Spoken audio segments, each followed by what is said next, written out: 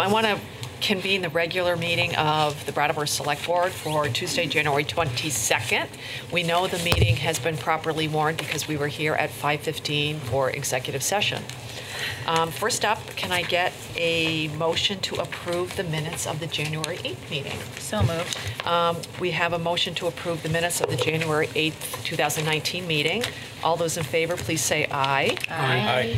Anyone opposed? Motion carries 5-0. I just have quick chair's remarks. As we all know, it snowed, and Public Works Department, I think, worked 24 hours a day over the last couple of days. So we want to thank them for everything that they did. Thank you. I'll pass it on to the town manager. Thank you.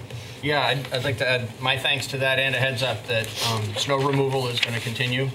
So we did some good bit last night, and there will be some continuing in the days ahead in different parts of town. So be on the lookout for that.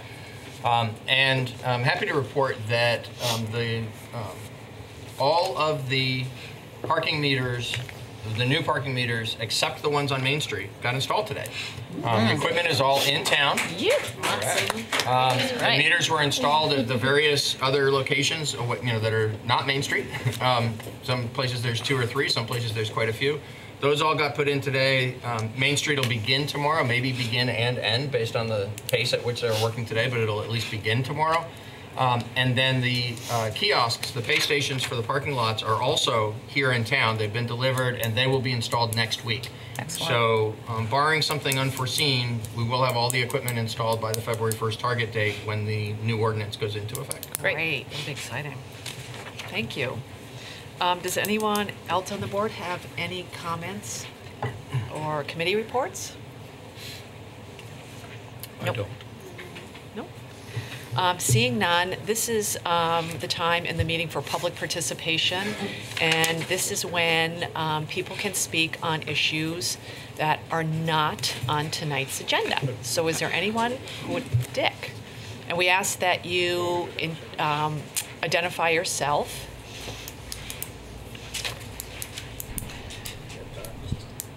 Dick DeGray, Brattleboro. A couple of things.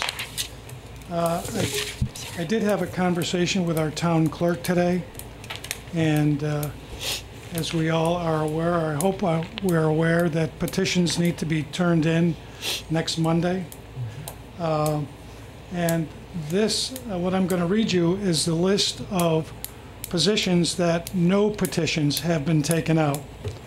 We have a lister position, 1 year, no petition has been taken out. Second constable, 1 year. District 1 town meeting member, there are 5 seats with no petitions taken out. District 1 2 year, there are 8 seats that no petitions have been taken out. District 1 1 year seats, there are 4 that have not been taken out. District 3 3 year, there are 7 seats with no petitions. 2 year seats, there are 3, and this is also in District 3. And 1 year seats, there are 2. There are 3 people who have, there was a person who took out a petition who has not taken it, returned it yet for Select Board. So there is at least 3 seats, 3 petitions out. And I'm actually hopeful that other people will take out petitions and we actually have races. We don't have races anymore in town meeting, and we're having trouble. We're filling the seats by caucus, which is not good for the town meeting process. We have people actually waiting and going in via the caucus because it's easier than going out and getting 10 signatures to run for town meeting. Which leads to my next topic, is that I am asking you as a board for an agenda item to put on a charter review discussion to hopefully appoint a committee to look at issues that we have facing us in terms of town meeting members, Act 46, because our charter has a lot of language to do with the school district, and there are several other issues that I don't want to get into right now. But I do believe that it's just about 10 years since our last charter review, and this would be a good time to start it. Usually takes about 1.5 years, 2 years to do a good review, but I would hope you would get that on the agenda and support that, because there are things that we need to address. So thank you very much. Thank you. Is there anyone else? Sally? And please let the viewers know who you are. I'm Sally Fegley. The microphone doesn't amplify in here. Oh, okay. It's so BCTV can hear you. Oh, okay. So that's why you won't hear your voice coming out. I'm Sally Fegley. I'm representing Wyndham Property Management. And I'm going to read a statement that pertains to the proposed ordinance regarding rental registration and inspections. As a property manager, I applaud the town's intent to monitor and improve the condition of rental properties. Blighted properties pull down the value of their neighborhoods and the town. It is not only the renters of blighted properties who suffer from poor conditions, it is the town as a whole. It is in the general public's best interest to enforce codes and keep housing safe. There is a difference, however, between bad landlords and good landlords. Good landlords play a vital role in the health of the Brattleboro community. Good landlords take care of their properties. Good landlords make repairs. Good landlords repaint. Good landlords conduct essential maintenance practices inspections and address issues discovered. Good landlords replace faulty appliances, furnaces, oil tanks, hot water heaters. Good landlords replace roofs and windows. Good landlords maintain standards of safety, tidiness, and cleanliness. Good landlords pay taxes. Good landlords pay mortgages. Good landlords pay for insurance. Good landlords are integral to the fabric of a healthy community. Good landlords provide housing for people who cannot afford to purchase property of their own. Good landlords try to keep rents reasonable by watching expenses closely.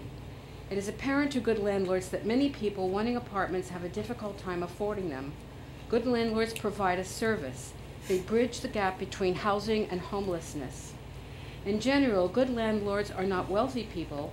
They are friends and neighbors who own some rental units and rely on that rental income to make a living. In this context, it's hard to understand why the town intends to punish good landlords by charging for inspections of their properties. It would be a burden landlords cannot afford. Many landlords are struggling. Landlords would have to raise rents on their units for tenants who are already stretched thin. Housing would become even less affordable. This charge would punish the wrong people. The enforcement of sound rental housing practices is in the general public's best interest. Just as everyone pays school taxes, even though not everyone has children, the general fund should cover the expense of any inspections. Fines for ongoing violations could contribute. Punishing good landlords and their tenants would make housing less affordable. That would not benefit the town. Thank you. Thank you, Sally. Thanks, Sally. Oh, great. Thank you very much. Is there anyone else? Yes. Tom. Hello, I'm Tom Fegley, the other half of Wyndham Property Management, and I'd like to read two statements from landlords who could not be here tonight. Great. The first is from Hattie Nestle, who is a Brattleboro landlord, and I'm quoting her. As landlords, we are supporting commerce in the region and should not be penalized. On the other hand, if a homeowner or a landlord creates an eyesore or a health or safety risk in our town, the town should be proactive in alleviating that problem. The second statement is from ADJOURNMENT Hornsby, who owns properties with at least 11 apartments in town. And this is a quote from her. She feels strongly that the town should go after bad landlords who maintain slum apartments. We know a few of them. Between the police and the fire department, they should know who the culprits are.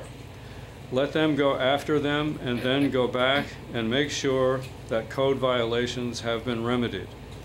It is crazy to visit over 600 units in 1 year without follow-up, which would mean 1,200 visits a year. Thank you. Great, thank Thanks. you. Is there anyone else that would like to speak about something that's not on tonight's agenda? Yes.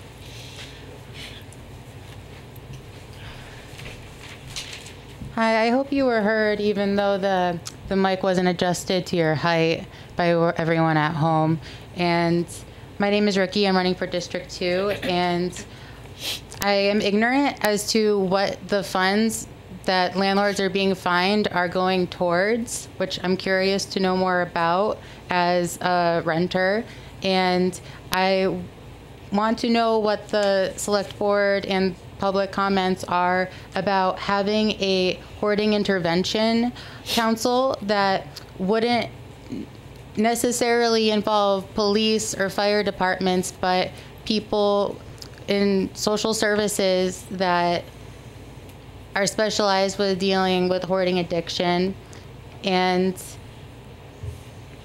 I would like more funding to go to the water quality regulation, because currently, as I understand, there is just a demographic sample taken that's supposed to represent an area, but there's such a variety of different housing buildings that have been made at different points with different materials, and we should really have a record of what the water quality is like.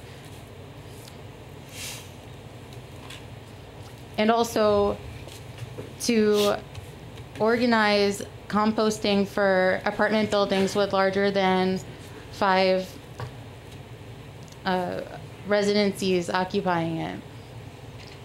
And additional crosswalks on the corner of South Main Street and Canal, because when people are coming up Canal Street, there is no stop sign, and I've almost been hit several times, and I can't trust the driver's judgment because there's no signage there to show that I do have right of way as a pedestrian, and there's no street lights on the canal side of the road. Right, thank you. Saw the town manager writing, so. Is there anyone, oh yes, Hugh. And for the people there are seats, there's like 3, 4. There are seats up here. Hi, my name's Hugh Barber. I'm a landlord and formerly sat at that table. I think the board needs to take a good look at the inspection program.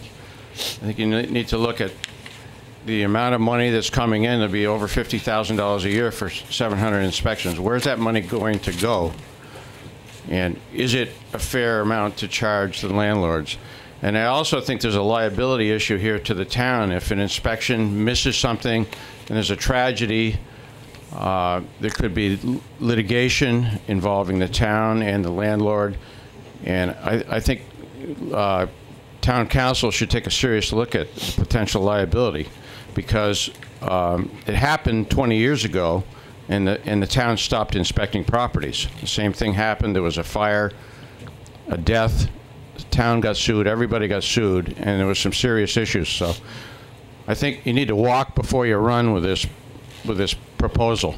I think overall it's great. You want to have safe housing for people in our community, but you got to take a thorough look at all the ramifications of the policy.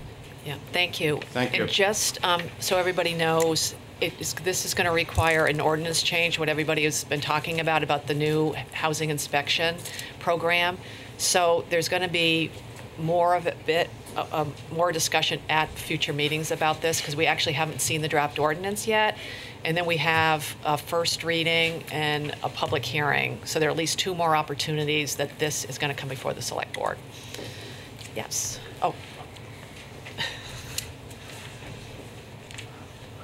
Well, I'm looking at your proposed budget, and I see a $58,000 line item for your budget for something that hasn't really been approved or the public an opportunity to speak about it. So I guess the question is, why would you put something in there that if there's all this pushback, maybe this doesn't come to fruition. And I'd actually like you to answer that so I can have a better understanding of what happens if it doesn't happen and what impact is it going to have on the budget. Yeah, go ahead. Yeah. There's also a offsetting line item in the proposed budget. So in the discussions during the select board's budget deliberations, they approved putting in the funding through the collection of fees that people have been talking about tonight, and the expense side, which would pay for the inspections, pay the salaries of the people who would actually be conducting the inspections. And if in the fullness of this, when the ordinance is considered, if it ends up being either, the inspection program doesn't go forward, or if it goes forward differently from how it was budgeted, the expectation is it'll either be a lower number or a higher number, but the fees will still be approximately equal to the expense. And so it's appropriate to show it in the budget. Yeah. Yeah. Yeah. Frank, yes.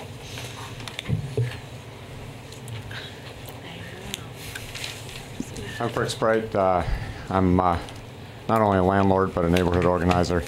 And I've been concerned for a while about fees that keep getting piled on landlords and property owners.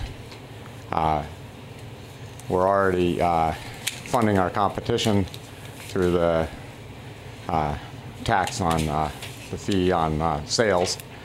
A while back, we went from decades of having everybody's trash and recycling picked up to having some of our trash picked up and all of our recycling, and all of a sudden the recycling percentage went up and people were talking about how wonderful that was. But it was playing games with the numbers, and now we're paying taxes for having the trash picked up and the recycling and all these other things, and now you want to charge us for inspections that we're already paying taxes for. Is the next thing going to be that we get charged for the plowing in front of our buildings? And is going to be a fee for fire protection? And this is all hitting the most vulnerable people in the town. When you stop picking up the recycling, I had a bunch of people who couldn't follow the recycling ordinance because they didn't have cars and they had no way to get to the recycling bins that are now no longer there. It's I feel like it's death by 1,000 cuts here, and the landlords are the middleman. So the current inspection program, I feel like, is working very well. I've had several years worth of routine inspections, and it's a good system. Everybody I know who has experience with it likes the things the way they are. On top of that, the last thing I need is another thing to keep track of in terms of, I'm paying my $50 business license fee, which I don't understand how that makes any sense. We're not a normal retail or manufacturing business where people who own single-family houses don't have to pay that.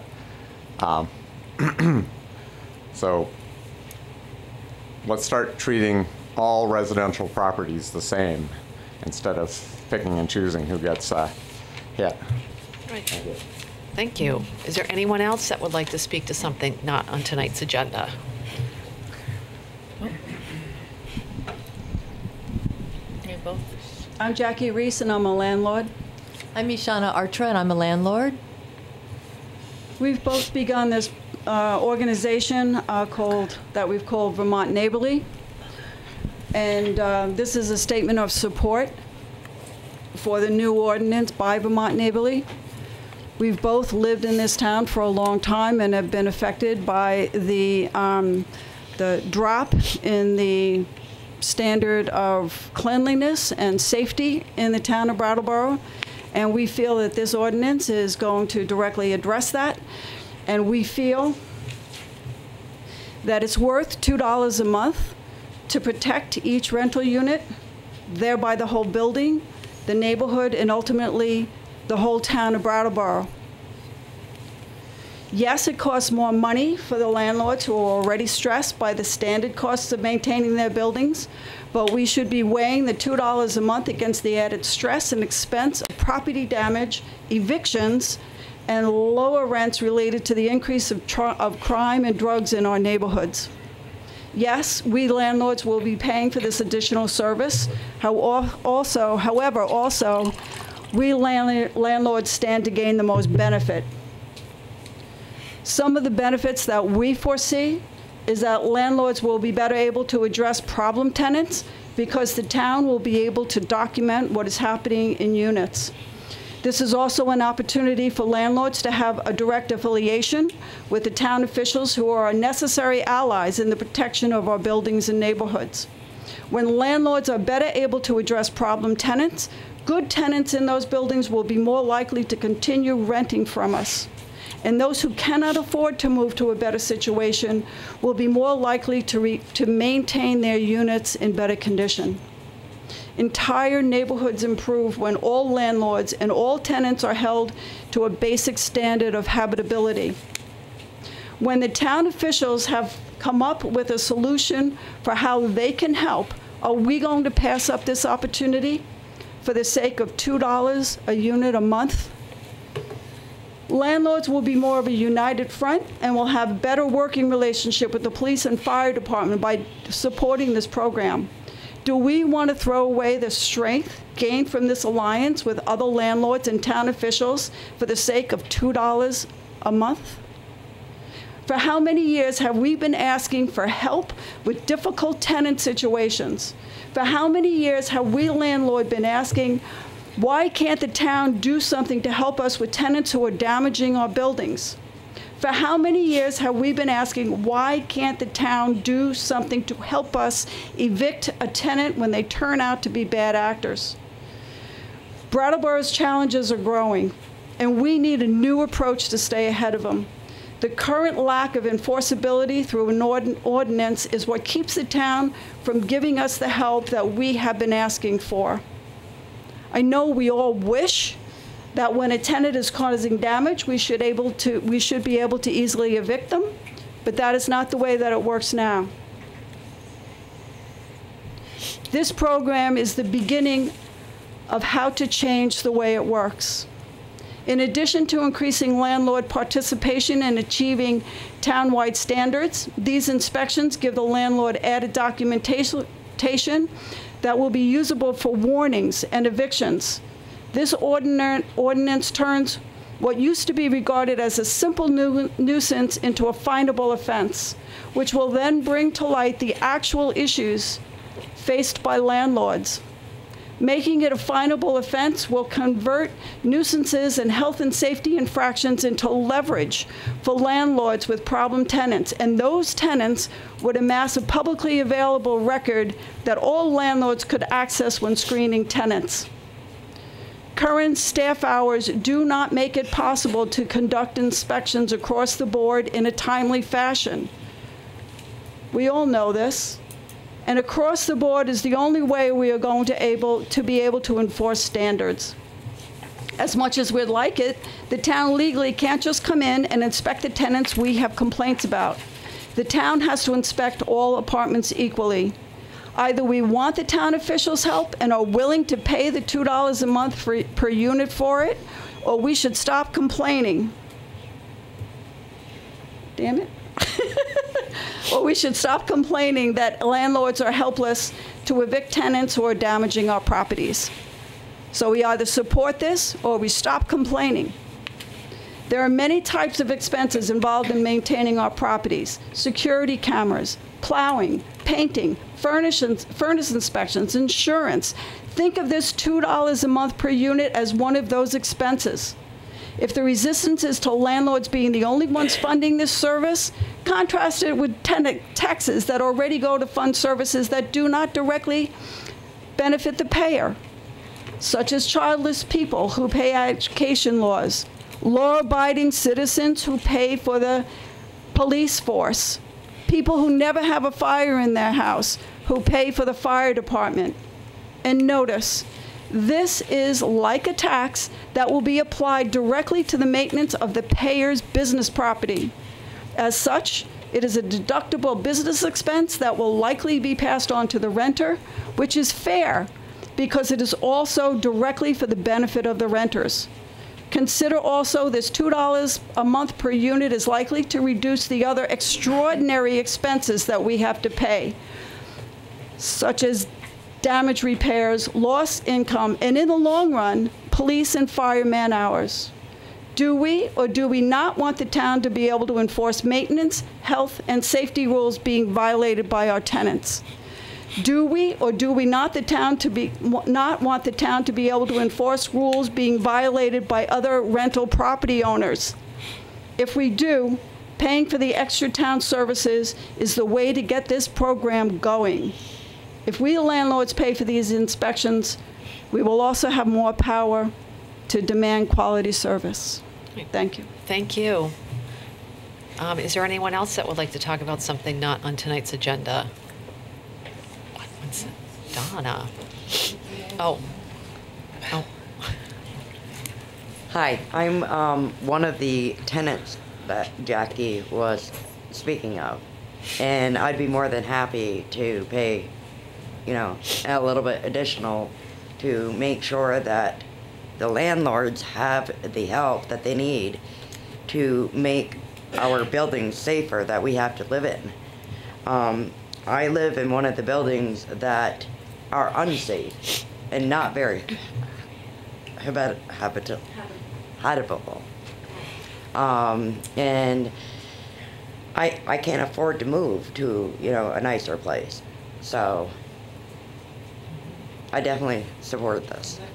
And I have a 16-year-old daughter, and I'm a single mom. And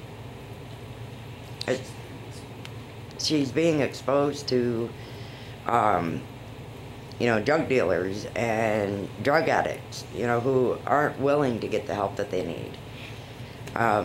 You know, I don't even dare allow her to go into our own backyard to walk her dog or let her outside at all because of the exposure of these people.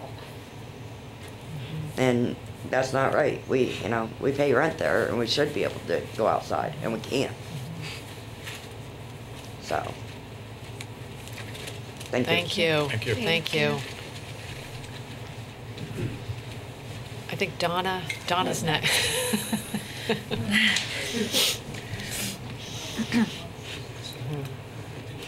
I'm not talking about rental units here. Sorry. I'm going to change the subject. Whatever you want to talk about. I understand it, but I don't have any rental units here in Brattleboro.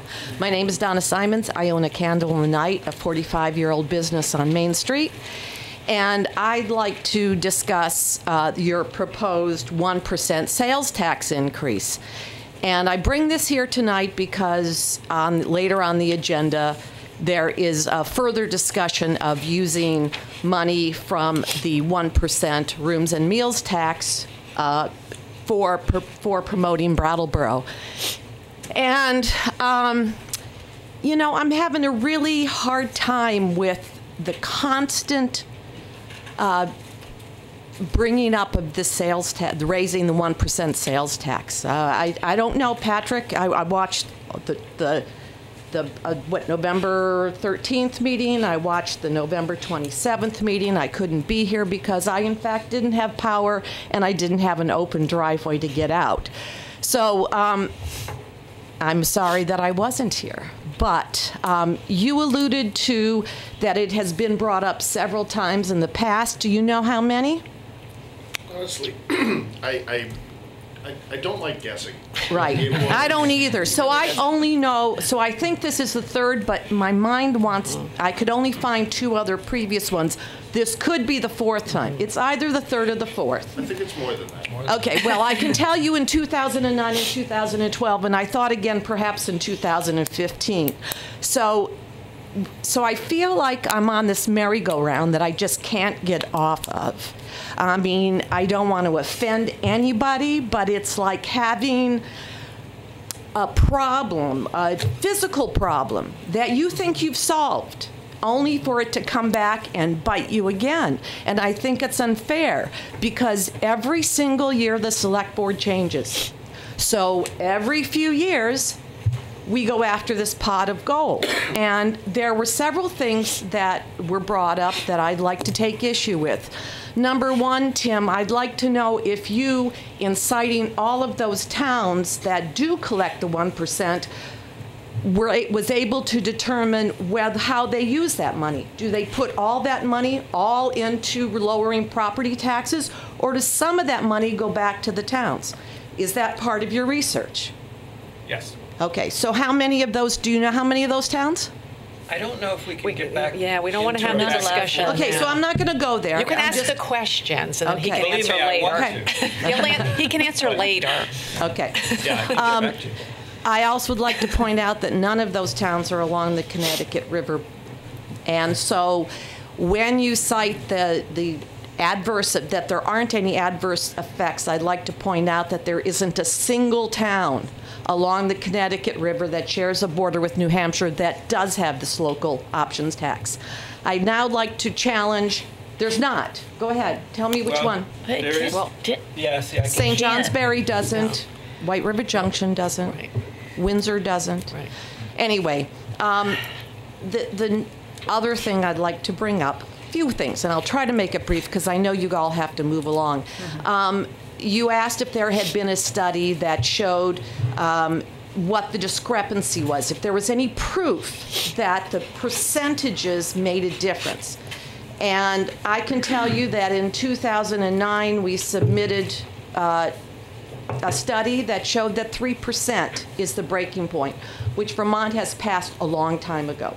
A 3% difference is where you find that there is bleed, where people do move out into other communities.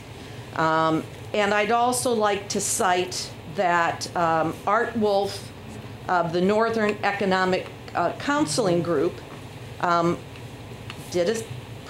proposed or showed us that if Vermont had maintained the pre-1970 status quo with New Hampshire, there would be, and this is going back to 2012, there would be 3,000 more retail jobs and 540 million more retail sales in Vermont that now move to New Hampshire.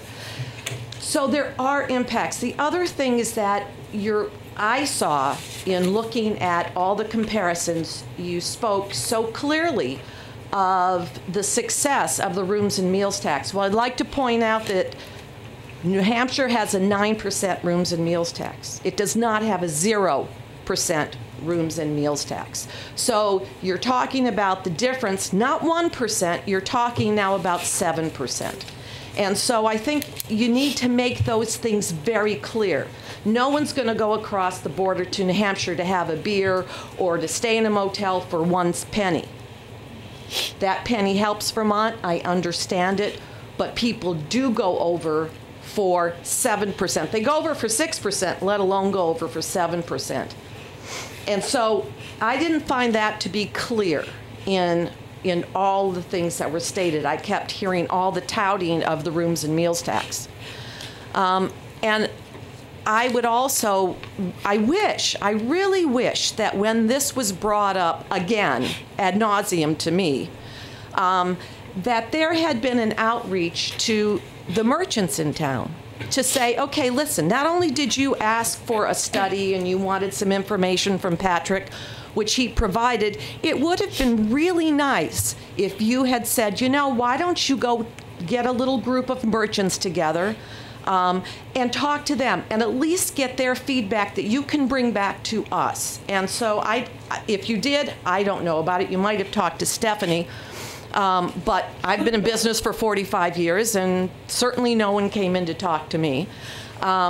So I think that there is another side to this story that wasn't presented, and I feel like that we're always the merchants. I want to tell you that there are 11 merchants in downtown Brattleboro, and obviously I'm in downtown Brattleboro, so I am Brattleboro downtown centric in my view. There are 11 of us that own our buildings and run a retail business. So we are as affected by this, you know, the statistics. We pay, we don't have kids that go to school for the most part. I actually tried to figure out how many businesses, including the apartments in our downtown business district, actually send children to school. Couldn't quite come up with it, but I can tell you it's not a high percentage, but we pay a lot in school tax. I don't think that people really think about how much money is generated in taxes just in our commercial districts that pay for the schools, that pay, and we don't get garbage pickup, we don't get our sidewalks clean. I would love to know the percentage of police and fire calls in downtown versus the rest of the town, because we pay for that too. And I think that in general, we're happy to do it. But I feel like this piling on of, oh, the merchants, we see a pot of gold there, is extremely unfair. And I'm gonna give you my last spiel. I promised to tell you that people do go across the border because they don't want to pay taxes. I don't understand it. I can offer 10% off store-wide on everything. No one comes. You have a tax holiday, people jump into your business to pay 6%, and it's proven. You go to these other states that have had tax holidays, and they can't believe it. They cannot believe the generation of business to save 6% or 5% or 7%, whatever it is, and they won't even walk in your door for 10%. So I'm here to tell you that it does make a difference. And so I assume that we will once again go to the town meeting members and plead our case. But I feel like you proposing it on November 13th, when there were only three select board people here, and then the 27th, having your final gathering on an evening when it was difficult for many people to get here, wasn't enough time. And so next year, there'll be new faces on this select board. And are we going to go around, well, town meetings in March, but so the following year, are we going to go around this merry-go-round yet again? So far, we've been successful in defeating it, but I feel like all we're doing is getting beaten down every time. Oh, you didn't vote for it this time, we're going to beat you again, and I think it's extremely unfair. Thank you. Thanks, Donna. Thank you, Donna. Is there anyone else who would like to speak about something not on tonight's agenda? Okay. I'd like to say something. Oh, yeah. I think partly, Don, in answer to your question, I think the answer is probably yes. That probably the next select board or in a couple of years, another select board will come back. And the same with the inspections. The reason that we're asking for this money and the reason that the inspections are being paid for by the landlords is because otherwise it goes on the property tax. And we only have the property tax. The state does not allow us to raise money any other way. Well, the rooms and meals and the local option, which nobody wants. So we hear way more from people about their property tax than we do when some of these ordinances and proposals come up at this meeting, because people are constantly complaining about their property taxes. Anywhere from 30 to 80% differential exists between the Brattleboro tax. We are 30 to 80% higher than all the surrounding towns when you combine the school and the municipal tax. It's a bad economic decision to buy property in Brattleboro right now because of that differential. You pay a lot more over a long period of time. If you're going to retire, you're not going to buy a place in Brattleboro where your taxes are going to be $6,000, $7,000 a year. There's only one possible way to keep this from happening over and over again, and Peter and the Vermont League of Cities and Towns and we voted a couple of weeks ago to support an effort to get limited self-governance for the town so that we can look at other ways to raise revenues. What else? I'm not even going to give examples right now. We'll look through those, and it proposes a board to oversee it. It's happened in other states, particularly West Virginia. It's a really viable option, and we're trying to get the legislature to act. And in a minute, I'm going to write the names of two legislators, the chair of the Senate House Operations Committee and a local representative, not from Brattleboro, but a local representative who is on the House Government Operations Committee. And I'm going to write down their phone numbers and their emails, and every one of you that's here complaining about these increases, we're not doing this because we want to make you pay. We're doing it because we have no choice. We have a homeless problem. We have poverty issues. It's expensive to remove the snow. All this stuff. Your property taxes are high.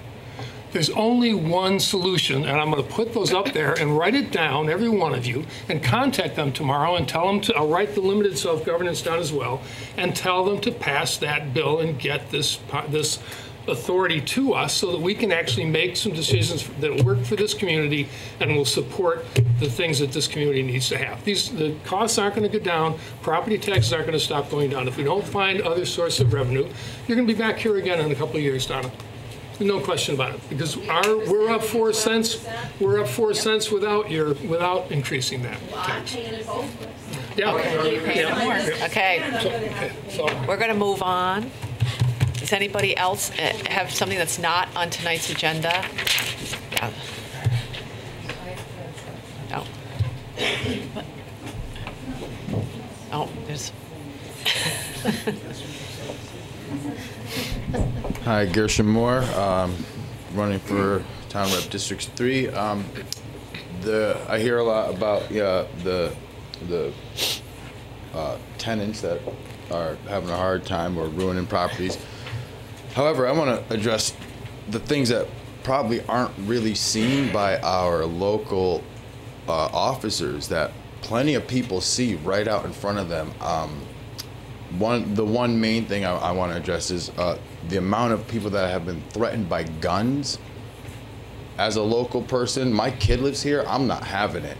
Just saying. I'm not trying to get emotional, I'm just saying this is what it is. Your children are here, your children are here. All of us have children here. I'm not gonna have a stray bullet hit my kid. I grew up in the city. My kid skates all over town. What are we going to do about what is not being seen about by the law enforcement? Why is it that we just have to pick up our phone and report it? By the time they get there, it's already done. They're gone. So why is it that we have to stand by and let all these things happen in our town, and then our taxes go up because things start looking bad because we have people coming into town that are not being paid attention to? I mean, there's a cluster of them that hang out right at the bridge at the parking garage, but nobody says anything about it. Yeah, you can't go search them. I'm tempted to go search them myself. So are a bunch of other people in town, and it's getting dangerous. Our town, the people in our town that love our town, that are paying the taxes, are getting upset, and they're actually going up to these people, and it's getting dangerous for our local citizens. What are we going to do about it? That's what I'm saying, and I know that people have spoken to me about it. In the past 4 days, there have been like three different people that have had guns put to their heads. 2 weeks ago, somebody threatened me with a gun for not any reason at all that I don't even know them. And so I'm just saying, what are we going to do about it? Because I'm not going to stand for it. Thank you. Thank you. Can I get somebody who, we want to make sure there's, okay. Oh, this is about a different issue that I haven't spoken about before. Okay. Okay, thank you. Ishana Artra, a property owner, resident, 20 years now in Brattleboro, downtown. I live on Frost Street, and I no longer walk at night. I no longer allow my stepchildren to walk at night. And I have a neighbor who keeps finding needles, and each time we call the police to say we found a needle, we get different kinds of responses. Sometimes it's like, oh yeah, just put it in a plastic bottle. Like it's just normal. That's not okay. And I pay as many taxes as everybody else, and I'd like to be able to use my town after dark. And half the year, that's after 4:30, basically. I feel like I'm being shut out of my community, especially as a female. I cannot walk up Elm Street at night, or even in the late afternoon in the winter. It just doesn't feel safe.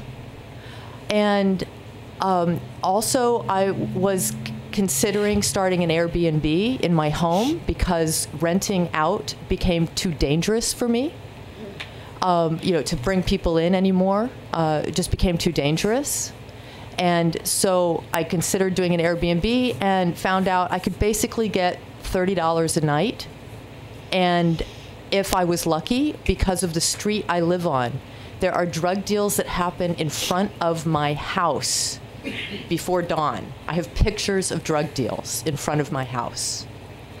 So there's a massive problem. So when I hear that you want to charge merchants or charge customers another 1% to promote our fabulous town, you know, come here, shop here, whatever it is, that feels to me like there's some kind of superficial understanding of Brattleboro that's outdated, and it's denial, and it's not fair to the rest of us who live behind the scenes, just even a block away from downtown with all the shiny, beautiful shops.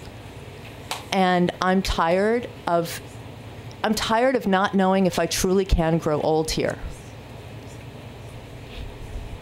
I really had my heart set on growing old here and staying in my home. And I honestly don't believe the way things are now and the trends I'm seeing that that's going to be able to happen. And that makes me so sad, and I feel robbed. And I needed to share that. And I ask that that become more of a public discussion. Thank you. Great, thank you. Thanks. I think we have one more.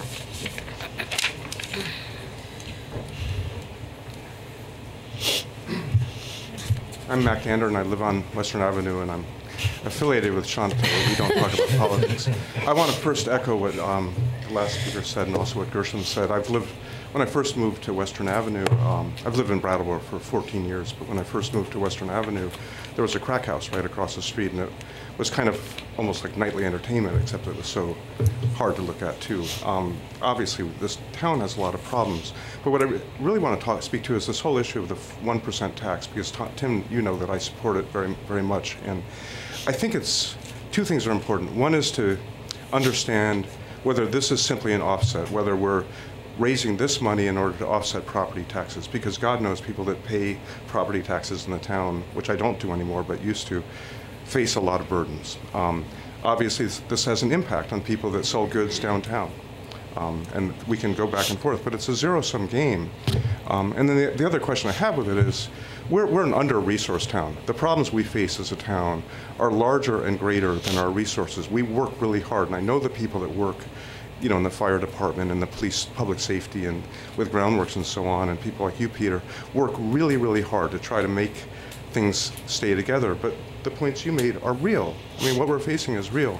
I mean, if it was my vote, and I am District 1 and I'm going to be in the town meeting, I'd say let's take that as surplus. Let's actually think about what the real problems are in town, and it's not PR.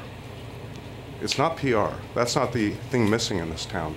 And really talk to the people that maybe have ideas about how to push forward an agenda that really looks at how heroin addiction works in this town and how homelessness works in this town and how panhandling or flying a sign, depending on what you want to call it, work on the streets of Brattleboro, and get to some solutions around all of that. I don't have any. I'm just a journalist, and I'm sort of speaking out of my year of reporting on Brattleboro's combination of the heroin epidemic and homelessness and panhandling and so on.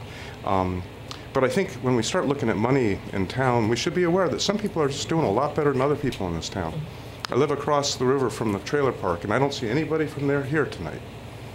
I'll stop there. Great. Thank you. Yeah, go ahead. I just want to remind everybody we're haven't even started our agenda yet. So I don't want to stop anybody. I remember because I'm here for another reason. Yeah. I really want to get to it. Yeah. But I'm Brenda Siegel, and I live in Newfane, actually, but we're here. And I just want to address this because I really want this conversation. Many of you know that my nephew died of a heroin overdose on March 8th, and he was the son of my brother who died 20 years ago of a heroin overdose. As you can see, almost a year later, I'm still in severe pain about it. I've talked about it publicly all around our state. I still cry when I talk about it. People all over this community's families are suffering, and it's hard to have this conversation because when it's talked about with such stigma attached to it. And that stigma has to go away. These are not bad actors. I heard the term bad actors. These are people suffering from mental illness and from diseases. And their families are trying everything to keep them alive. And during my, this summer, I released a plan to heal the opioid epidemic. Many parts of that plan are going through our legislator and proposed legislation, but the thing that works the best is harm reduction. When you talk about needles on the streets, there's a place in Burlington called Safe Recovery. When they get a call that there's a needle on the street, within an hour they pick it up, wherever it is. And so there's not needles on the streets, most places there anymore. There's solutions we can use when we change our stigmatizing language around substance use disorder, and when we actually embrace people with love who are suffering from this disease, instead of talking about it like it's us versus them, because it's not us versus them. This is my family. My nephew grew up in Putney. He was an incredible kid who could write and play music. He was sober for a year. The criminal justice system is what took him down. That's what they shamed him into relapse. We have ways to make change about this, and we have to do it by having a different conversation than the one I just heard today. It has to be a different conversation, and we can do it through the select board, we can do it through the legislature, we can do it through our community ourselves. I have a leadership team working on it. We're going to have a panel discussion here in Brattleboro. I will invite everybody when that happens, and I hope you will come, and I hope you will get educated about this disease, because if we continue to have this same conversation, we will continue to have this same problem. It has to be a different conversation. It has to change, because our children are dying, and all of our children are at risk for this disease. It's not us versus them. Great. Thank you, Brenda. Thank you, Brenda. We're going to move on now to start our agenda. And the first item is liquor commissioners. So I'd like to have a motion to convene as liquor commissioners. So moved. We have a motion to convene as liquor commissioners. All those in favor, please say aye. Aye. Anyone opposed? Motion carries 5-0. Our one and only issue under liquor commissioners is a special events permit for the Brattleboro Love Crawl, who have 10 merchants paired with 10 tastemakers. Tastemakers. And we have Stephanie Bonin here from Downtown Brattleboro Alliance to talk to us. Thank you. Stephanie Bonin, Executive Director of Downtown Brattleboro Alliance. It's a hard transition that I'm having at this given moment. I'm going to try, so be easy on me. My transition is that I want to see the streets full of people. And that's one of the reasons of our entire community. And that's one of the reasons why we created this event, was to bring people out in a normally cold, less active time for the downtown community. And that is the beginning of February. So the Brat Love Crawl is always the Thursday before Valentine's Day. The idea is to have us act as Cupid and to pair Vermont tastemakers with Vermont shops and give people a fun time. What you're looking at before you is 10 tastemakers with 10 shops. The actual event is 15 tastemakers with 15 shops, and that is because they don't all need liquor licenses, because some of them are food or some of them are non-alcoholic. Right. And the town staff has signed off on all of this, I assume? We have all the paperwork is in order. Police and fire have reviewed the applications, and we recommend approval. Does anyone on the board have any questions? Do you want to tell us when it is, Stephanie? Sure. It is February 7th, Thursday. It's from 6 o'clock to 9 o'clock. And there is a ticket to attend and an IDing that happens at both entry points. There's 2 starting points. And those tickets are available now at Beadniks and Brattleboro Food Co-op, as well as online. Great. Great. Does Can anyone? I point out one quick nuance? Yes. So the event is 6 to 9. The permit is for 5 to 10 to allow time for setting up and cleaning up. Okay. Okay. Does anyone on the board have any questions or comments? Shanta? I don't mean to be a wet blanket. So I'm someone who I don't really drink. So I do have a question or a slight concern just in terms of how all this works. So how long is the event? What, 5 hours? The event is 6 to 9, 3 hours. Okay.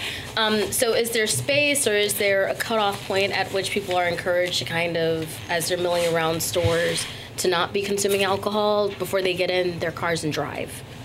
No. Okay. That's up to the individual person, and also the responsibility of the person that's serving, like any restaurant. Absolutely. Thank you. Okay. Is there anyone else have any questions or comments on the board? Tim looks like. Well, I'll just say, because I couldn't comment before. I think it's a great event. It's run really well. In fact, I think it's good that it's in winter because it gets a little crowded, so it's like a competition down there. So, but I think it brings great energy to downtown, and if you do partake, it's a nice way to sample. They're tiny samples, just so you know, of a bunch of different things. And, I'll pass. and so I think you do nice work on it. Thanks. Great. Anyone else? Does anyone else in the public have a comment or question? Seeing none, would somebody like to read a very long motion? Who wants to do it? I'll do it. I move we approve the issuance. For people who haven't been here before, we do this slowly so that the ASL interpreters can interpret.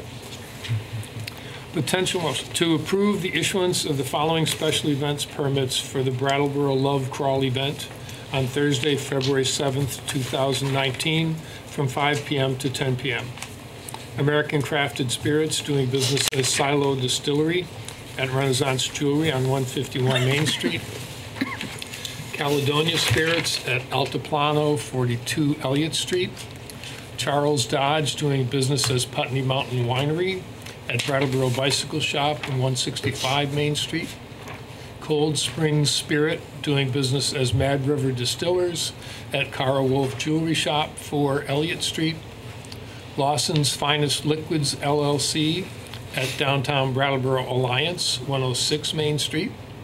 Saxon's River Distillery. Could I interrupt that? Oh, yeah. That one is not correct.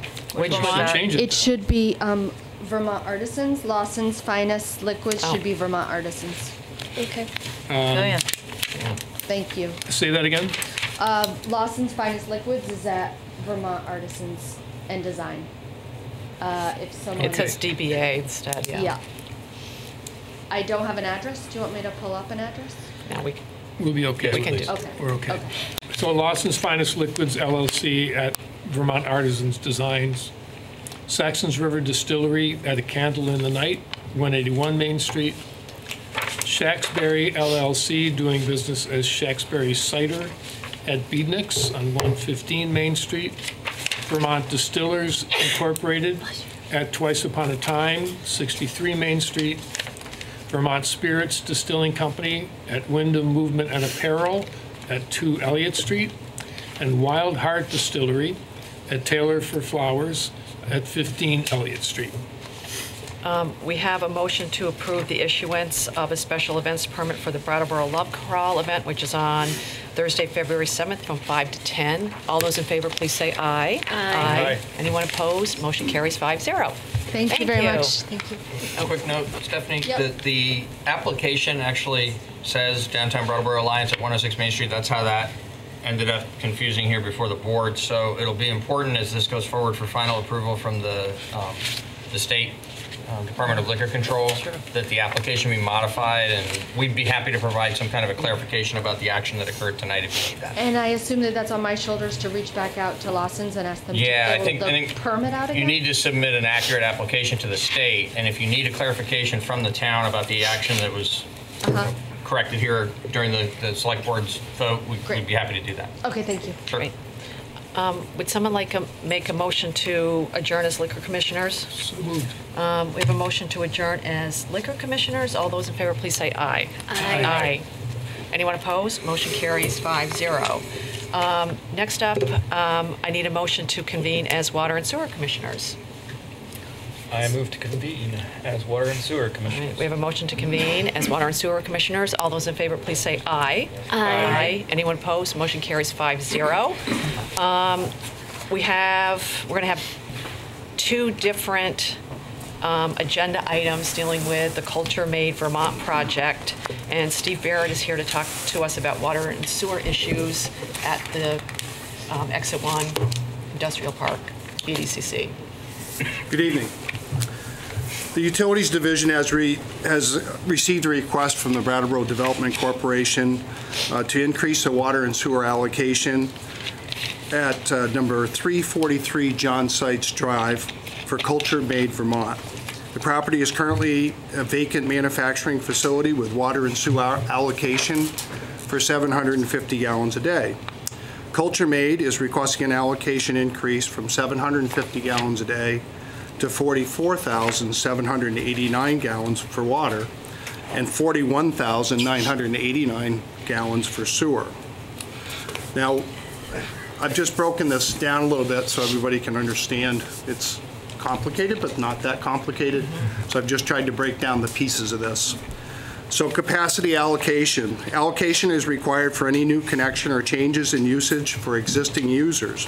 Allocation requests are reviewed for acceptability and consideration with such factors as quantity of waste, flow rates, materials from being discharged into the wastewater system. Allocation requests are also reviewed for impacts to the drinking water system. Residential and small commercial requests are approved by staff, myself, or the utility superintendent. And larger commercial users or large projects, industrial projects, are approved by you, the water and sewer commissioners, after receiving advice from myself, and also we bring in engineers or other experts and consultants. There's types, now I'll get into the type of waste or flows. There's low strength, low flow, that would be a residential home, or smaller businesses, offices are low flow, 450 gallons a day, or low organic loading, which means they don't have a lot of organic loadings that affect the sewer treatment plant. Higher strength or higher volumes, anything over 25,000 we consider higher, and that's when I normally would come to you to seek a request to approve the allocation. And wastewater discharges that are higher, that have a higher organic loading than residential homes. Culture Made Vermont is proposing to expand the existing facility at number 343 John Sykes Drive for the production of non-dairy and dairy drinkable products. The request is considered high strength, high flow, because the wastewater discharges over 25,000 gallons and the organic loadings are greater than a residential home. Organic loadings are measured and determined in pounds of biochemical oxygen demand, or better known in the industry as BOD. A residential home usually discharges about 1.1 pounds of BOD, a relatively small amount. Culture Made is proposing to discharge 412 pounds of BOD. So the wastewater treatment capacity, how that affects the wastewater treatment, that's why we do allocations. The wastewater treatment plant was upgraded and expanded in 2013. The treatment plant has a flow capacity of 3 million gallons per day and the BOD capacity of 7,756 pounds. Culture Made project would use about 5.3% of the BOD capacity and about 1.4% of the flow capacity. The treatment plant would still have approximately 50% of the design capacity for both flow and also for BOD after Culture Made is connected. Exit 1 utility upgrades. An evaluation, this plant, we're looking at Exit 1 Industrial Park that was built in 1988, 1989. And an evaluation of the Exit 1 Industrial Park was conducted by Dufresne Engineering. So they're an engineering firm that looks at the Brattleboro Public Works utilities expansions. Upgrades to the utilities are necessary to accommodate additional increase in water demand or wastewater usage at that park. A concept utility design was developed with consideration given for the Culture Made Vermont project and future growth of that Exit 1 industrial park. They recommended utility improvements that are estimated to be $880,000. In June of 2018, the Select Board approved an application for funding of 50% of the project cost from the U.S. Economic Development Fund. The remainder of the funds of the project would be budgeted from the Utilities Capital Fund. Connection fees and user fees. The connection fees for this project are approximately $190,000.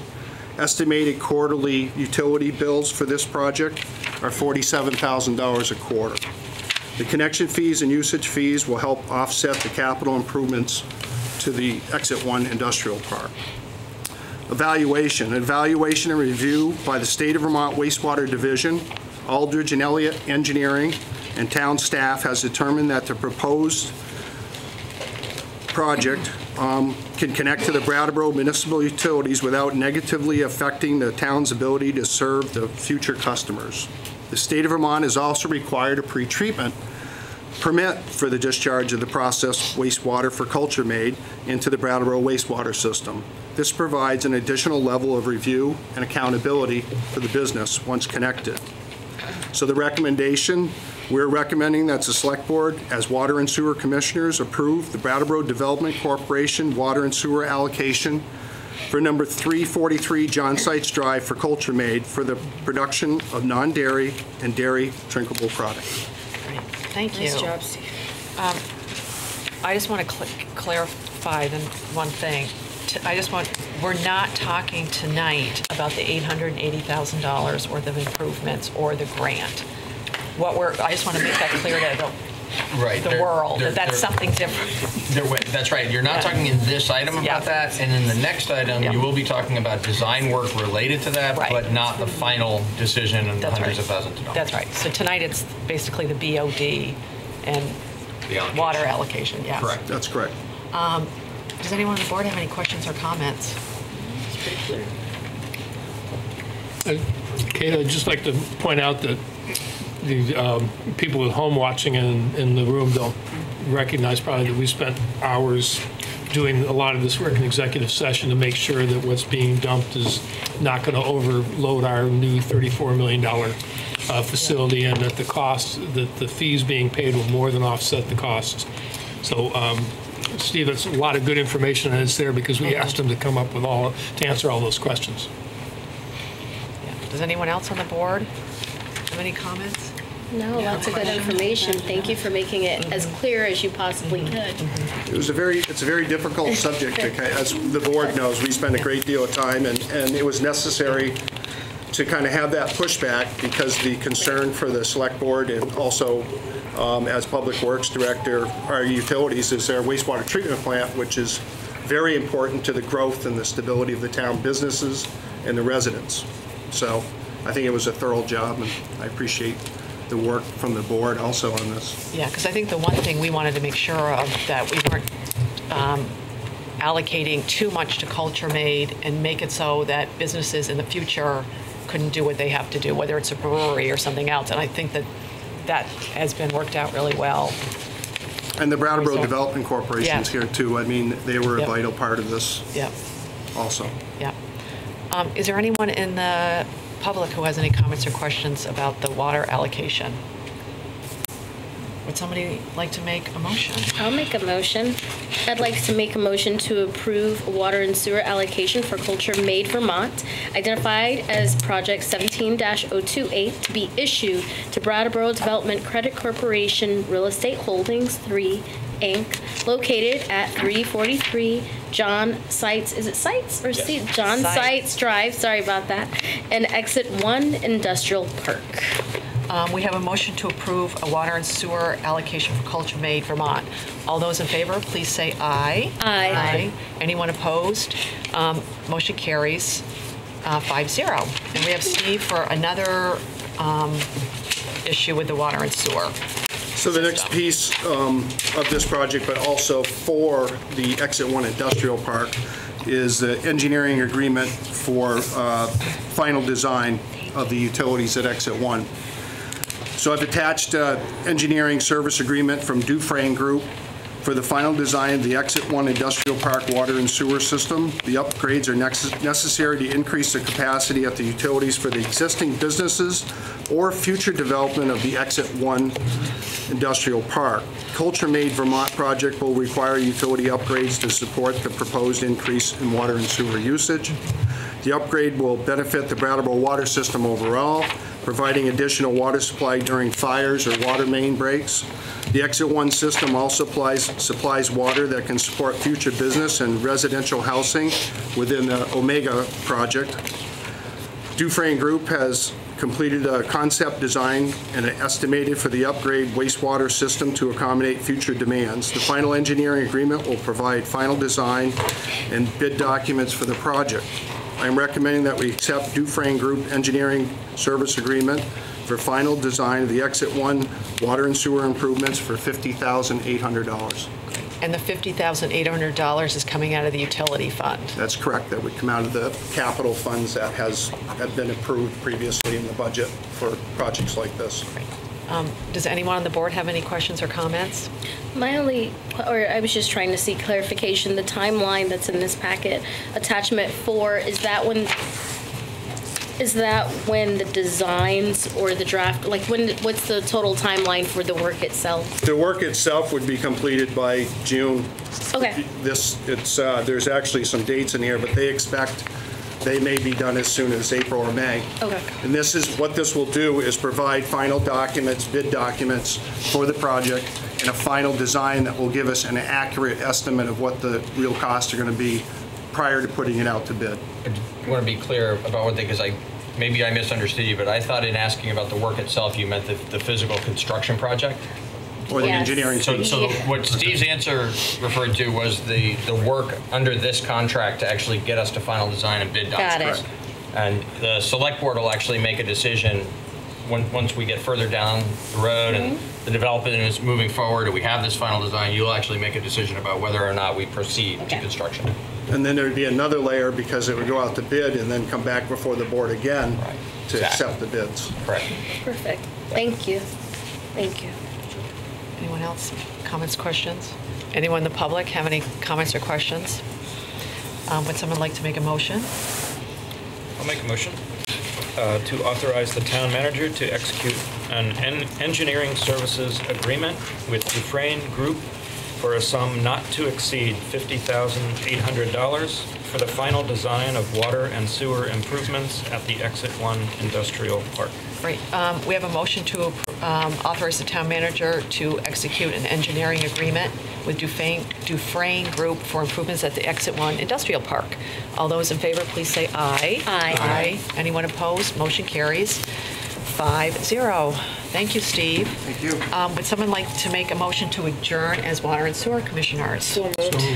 We have a motion to adjourn as Water and Sewer Commissioners. All those in favor, please say aye. Aye. Anyone opposed? Motion carries 5-0. Now we're going to move into unfinished business, and we have another item on the Culture Made Vermont project. Yep. And this sounds like, this one's not complicated, but it sounds strange. It does sound strange, so I'll take a minute to explain. There's actually 2 additional items. So there were 2 actions that needed to be taken as Water and Sewer Commissioners. There's 2 additional actions we're asking the Select Board to take as the Select Board, as the governing body of the town tonight. And those 2 items are approving a sale of property and a discharge of a mortgage, which I'm going to explain in more detail because there's some financial details related to that sound odd if you don't get a good, complete explanation. And then the second item that we'll deal with after that is tax stabilization agreement related to the improvements and the increased value at the property as a result of this project. And we'll get to that in a few minutes. So the first is staff is recommending the Select Board approve the sale of Lot 6 at the Exit 1 Industrial Park and the discharge of the town's mortgage on that property.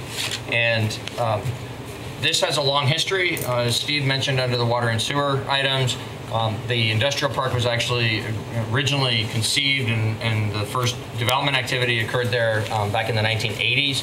There was a subsequent agreement in the 1990s that reflected the fact that there would be ongoing development at the site over a period of years that has turned into actually a period of decades. That's been a partnership from the very beginning between the town and the Brattleboro Development Credit Corporation.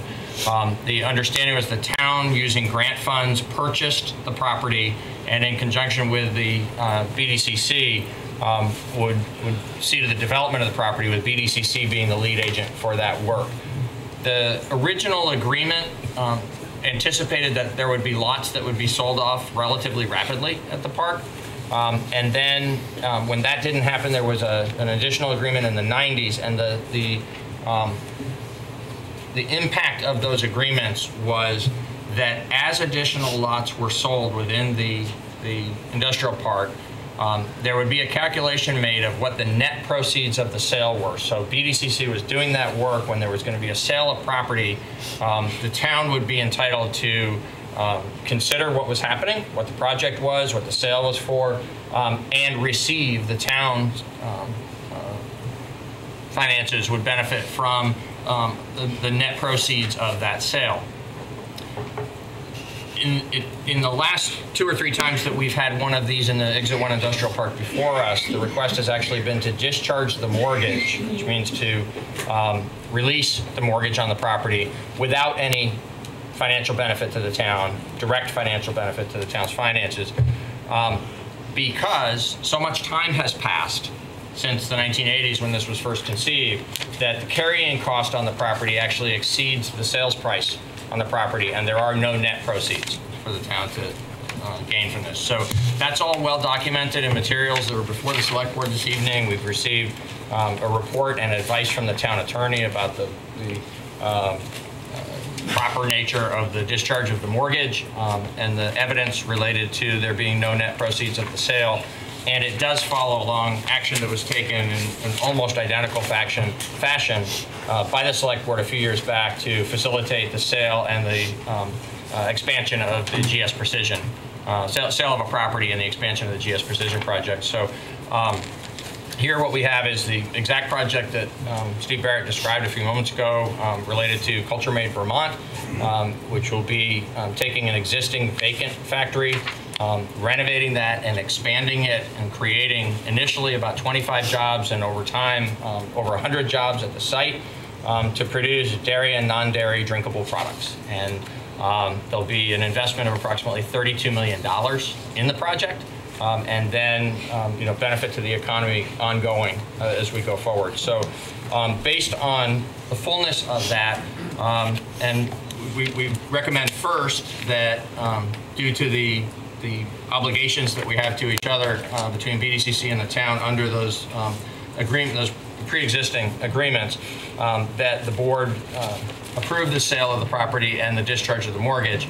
And the second recommendation, based on the fact that there is financial benefit from the project, it's just not from the sale of the parcel, it will lead to the recommendation for tax stabilization. But we'll do that in a moment if that's all right. Yeah, we'll do that one. We'll do this one first. So does anyone have any questions about this? No. Basically, we would owe BDCC money.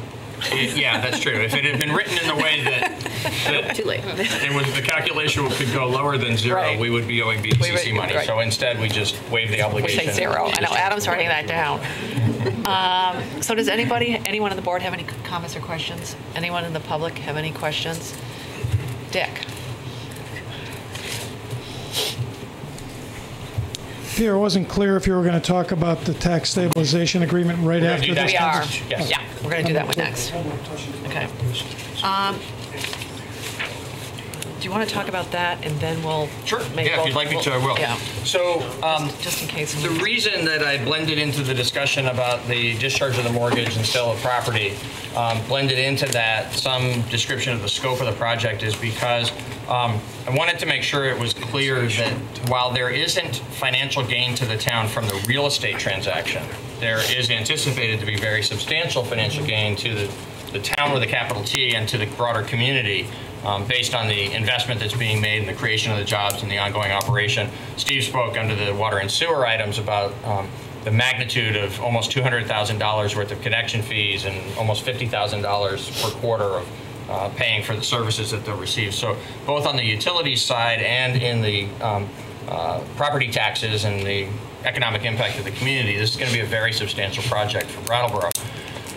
There is a incentive program that relates to projects of this scale where there's a procedure in place that we go through to analyze the consistency with the town's plan, the number of jobs being created, the value of those jobs from a salary point of view. So if they are jobs that are going to pay higher than the prevailing wages in the region, those score higher than just creation of jobs at a lower wage.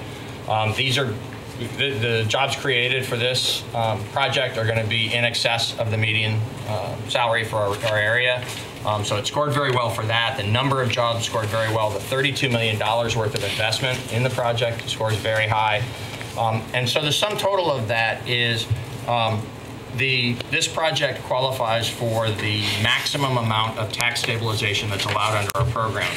The way the tax stabilization program works is the property owner will continue to pay all of the taxes that are owed under the current value of the property. So if there was no project that occurred, all of those taxes will continue to be paid after the project is built.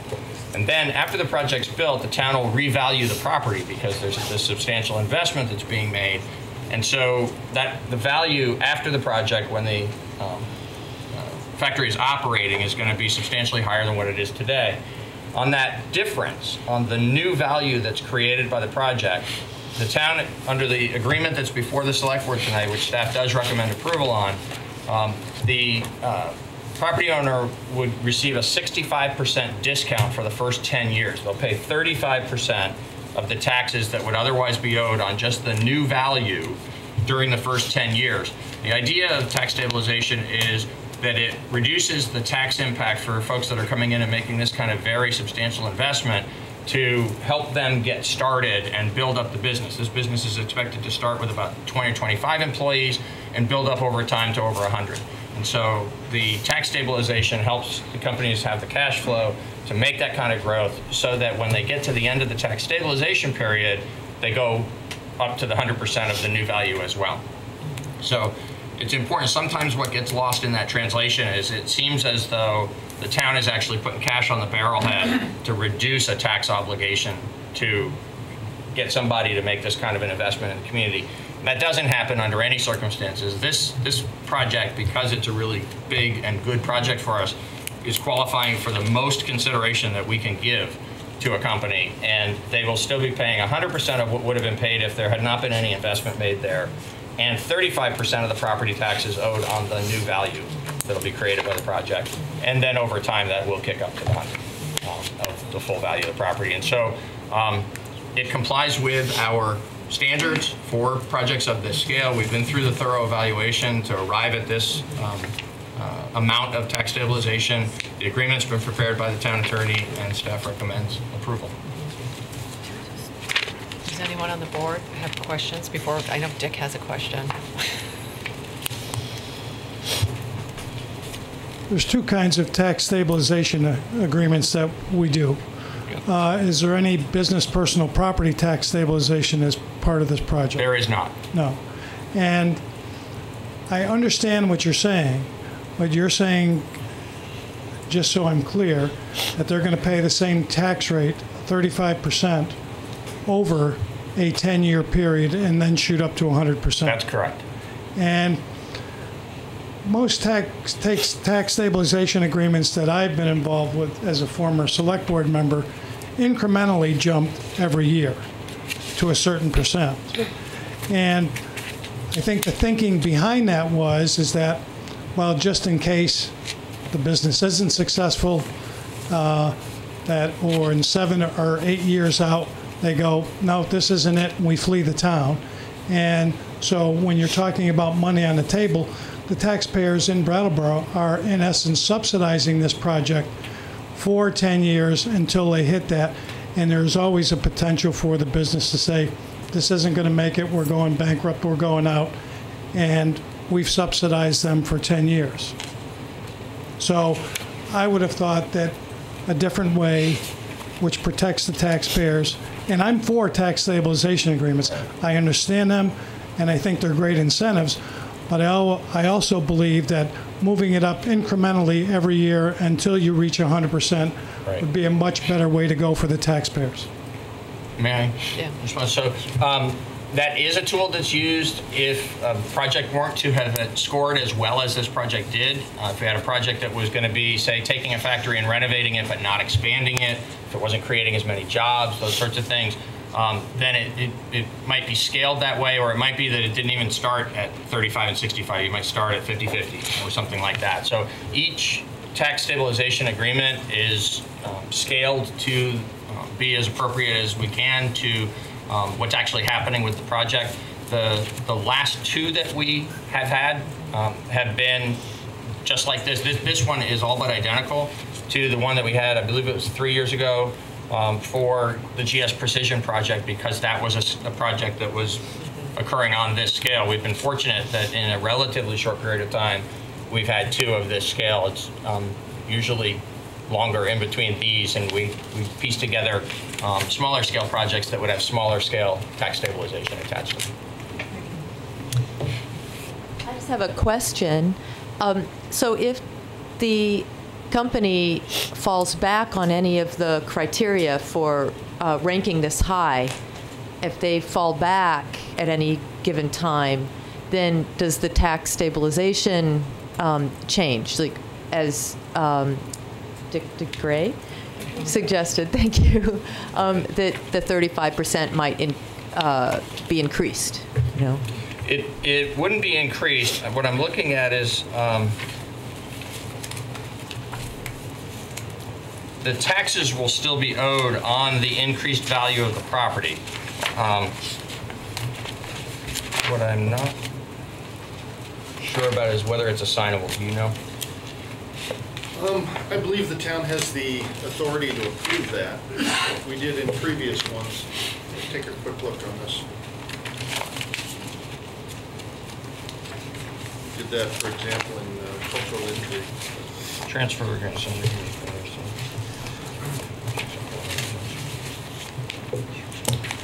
Yeah, so on the pages aren't numbered, but at paragraph 7 of the agreement, it's clear that if the taxpayer sells the property, then the entity to whom the taxpayer sells the property owes, you know, everything that the project would have owed under the this agreement. I can read it out loud. If taxpayer sells or conveys all or any part of the real estate to another taxpayer, the terms of this agreement may be transferred to that taxpayer, provided that the new taxpayer continues to use the real property for commercial industrial purposes and continues to meet all of the other conditions of this agreement and agrees in writing to abide by all the terms and conditions of this agreement.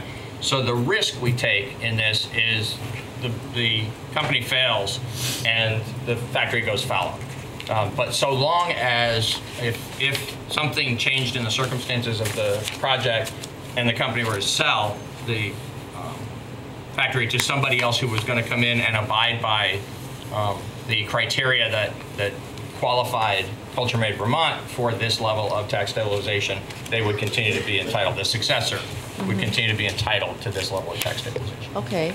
So does that mean that each year the current company is evaluated to be sure that the median, that their wages are, yes, you know, and that this isn't just theory here and then, oh, you have 10 years. Yes. You know, this is every year you got to live up to this. Not just by the town, but also by the state. So projects of this scale always involve some support from the state of Vermont as well, and those come with strings attached that are, you know, similar to these kinds of strings, where there are measurements that are required to make sure that the criteria are being met. Okay. Thank you.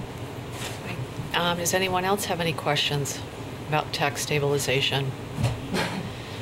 Seeing none, we have 2 motions that we need to make. We'll do one about the mortgage discharge first. I move we approve the sale of Lot 6, now known as 343 John Sites Drive, and to authorize the town manager to discharge the mortgage held by the town. We have a motion to approve the sale of Lot 6, 343 John Sites Drive. All those in favor, please say aye. Aye. Anyone opposed? Motion carries 5-0. Now would someone like to make a motion about tax stabilization? It's your turn. It's a long one. I figured it was at this point. I'll move to approve a tax stabilization agreement between Brattleboro Development Credit Corporation Real Estate Holdings 3 LLC and the town of Brattleboro, Inc., my apologies, and the town of Brattleboro to provide 10 years of stabilization at 35% of fair market value for real estate improvements to be made at 343 John Sites Drive for the Culture Made Vermont project. This agreement shall apply only to municipal property taxes and not to the state's education property tax. We have a motion to approve a tax stabilization agreement between the Brattleboro Development Credit Corp and the town of Brattleboro. All those in favor, please say aye. Aye. Anyone opposed? Motion carries 5-0. Thanks, BDCC. Next up, we have some items under the FY20 budget. And I just want to, first up, it's going to be a discussion about the Brattleboro Chamber of Commerce and the Downtown Brattleboro Alliance's proposal that they talked about before. Then we're going to move under H, which is under new business. There's a proposal for an arts fund, and what we're going to do is move that discussion after the Chamber and the Downtown Alliance, and then we're going to go to the continued review of approval. As I did the last time, because I am employed by the Brattleboro Area Chamber of Commerce, I'm going to leave the room, and I actually might go outside where I'm sure it's a lot warmer than it is in here. So I will be back after these people leave the table. Yes, ma'am. Okay, I'll take over as chair, and it's my first order of business. I'm going to give it to Peter. Okay. Thank you, Brandy. You're welcome. So we have a team of folks here from representing the Downtown Brattleboro Alliance and the Chamber of Commerce. We've received a presentation 2 weeks ago tonight regarding a proposal to use just in excess of $40,000 from the 1% rooms and meals tax receipts to support a program to promote Brattleboro in a broad way that would be a collaboration between the two organizations.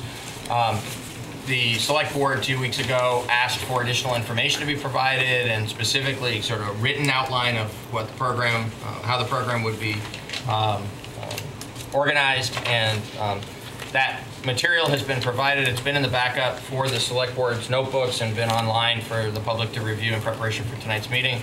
And I believe the board is looking forward now to hearing from the proposers. Thank you. Who's going to speak first? Could we introduce first? Yes, go ahead. Okay, great. Vicki Case, and I'm the current president of the Brattleboro Area Chamber Board of Directors. Cindy Ludlam, and I'm a DBA board member. Stephanie Bonin, Executive Director, DBA. Dick DeGray, Design Chair, DBA. Cindy Delgado, board member for the Chamber. Could I add just one clarification?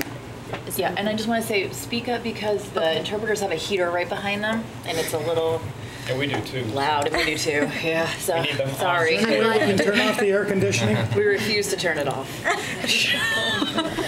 Going on the record on that. That's right. One point of clarification, because the dollar amount was presented, the proposal is that 10% of the current rooms and meals 1% tax is to be allocated to marketing. May I clarify Yes. on that Yeah, too? Yeah, we should be really clear about the request. So I apologize for speaking to the exact number for this year one. The request is that it be 10% and that it be a multi-year program, and the calculation, because it would always be based on the prior year's receipts. Last year we collected 421,000 plus. And so it would be 42,100 and change is the amount that would actually go into this year's budget if this proposal is approved. But the request isn't for that precise amount. The request is that it be on an ongoing basis, 10% of the receipts from that tax. Thanks for that clarification. Thank you. So I am going to just briefly explain the proposal that we put forward, and then we can open it up. One of the things, one of the ways that this came about is that a comment that was made earlier, which is a sort of a desperate plea by David of we have no other way of funding. And the way that we are looking at this and look at all of the work that we do at DBA, and I'm sure I can speak for the Chamber too, is how can we add more to our town? Instead of having a mentality of scarcity, how can we provide more that ends up benefiting all? And so in this plan, we're saying there is the rooms and meals tax that's been around since 2013. 2007. 2007, thank you. That taxes the rooms and meals of this community. How can we create something that will increase that pot of money, that will allow for growth in our area. So you asked for a little bit more specifics to the plan. And the first one we wanted to address is why the Chamber and DBA. The Chamber and the DBA right now are the organizations that market the town and, for the Chamber, all of Windham County. And we do that in many different ways, and we do that collaboratively and independently. And so we would be expanding our efforts of magnifying what is happening in our community and in our town, in all sectors.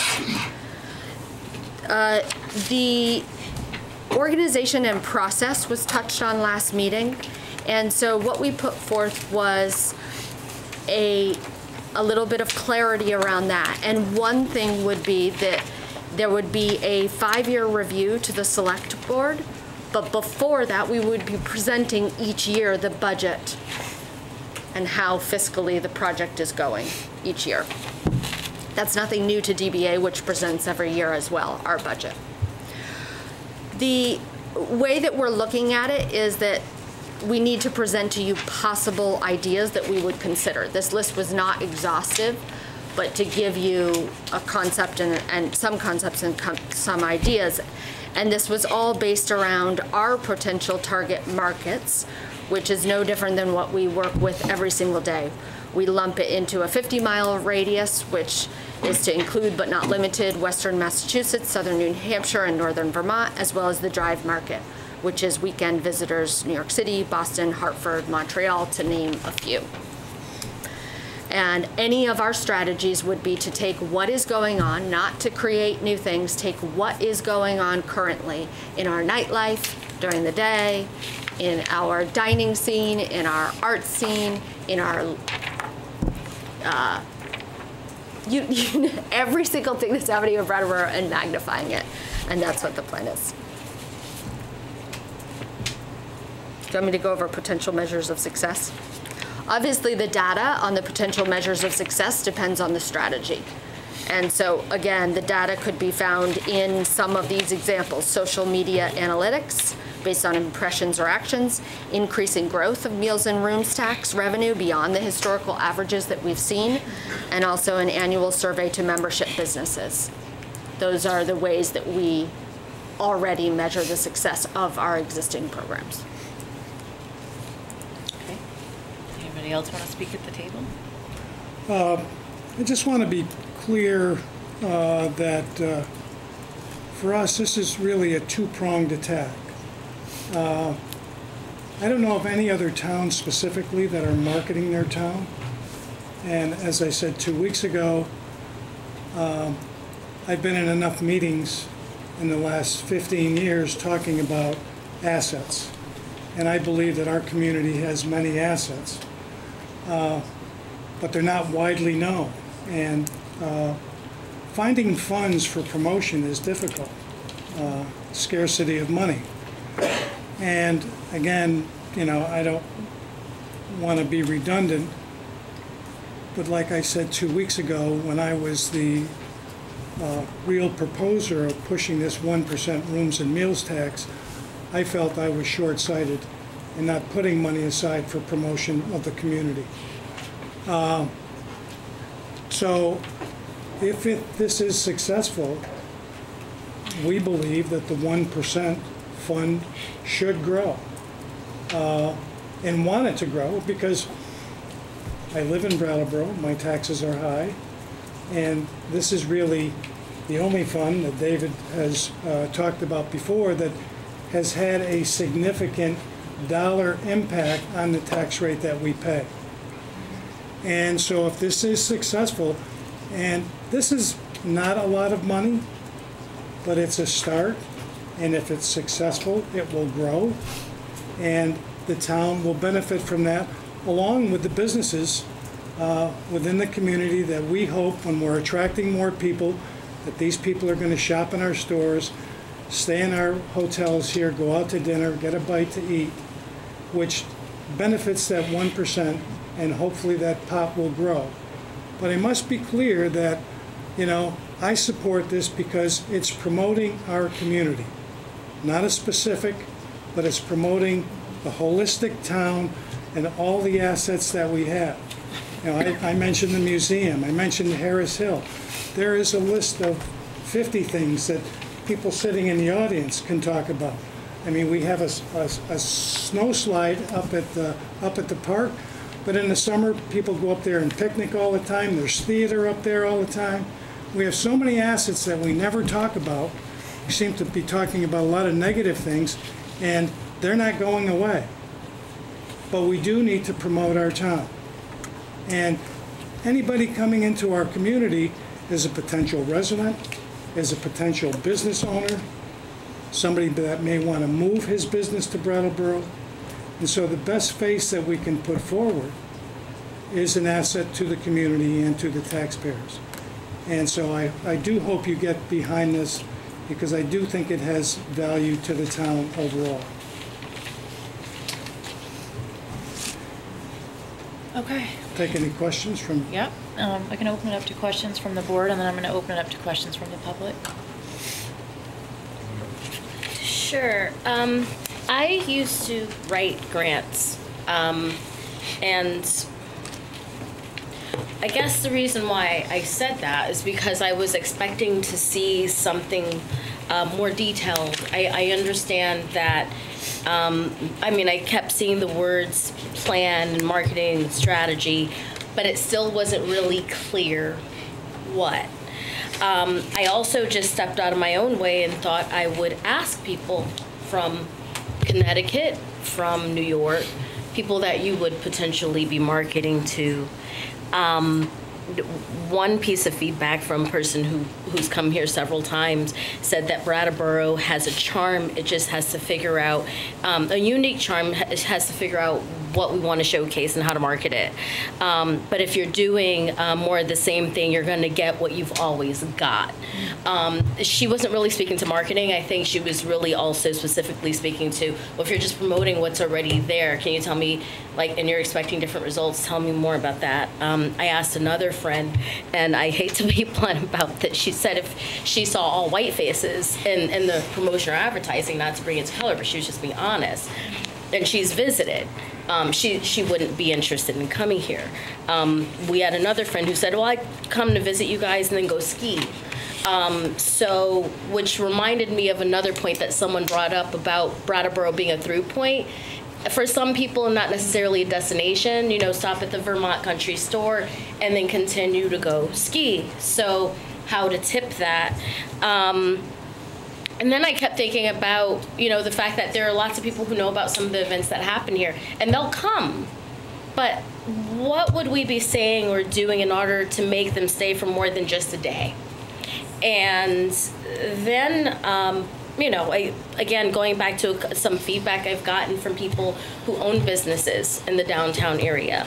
And the concern they were coming from is looking at the dollar sign, not just for this year, but whatever the dollar sign may be, and saying, wow, that is a lot of money. And here are my concerns. I have concerns with having, getting customers through my door, getting people to stay. One person started talking to me about, you know, just thoughts or feeling like, not that merchants were ignored, and they certainly were not speaking for all merchants, but again, I'm just sharing some of the feedback, but the concern about job creation, for example. So when I hear, and as I'm thinking about all of this, and when I hear about promoting Brattleboro, I'm thinking, well, it doesn't necessarily need to be promoted in that way. What are we doing to continue to build it? Because that's a huge pot of money. Not super huge in the grand scheme of things, but I'm really, again, concerned about what are some other partners potentially getting at? Who are your other partners? And I still don't feel clear about that. I do know that it's a great idea that you're partnering with the chamber, and I think that's awesome to see you guys partnering together in that way. But I'm still unclear in terms of the other potential opportunities for partnership. And that the plan didn't feel flushed out for me. And that's just my honest feedback. Tim, do you want to just go down? Sure. Go next? Who wants to respond? Oh, okay. Go ahead, Tim. Okay. Well, I don't think anything I like this guy because, and a little bit different. I mean, I definitely hear what you're saying. I have a little bit different view because I feel that the idea overall is a really good one because when our merchants do well and our downtown businesses and all businesses, not just downtown, do well with the meals, rooms, and alcohol tax, there's a direct opposite correlation to how much property tax is saved to our property taxpayers. And that's because I'm promoting the 1%. This is sort of the same idea. It's all linked in my mind. Because the better, in this situation, the better that rooms, meals, and alcohol income becomes to the town, that our property taxes are reduced by that opposite amount. Okay, that's just the reality of the situation. So if we institute a program where there's an incentive, if you will, for giving back a little bit to the merchants who then collect more because they are more successful, and it really helps the merchants of Brattleboro, and it also helps the taxpayers of Brattleboro with an equal reduction in their taxes. So I think last time I used the term seed money, I think that's how I look at it. It's giving a little back, and in return, we seem to be doing quite well with the meals and rooms. This does not mean that this will work forever, or we'll decide that it maybe is not as successful as we thought, and we'll reconsider at some point. But it would be a pretty nice experiment to show our merchants that we appreciate that the collection of the rooms and meals does help our town in the opposite reduction of our property taxes. And to assign 10% is a nice way to go, I think. I think it's kind of elegant. And so in my ideal situation is that it will really result in a really nice symbiotic relationship between merchants and town government. But a little bit different from your concerns is I'm not too concerned about us as a select board getting too involved in details. I don't think that's really within our purview, and I think that these two organizations that are presenting before us are the perfect organizations to decide where the money should be spent. It doesn't mean that we're not going to be watching very closely how it is spent every single year, and we want to see some really results that really come through. But I don't feel like we should be telling them, you know, this exactly should be what it's spent on now. I think some creativity can happen on your side of things. That wasn't my point. I was just Tim, doing... your comments are coming from a point of racism. Okay. And racism does need to be supervised and interrupted. I think our current chair will let you speak, right? I'm letting myself speak. Okay, Ricky. Okay. Thank you. I wasn't trying to No, I didn't. What I'm saying is I don't want to go in the direction of saying before they even have a chance that you're doing something going in the wrong direction. Oh, I wasn't saying that at all. I'm just doing my job of asking questions because that's what I do. That's all I wanted to do is just pose the questions. Okay. Yeah. So I'm just throwing out there that I don't think we need as a board to be overly micromanaging how these two organizations that are charged with promoting the town specifically promote the town. As the overall idea, I think it's a great idea for the community. Okay. We're just gonna keep going down the table here. I'm gonna say that, like Shanta, it did not necessarily whet my appetite for information when I read it. I was like, but also I'm cautious too of too much information, which then can box in, well, you said you were going to do this, which can leave a little less room. And also, having been on the managerial side under a board, it can also be dicey when you give a governance body so much information that suddenly they're moving around the dollars into what they see as best. Now, what I would say is, I would anticipate that there would be heavy collaboration with people who are, have a perspective on diversity, with people who have a perspective on art, with people who have different perspectives on the things, people who have more of an environmental and hiking and eye and restaurant eye, and that the Chamber and the DBA would certainly be open to having those conversations collaboratively so that everything's included. I don't necessarily want to micromanage those conversations, although I will say that we will be watching and wanting to see details on that information during annual presentations and so forth. David. Okay. First, I like the cooperative promotion, and I like that you mentioned all the sectors that you represent, and I suspect that you've been hearing from some of the ones that aren't already represented at the table here about how they want to cooperate along with you, and I have a feeling we're going to hear from a couple more a little later in the meeting that want to cooperate along with you.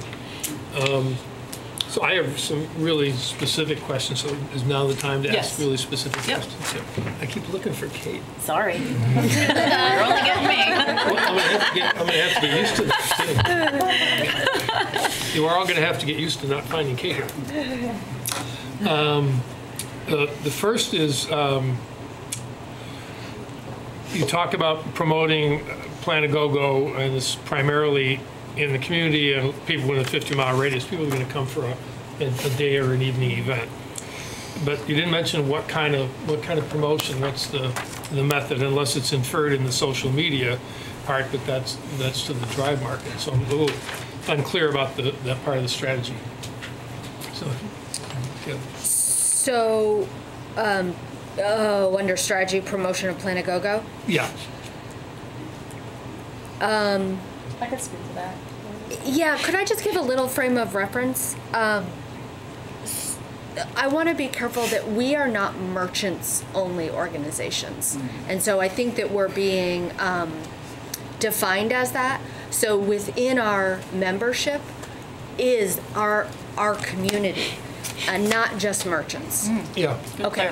Yeah, that was the thing I said about representing all sectors. Yes, I heard you say, yes. Okay, great. Go ahead, Cindy. So I wanted to speak, kind of combine Shanta's and in your question, because not all of us we don't have marketing, like that's not my background. I work in social services, and we have different people. So we would hopefully employ the expertise of people who do this for a living. If I just use, let's say, the reformer, I'm not saying that, that definitely that's the one, but let's say you use the reformer, they have a marketing team, we sit and collaborate on a marketing strategy. We say what we would like, and then they help us craft what it is.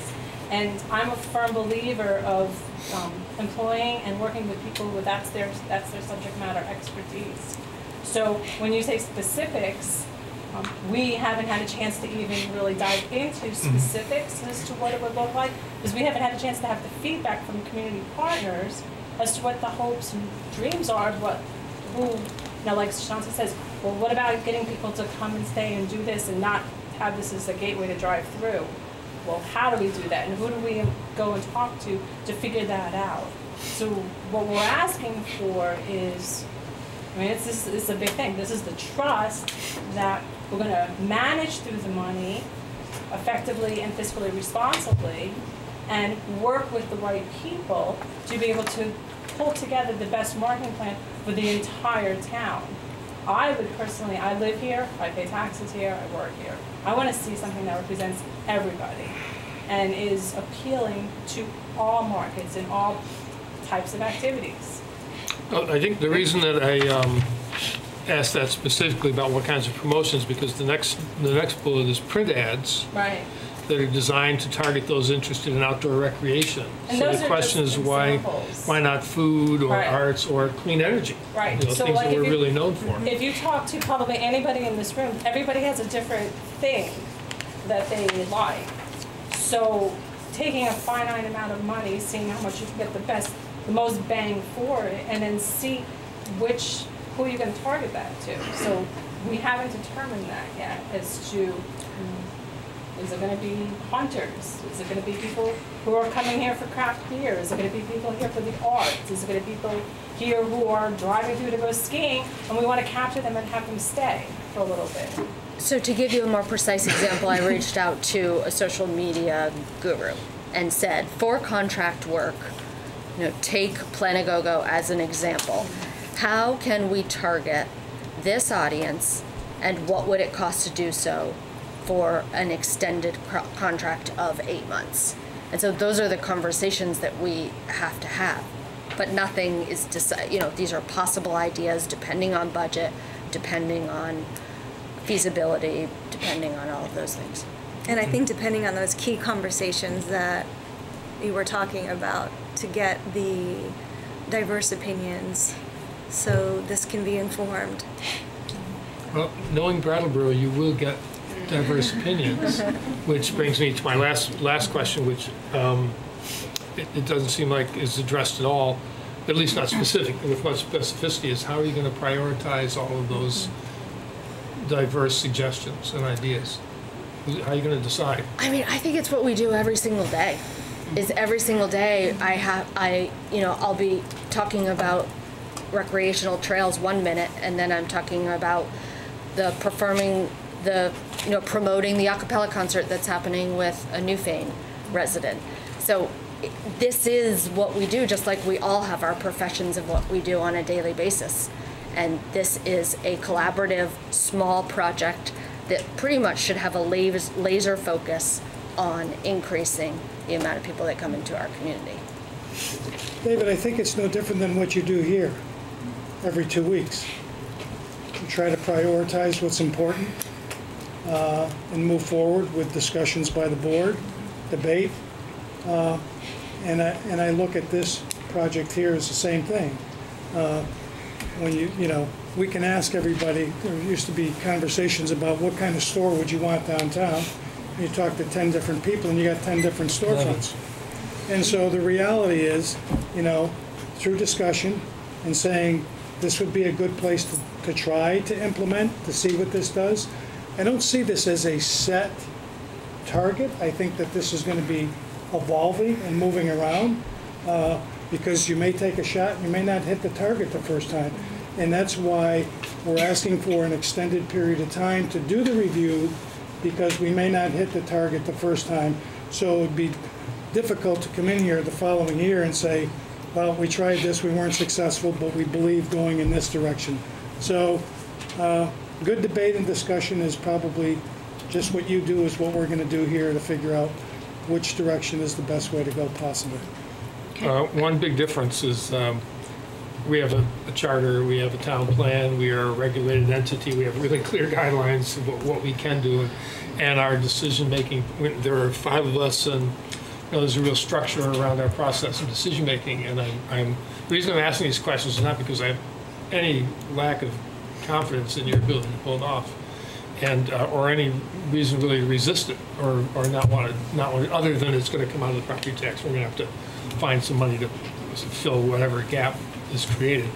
But it's because in the past there have been grants and things that have happened in the town where the structures weren't in place, the support structures and the guidance structures weren't in place, and they really got messy. And there's situations where we almost had to send money back because we couldn't use it because it was not a functional group trying to get the work done. They couldn't get the work done. They couldn't work together. Mm-hmm. And I'm hoping that's not going to happen to you, but without some sort of a structure and without pretty careful thought about how are we going to, because you're going to hear from people. Mm-hmm. Once, you got 40 grand, people are going to say, hey, I want to be in on this too.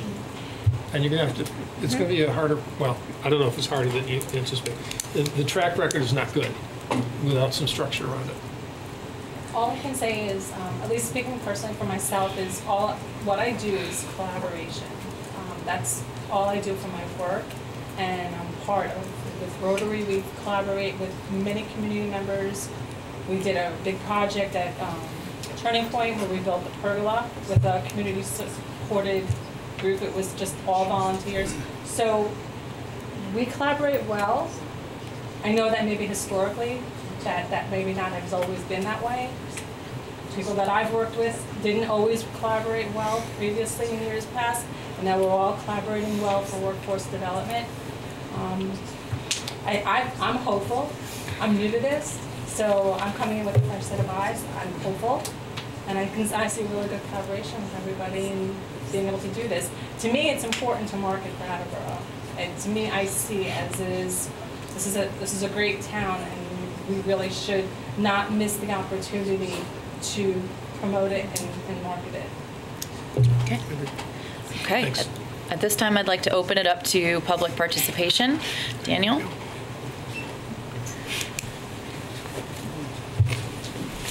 Don't forget to state your name and all that good stuff for the audience. Thank you, Brandy. I'm Daniel Kasnitz, and I'm here also speaking for my business partner, Sharon Powell, and also for John Potter of Latches Arts, the executive director there.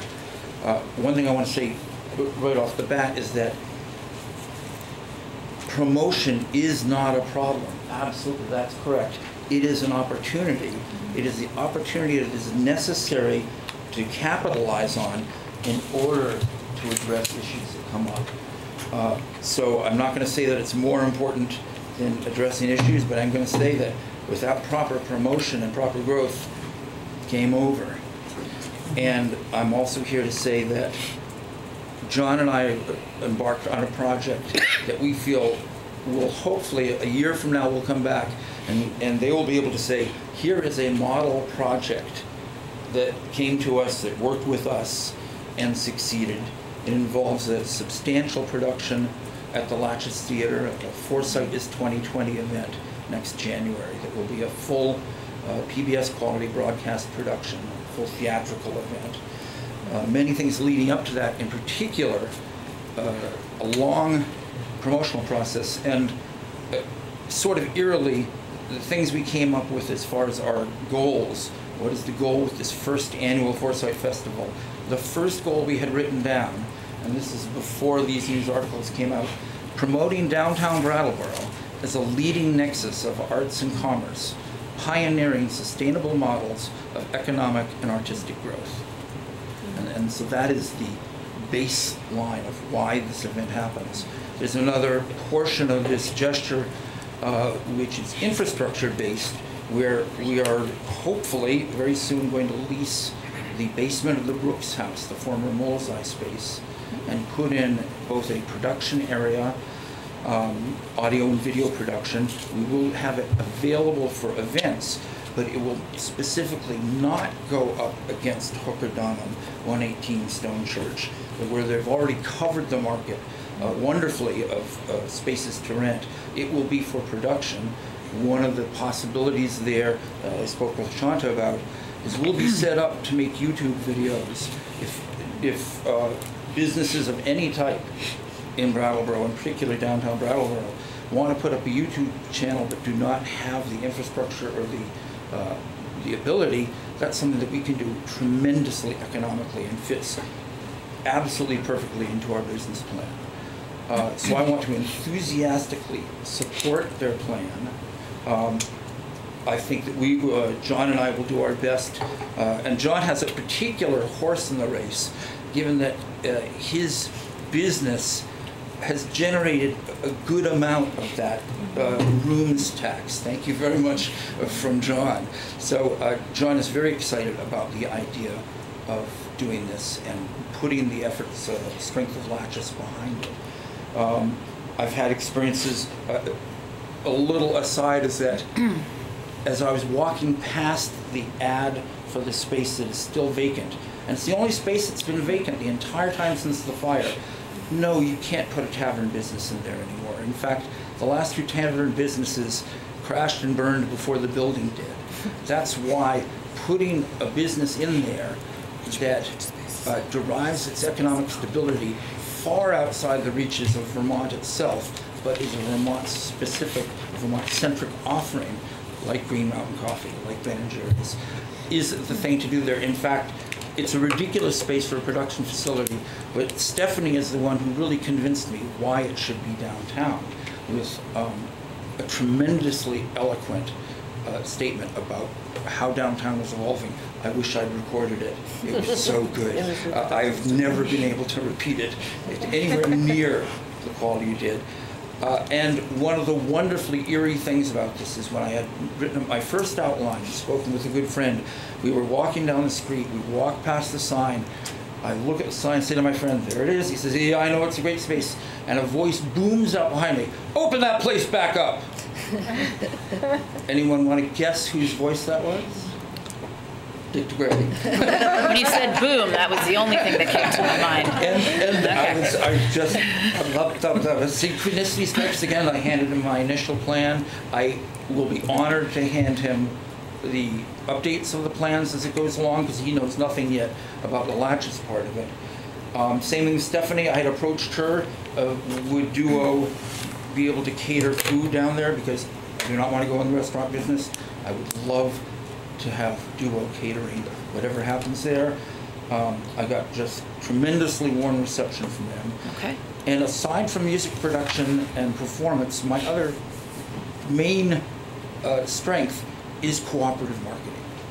And so I think that they will be invaluable to the work John and I want to do and Sharon want to do. I think that the three of us will be hopefully very helpful to them in a wonderfully collaborative way. And I'm just tremendously excited about the possibility. And this is just one wonderful thing that's happening here. But the downstream, the way you create a snowball effect is by doing exactly what they're suggesting. And then the meals tax goes up. And then the next year's event at the Latches is bigger. And then we have to rent a bigger space than the Wolf's Eye.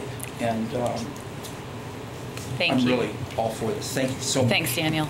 Thanks. Mac, did I see your hand up back there? Thank you. Don't forget to introduce yourself. Matt Danner, Western Avenue. I really appreciate it. It's very exciting. Yeah. I first want to just say I was really offended by what you said about racism. I know Tim Wessel, and I really don't think that that was about racism. All white people are racist. Oh, we'll leave it there. So what I want to say, don't heckle me. What I wanted to say is that I really agree with the main idea, and Tim, you put it eloquently, which is that you have to invest in promotion to make business. I mean, that's just a bottom line. I've managed a $17 million budget for about 11 years, and I've been involved with marketing and production at the college where I worked at for about 30 years, and I really understand the whole thing in that way. One question I have, and this is a question I don't have to have an answer, but it seemed to me when the 1% surcharge was initially applied, it was really an offset. It wasn't going to be like extra money. It was just going to be like property tax will be like this, and we'll have this money instead. And now we have this pool of money that we're talking about of about $400,000 and so on. And I hear ideas about how to tap into that as though it was surplus. I don't know. I mean, I don't know which it is, frankly. If it's surplus, then there are lots of people that have lots of ideas in this town about how it might be spent. If it's not surplus, then I feel like any expenditure should be scrutinized really closely.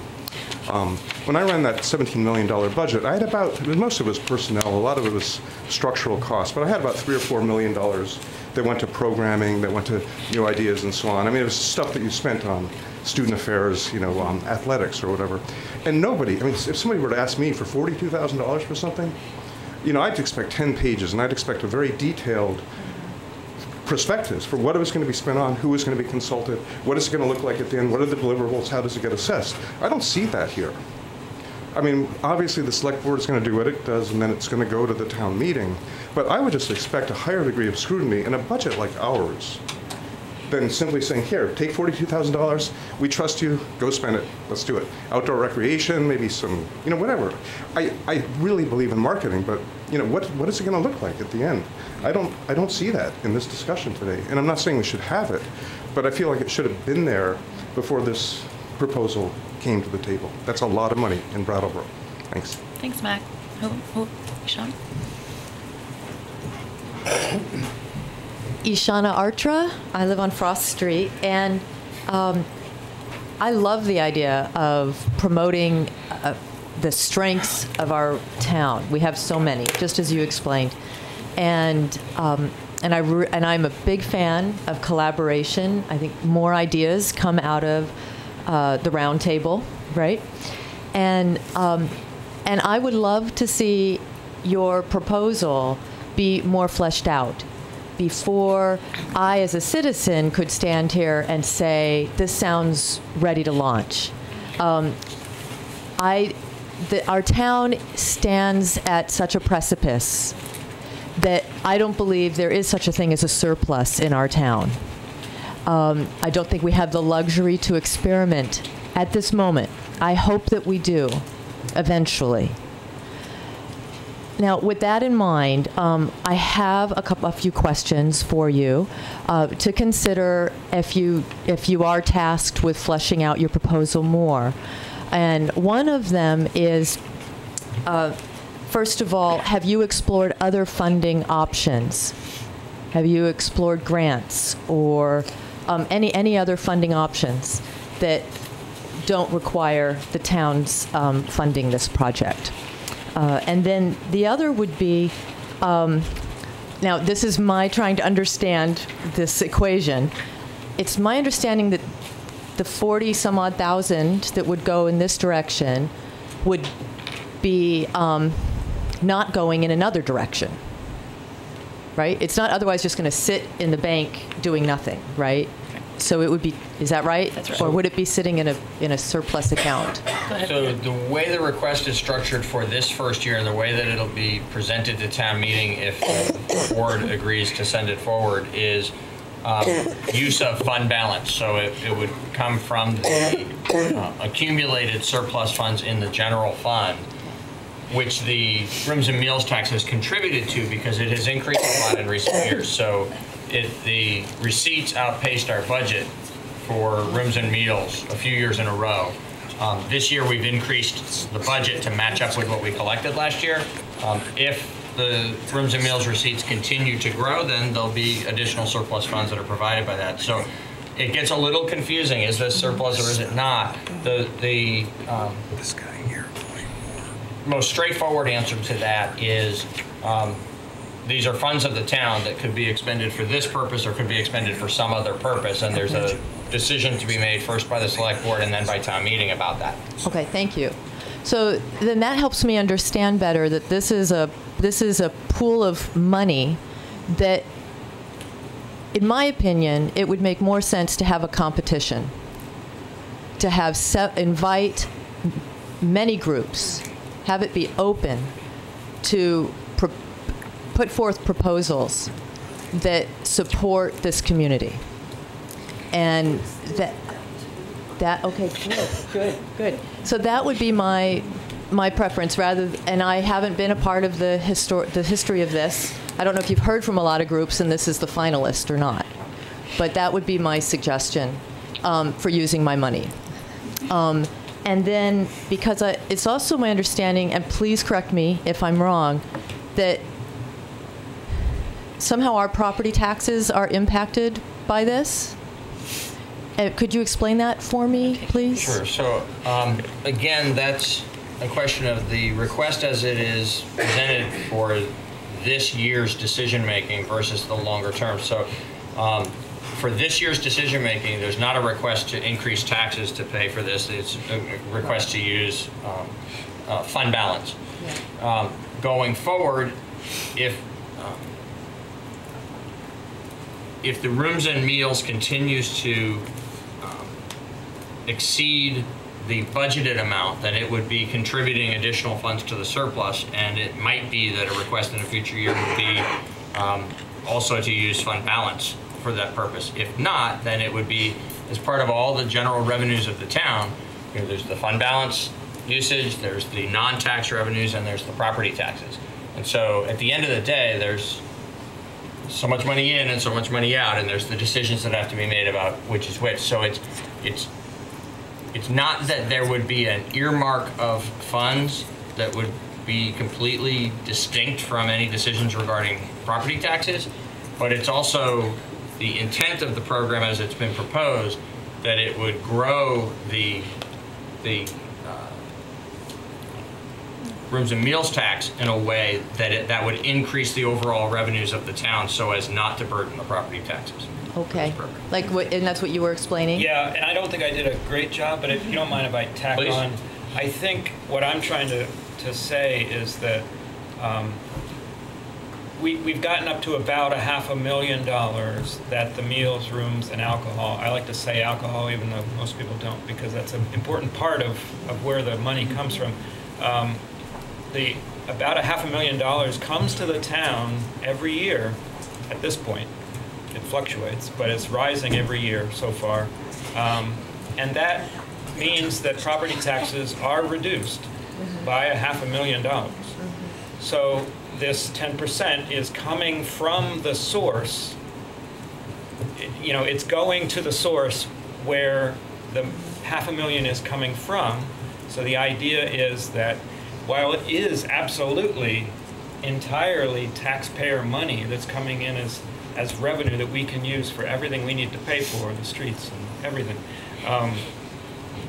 because that source comes from the rooms, meals, and alcohol tax, it's a way to give a little bit back in the hopes that it will increase even more, and then everything we expend by the 10% will be coming back at us.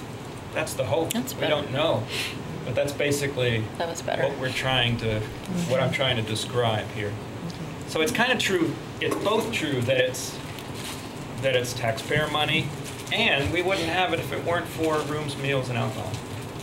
So both things, you can kind of, it's hard, but I try to hold both truths at once. Yeah, yeah, and I see the synergy. Our property taxes help to pay for access to the stores and to the event spaces and maintaining the town. Yep. So we support the businesses as well as, the merchants supporting us. And now, where I'm confused is you had described this as not only being about promoting merchants. So who else does it promote? I really don't know.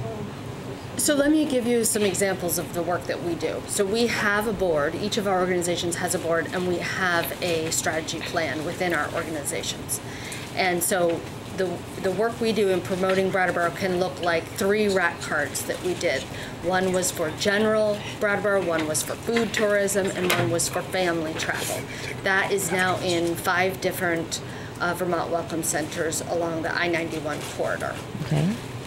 We took Plan a Go-Go, which we keep referring to, which is a need for a community calendar, and this one aggregates itself so that organizers don't have to input. They can edit it, they can add to it, they can make it look better, but this is a one-stop shop that was a coalition between the Brattleboro Savings and Loan, DBA, and the Chamber to have that be there. That is taking all the live events, the organizations, the Harris Hill Ski Jump, when Memorial Park comes and, Mount Snow comes and teaches kids lessons at Mount Snow, that's something that I promote. So I do that through social media, I do that by putting it on the Plan a Go-Go calendar. When everybody is looking for the place that's going to be open on New Year's Day brunch, or New Year's Eve, or Christmas Eve, I pulled all that information, called all the restaurants, who's going to be open, and put that out on social media. So that's all daily marketing of our broad community. Hugh Keelan came and presented the idea of Forsyth 2020, and my question was, how can I help? So this is what we do. Organizations, schools I interface with, anyone who is in the community needs a bigger megaphone, and as you could say, previous business owner, because I have really stepped away, I love being an extra set of hands for all of these people in the community. It's like going to a new mom and holding her baby for a little bit. They get to go do something else, and I will do this for right now. And that's how I view myself. Thank you. So what I'm hearing are 2 really different messages. There's an emphasis on rooms and meals, building that up, and then what I'm hearing over here is a wider variety. But you build So I'm not sensing in the plan, I'm not sensing in this proposal consistency. No. I'm just not sensing it. Right, so you build that because whatever you do that brings people to Brattleboro, it's the saying that I always mess up. Rising tide raises all boats. Right. Yes. So if someone goes to Winter Carnival, they will then go come back a week later and pay to be at the rink. I do hear you. I will be done soon. My concern is that as the plan gets approved, that if it gets approved, built into it are safeguards so that those interests, the wider interests than only merchants, and merchants are very important, are protected by the plan. That's written into the plan. Because all I'm hearing over here from Tim is merchants, really. And that's how it sounds to me right now. It's just the messaging that I'm getting. And so I'll just leave it at that. And then, just before I stop,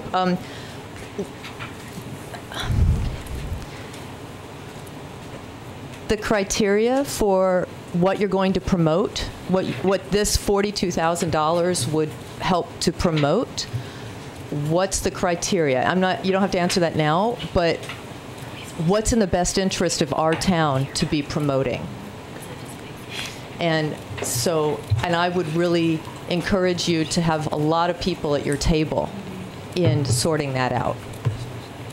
Because I know that the Love Crawl is highly controversial, and there might be other events that come up. And our money, we should really be at the table. We should really be represented.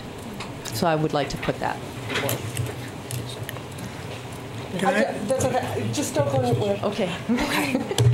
I've been pretty quiet because I'm just really trying to formulate what I'd like to say. From a chamber point of view, we represent something a little different. And that's why our collaboration is so interesting. We are a broader organization.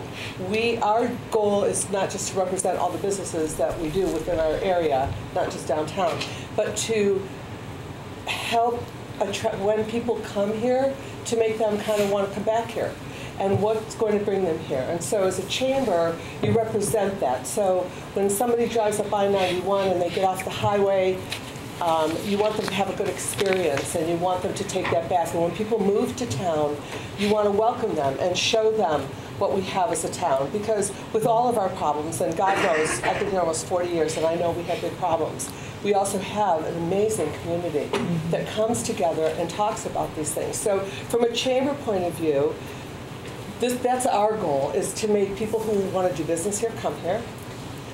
People who want to relocate here from the cities or wherever, they're tired of city living, they like to come up here, they want to stay, they want to look at our schools, they want to look at our downtown, they want to look at what we have to offer. So when we collaborate, it's very powerful, because, and I'm taking all the money away right now, I'm just talking about how powerful it is when you get people who want to represent our community and how we do that. And nobody's saying no one can sit at the table. Everybody's welcome to sit at the table. I say, you want to sit at the table and you want to collaborate, you got ideas, bring them on. But I'm very proud of the fact that we have something on paper after 2 weeks. We were told when we left here, we had to have something to bring back. And the fact that we brought something back, I mean, it's broad and it's big, and it's a big project to communicate that to everybody, and to want to make this a better place, to bring people in and make them want to stay. And I heard everything you said earlier. And yes, we do have big problems. And how are we going to bring people here and make them want to stay when we have these kind of problems? But the truth is, there's a whole other side. If we don't address this, how are we ever going to fix all of it? So I just wanted to say that. I've been pretty quiet about it, but I was really trying to bring that home, that I'm really proud that I'm really proud of this forward motion that we have right now. That I think we've done a really amazing job for having thought about this and come together as two organizations and a community to make a better place and make people want to come here. Thanks, Vicki. So there. Yep, you can go. You're just. I rest my case. I rest my case. Thank you, Vicki. I might need my gavel only for 2 more days. I'd like to take a little different perspective here and offer that this is more of a protection plan, because I want everyone to realize that this is a pot that is growing. And so, in a way, it's providing close to $500,000, right? 400, what is something like that? But $400 plus dollars that weren't we didn't have before, and it keeps increasing. And so it does support every single taxpayer in this whole town. And I look at it as something of a protection. We want to keep this pot growing.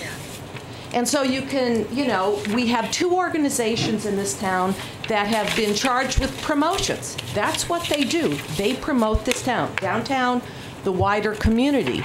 And so rather than get caught in this minutia of trying to micromanage it all, we have 2 very competent organizations. And what I'm saying is we need to look at it from the perspective of preserving the money that's coming in by this 2/3 of 1 cent that brings a lot of money to our town. So let's just put a different spin on it and say that we have the metrics. If this plan does better in 1 year, in 2 years, you're going to say, yeah, that was good, because that's the direction we're going. So I look at it as sort of a protection. We're taking a little bit, because you have to spend money to make money. And in any business, the number one thing they'll tell you is promotions. If you don't advertise, that if your business is bad, the one thing you don't cut, you actually increase, is advertising. So if you're going to take good business principles, you're going to take this money and you're going to protect this bundle and grow it so that it does help all the taxpayers in Brattleboro. Thanks, Donna. Donna, do you mind if I ask you a question? Oh, no. Of course. You're undismissed. This 1% is pretty good for the town, right? Oh, damn. Darn. I knew you were going to ask that, but I will come back to you and say, Tim, there is no doubt. And part of my mind is saying, be very careful, because if you do this, then you might have even a bigger ask from the other. But anyway, what I'll say, if you're going to give them 10%, then you may be asked to give a 10%. So you may be opening Pandora's box. However, what I would say is yes, unequivocally yes.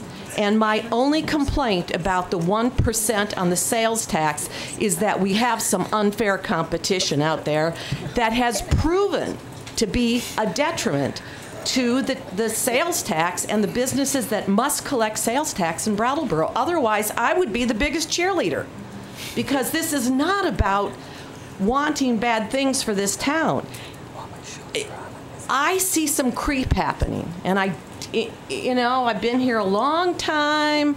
I'm a founding member of the first downtown organization when everyone was just out of their minds because we had so many vacant spaces. I watched that creep, and I see that creep. I see what's going on. And so I'm not going to predict any doom here. All I'm saying is we need to preserve and protect. And so I would say, gee, in a year from once you give them the money and you have some metrics, you're going to see in a very short time. It's not like when the Department of Tourism spent all that money on the 2 chambers in Bennington and Brattleboro. I don't know where, come to Vermont and whatever it was, spend a day and be here for the rest of your life or something. I'm not sure I've seen those metrics, but we have a metric. We have a fund.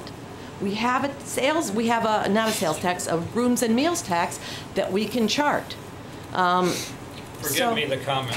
I apologize. You couldn't resist. Yeah, I'm gonna stand my ground here. You can't resist a zinger ever. I don't want to take any more time. There's more. Okay. Listen, come on. Listen. Yeah, and then we'll take a few more, and then we're gonna move this back to the vote. Yes, my dear. Hi. So I'm Lissa Weinman, and a co-owner with my husband of 118 Elliott, and live in Brattleboro, and am a member of DBA and also a member of the Chamber. And I think it's kind of unfair to say everyone has a seat at the table, because even though everybody likes to listen to good ideas, the Chamber's a membership organization. It costs a lot of money to join, so you have to pay for your seat at the table at the Chamber. And also DBA, you can buy your way in, I guess, if you join, but we pay the tax. So, we pay, I think it's approximately $800 a year from 118 Elliott, our property tax that funds DBA. And, you know, in theory, I actually support this. I support that a percentage of the rooms and meals tax does go to further promote the town. My concern is more that, like, who's at the table making decisions about the use of the money? And that's what bothers me a little bit, because I'm not always at that table. I can't always be at that table, and then unless I make room in my schedule to be at the table, then, you know, I don't know where the money's going. And I just think it's important that a diverse group of people makes decisions about that if it's $42,000, about where it's actually going. I mean, the Literary Festival brings a lot of people in every weekend. When they do their big literary weekend, there's a lot of different events. The Latches, I called John Potter to talk to him about this. He didn't really know that this was even being discussed. So I think there has to be a more inclusive way to make sure people, and all of these people that are working, that are bringing people into this town with creative ideas, to bring them into the table. And, you know, I think it's kind of unworkable, like you were saying, Donna, to really micromanage at the level of the select board. I agree. But I do also think that to put it all in the hands of the chamber and DBA is also, I'm not really comfortable with that, even though you guys are doing a good job. So, you know, I'm here to say, I think that we should take that 10% or whatever percentage and put it toward the promotion, but maybe mix it up a little bit more. And I know that Arlene and others are talking about the Town Arts Committee having a little bit of a budget so that they can promote some of the creative economy events and more arts-focused events. Maybe the 10% could be 8% to DBA and Chamber and 2% to the Town Arts Committee, so that it can get a little bit more mixed up. And that maybe, you know, I really don't, the one-pager that you sent with the plan, you guys do this every day. You are promoting the town every day. So to give a single page of kind of really not very specific information is really not acceptable if you're asking for $42,000. It's like, you know what needs to be done. You have the ideas. You could put more specifics on that before anybody gives you any money. It's not like you're just thinking of this now. You do it every day. So please do give more specifics. Are you going to buy an ad in the New Yorker? Or are you going to, you know, where are you going to market? To whom are you going to market the town? What are the sectors? I mean, you know, we need more information to make this decision. I'm just going to do a plug. I mean, we're doing the Brattleboro Words Project. It's 5 nonprofits that are putting together a mapping, an audio mapping of the town. We have a federal match. I'd love to see some of that money. We're creating beautiful maps. We're going to be marketing this product. The state tourism officials like it. You know, so yeah, I can talk to Stephanie one-on-one, and she'd probably help. But I'd also like some of that money. And I think that there's probably some other groups that would like some of that money too. So that's all I'm saying, is we have to find an equitable way. You know, yes, you guys deserve it, but there's others too who aren't at the table. So if you're going to give a 10%, maybe it could be broken down in that way. And I wouldn't do it for 5 years. I'd review it every year. I would look at it every year, and I wouldn't spend it on salaries. I'd spend it on actual expenditures for ads, for, you know, media buys. I want to see those numbers. And I do support the 2% to give the Town Arts Committee a little bit of a budget so that they can maybe give money back to, if the Literary Fest needs more money to take an ad out in a magazine or some niche marketing in New York City or Boston to get more people up for Lit Fest, maybe the Town Arts Committee could decide, yeah, we're going to give them $1,000. So anyway, that's my 2 cents. I really appreciate all the work you guys have been doing. We're all in this to promote the town and to try to sing its praises, and I hope we can do so in an equitable, very transparent fashion. Thank Jackie, you. could I please clarify an inaccuracy, though? That's important to What's me. that? Anyone has a seat at the table at DBA. You can be a member for $25, but I also have plenty of volunteers that are not $25, so I don't want it to feel like it's the thousands of dollar price tag that Lissa put on it, because she's a property owner, which is different. Okay. So big clarification. Thank you very much. Jackie? So I just want to point out that I work at the Latches Hotel, and I know how many people come into town just because of Brattleboro. because of, oh yeah, we got to come see Brattleboro because, you know, you're such a cool town. The word is out there. But I also see a lot of people who can't come into town, who live around here because of the problem of downtown. And so it seems to me that there should be equal weight. If you're going to promote the town, then, you know, as Ishana was saying, there has to be some other concentrated effort in figuring out how to work out the solution for the type of thing that keeps people away from downtown. So I know there are store owners who have to go out and make house calls because their clients won't come to downtown because they don't want to be panhandled. They don't want to be. They're frightened.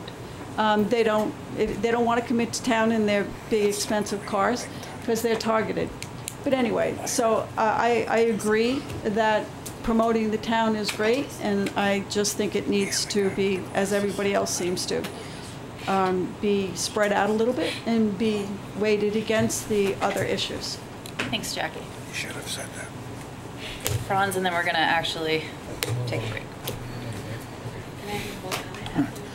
Franz Reichman from the Representative Town Meeting Finance Committee. I want to say that the Finance Committee has not considered this subject as yet, so I'm not speaking on behalf of the whole committee at this point. We will have it on our agenda for next week, a week from Thursday. We have our next Finance Committee meeting. I'm kind of reiterating things that have been said, and I'll be brief about it. One is that I like the idea of promoting the town. I think there's a really sound basis for thinking that there could be a difference made in this way. But I also have to say that I think there are a few requirements that the board should consider very strongly before making its decision. One is that I would like to see some kind of defined decision-making structure for how this is going to be handled, this amount of money. I would like to know more about the specific ideas for spending the money, sometimes called a budget. And I think there should be some other input in terms of consultants or experts or someone who knows the general field of marketing and can say, here are some really good ideas, here's where they've worked. Give the taxpayers of the town a little more information about where their money would be going. You know, it's a little bit of a shot in the dark at this point, and I'd really like to see a little more light shined on it before, before I would be ready to say, yeah, go ahead. Thank you. Okay, thank you. I just want to say one other thing, because we are taxpayers as downtown building owners, and the money that we pay into the DBA is supposed to be for promotion of the town already. And it's my understanding that most of that money goes to salary. So I just wanted to make that part of what everyone is acknowledging here. Thank you. Kit, and can you come a little closer because you're so far from the mic? Yeah. Thanks. My name is Kit Berry, and addressing what Jackie said, I think the projects for promoting Brattleboro are fantastic and necessary, and they're fun, and they're creative, and they're positive. The problem is there is an underlying negative, and it's abstract, and the reasons for it are complicated, and I've spent 3 years researching the panhandling and published a booklet to try to educate the public about panhandling, and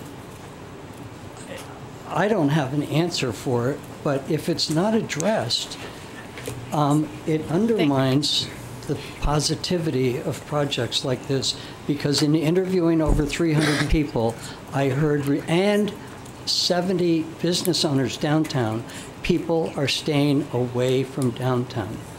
So somehow this has to be addressed. Thanks, Thank Kit. you. Shanta, you had a quick comment. Just very, I'm going to keep it very short, and I promise. I do not want it to come across as if I do not appreciate your efforts. I do. I need to make it crystal clear. I've been involved with conversations about promoting Brattleboro for years. I support it theoretically. My big question I keep going back to, as we're thinking about bringing more tourists in and attracting people to come to our events, how are we also helping the people who are part of our community as well? How do we do that? And one last thing I'll just say very, very, very quickly.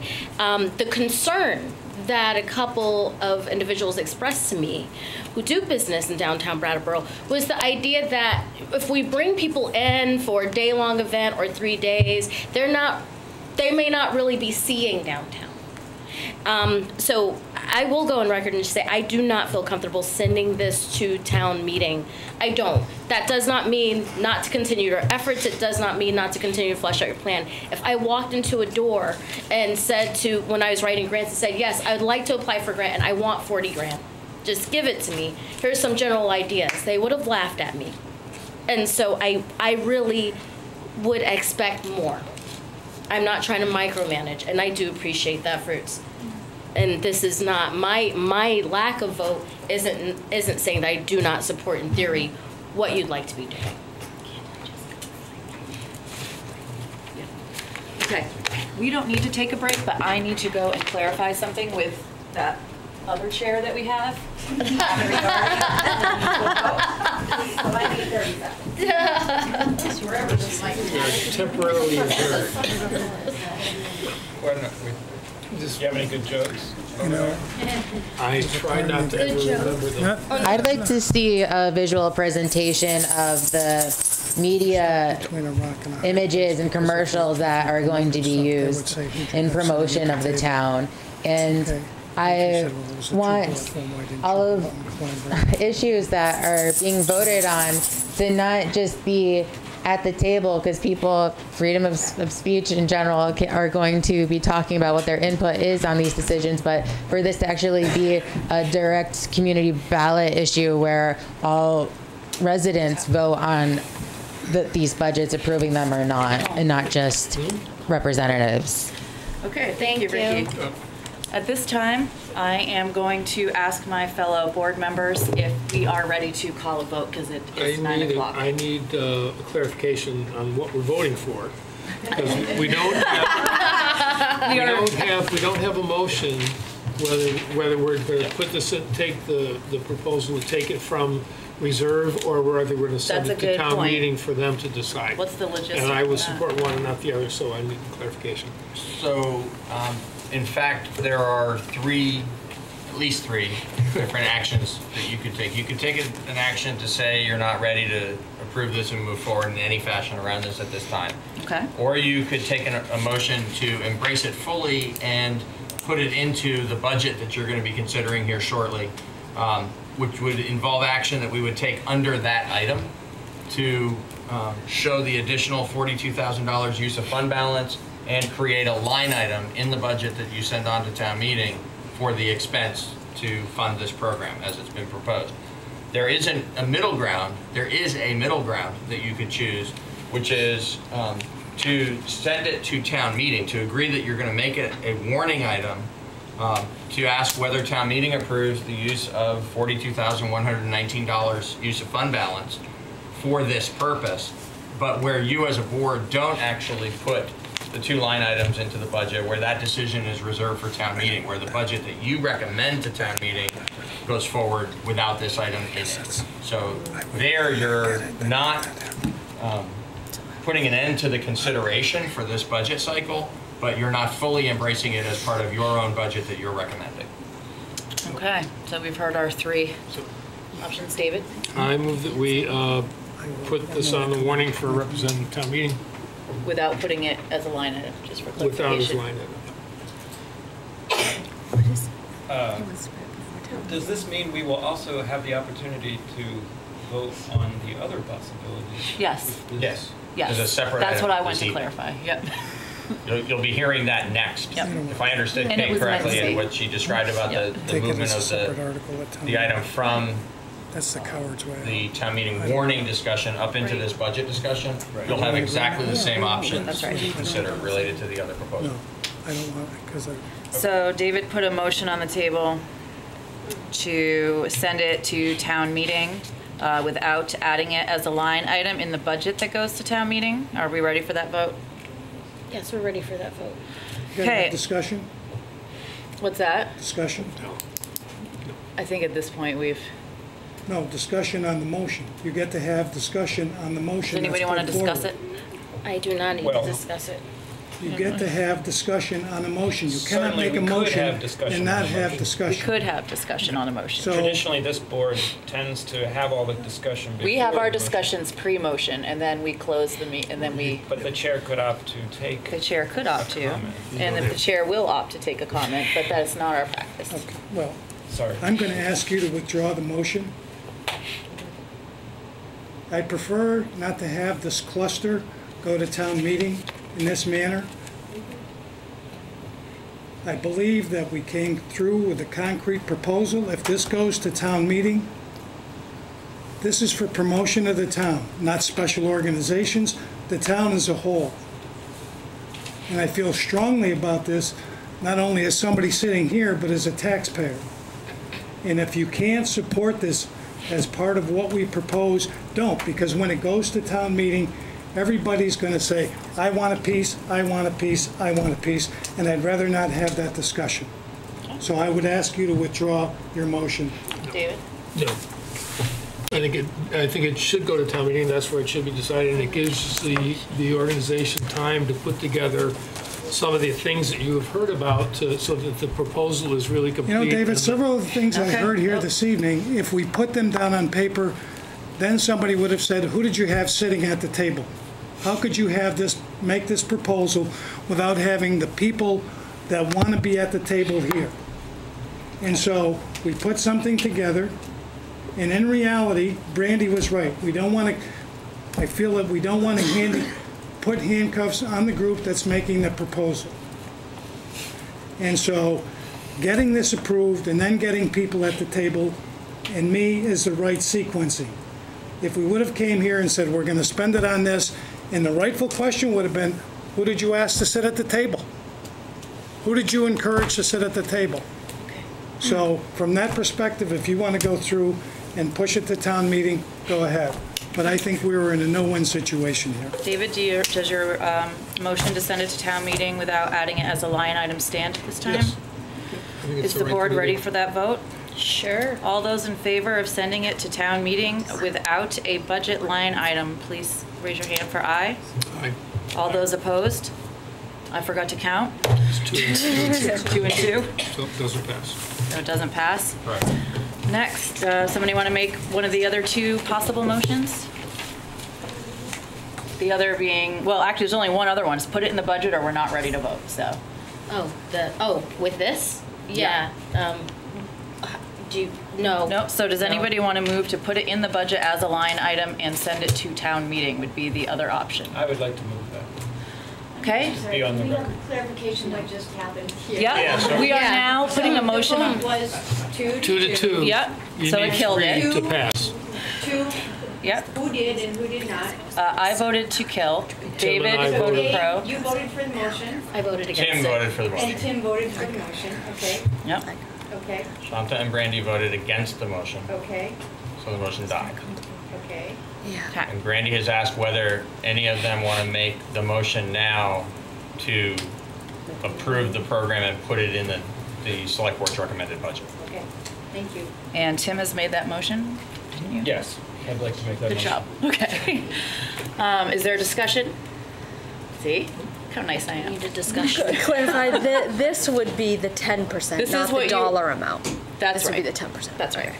Yes, let's clarify, because And the it would word be the next 46 has been fiscal year. tossed out so much. This would be the 10%, not the dollar amount. That this would make this group the Yes, official. that's right. It would be exactly as they walked in the door and requested. Arlene? May I just, I'm sorry, but the clarification has actually added confusion, may I? Okay. Say one more time. So the program as it's proposed is asking for you to endorse this 10% per year. But, Right. but the decision, That's right. if you're going to put it in your budget, For this it's year. got to be a dollar amount. For this And- year. And then likewise, as you go, select boards go year by year in formulating a budget to send to town meeting. Sure. We'll You'd calculate be the putting in 10%. a dollar amount each time because you can't put in the budget an unknown 10%. And you calculate the So- dollar so amount. the dollar amount. Previous year. That's right. The dollar amount you'd be voting on tonight, which is representative of the proposal for 10%, is $42,119. Okay. Does that help? That's clear. Okay. I know, it's annoying. Thank you, Peter. Arlene? So I wonder if the vote could be delayed It does that sometimes, I'm sorry. until after we get up there to talk about the 2%? Actually, the way that the agenda is structured, that's not going to be what's able to happen because your vote is separate and it's under H. No, but we're doing it right after this. The next item. It was moved. Call the vote. That's right, to finish this, Yeah. move on to the next item. Yeah. So we have to. It'd be the next item. That's right. So we have to finish this item because it's warned that way on the agenda with the proposed motion. We either have to say we're not ready to vote as a board, or we have to vote and then we move on to your item. And then Kate O'Connor as chair will rejoin the meeting. That's right. And your item would be presented and separately decided. That's exactly It'll be the correct. very next item, but it'll be a separate item because Yeah. it allows the opportunity for Kate to rejoin the board. That's right. So I'm hearing the difference between 10% and 12% feels like, if we were voted in also.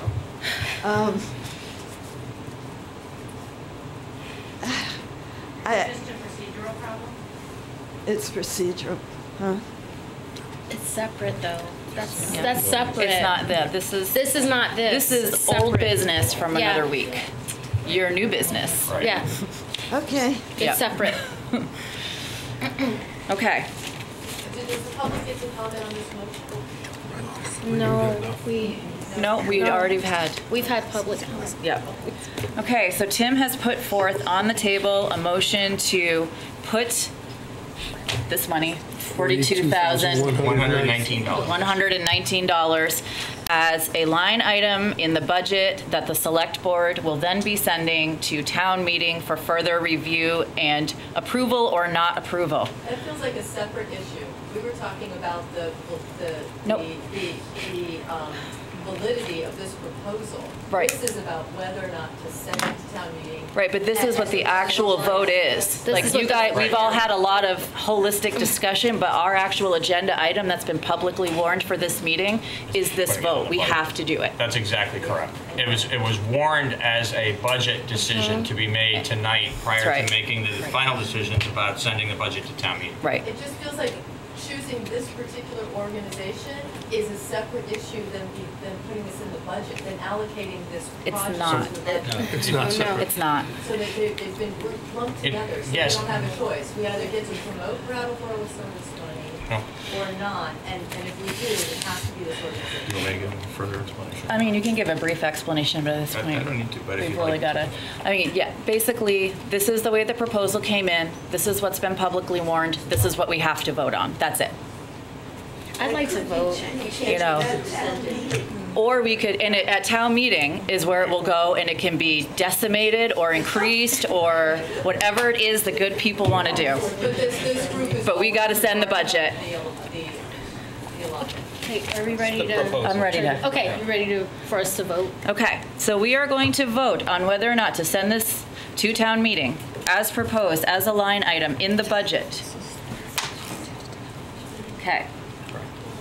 All of those in favor of doing so, please say aye. Aye. Aye. All of those opposed, please say nay. Nay. I once again forgot to look up and count. 3 to 1. 3 to 1. 3 to 1. Thank you. 3 to 1. So it's Jan, did you catch who? Thanks. Yep. 3 to 1? Thank you Chantal's very much. opposed. the I'm other three are in opposed. favor. Okay, so the ayes have it. I'm now going to go Recess? find, yeah, we can take a 2-minute recess, and then 10. Oh, Kate needs to come back. 10? 10. Great, we've been sitting here for 3 hours. We're going to take a 10-minute recess and then come back? Yeah, what's the difference? It's going to take 10 minutes to get back in.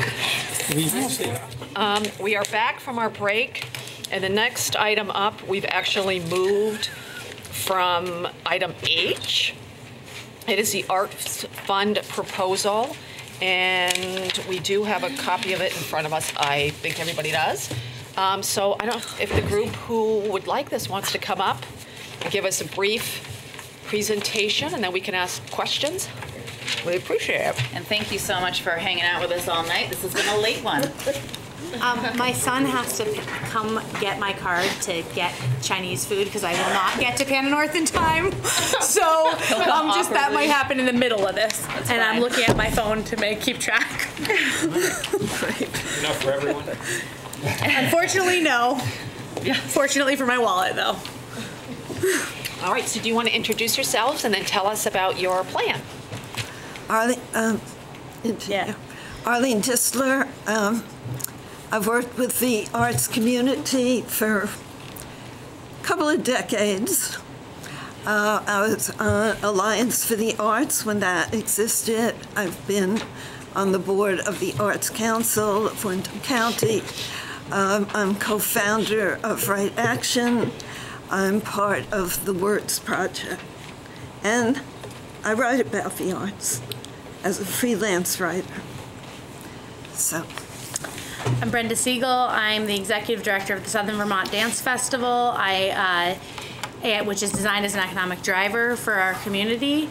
And I also am the vice chair of the Arts Council of Wyndham County currently, but I want to clarify that I'm not speaking on their behalf only because it's a brand new board and we haven't had a chance to bring it to a vote. But there are several people who signed our letter who are on that brand new board, and it will come for a vote on whether or not we support it at the next meeting. Great. I'm going to read from this letter that you all have.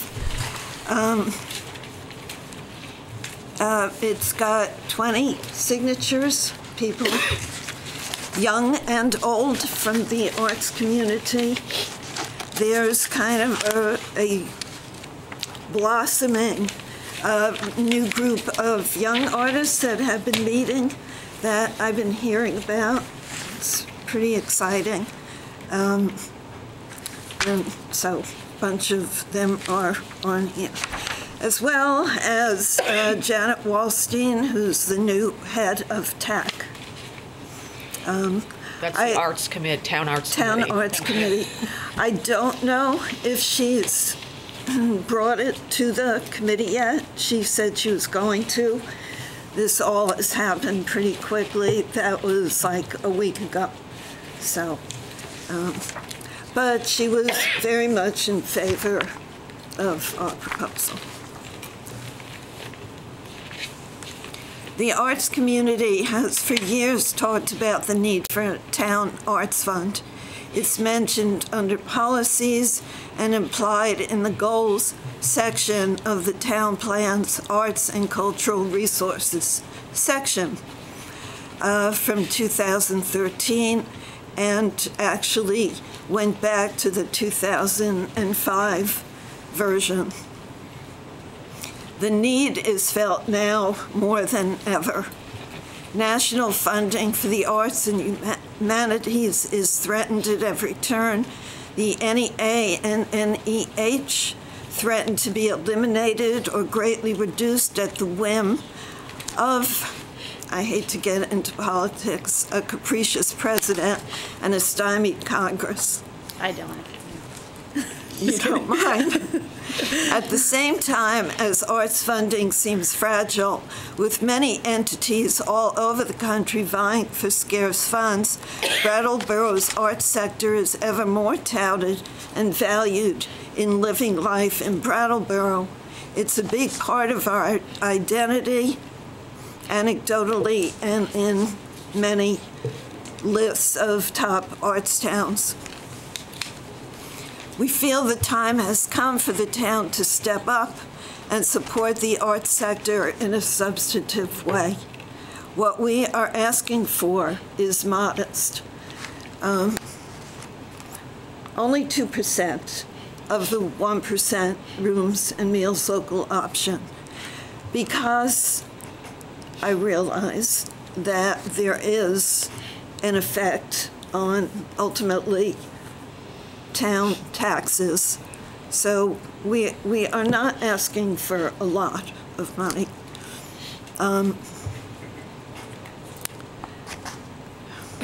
Through a multitude of venues that hold events, gallery walk, literary festival, film festival, Southern Vermont Dance Festival, we bring many, many tourists into town who stay in our hotels and motels and eat in our restaurants. It makes sense then that the Arts Fund be created from a percentage of the 1% local option rooms and meals tax. We propose 2% of this tax. Based on last year's figures, that would be about $8,000 annually, but hearing you tonight, that seems to fluctuate, and if it grows, fabulous. I would suggest that these funds would be used to fund or help to fund arts projects that have a public aspect to them. The revenue could be valuable as leverage matching funds, and since this is a modest amount, if nothing suitable or worthy comes up during any given year, the fund could grow to support something larger down the road. There's imagination and enterprise out there.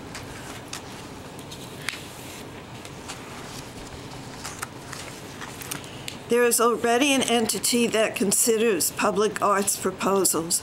Right now, they are a committee that's hamstrung. Their charge amorphous at best. They are unable to materially help projects they would like to see happen. Without funds, they're impotent and ineffective. In our society, money speaks, and it's about time the arts have a voice at the table. Too often, proposals are met with, "It's a great idea, wish we could help." The Town Arts Committee has had a hard time holding on to people. It's frustrating to be on a board that doesn't have the means to move on their decisions.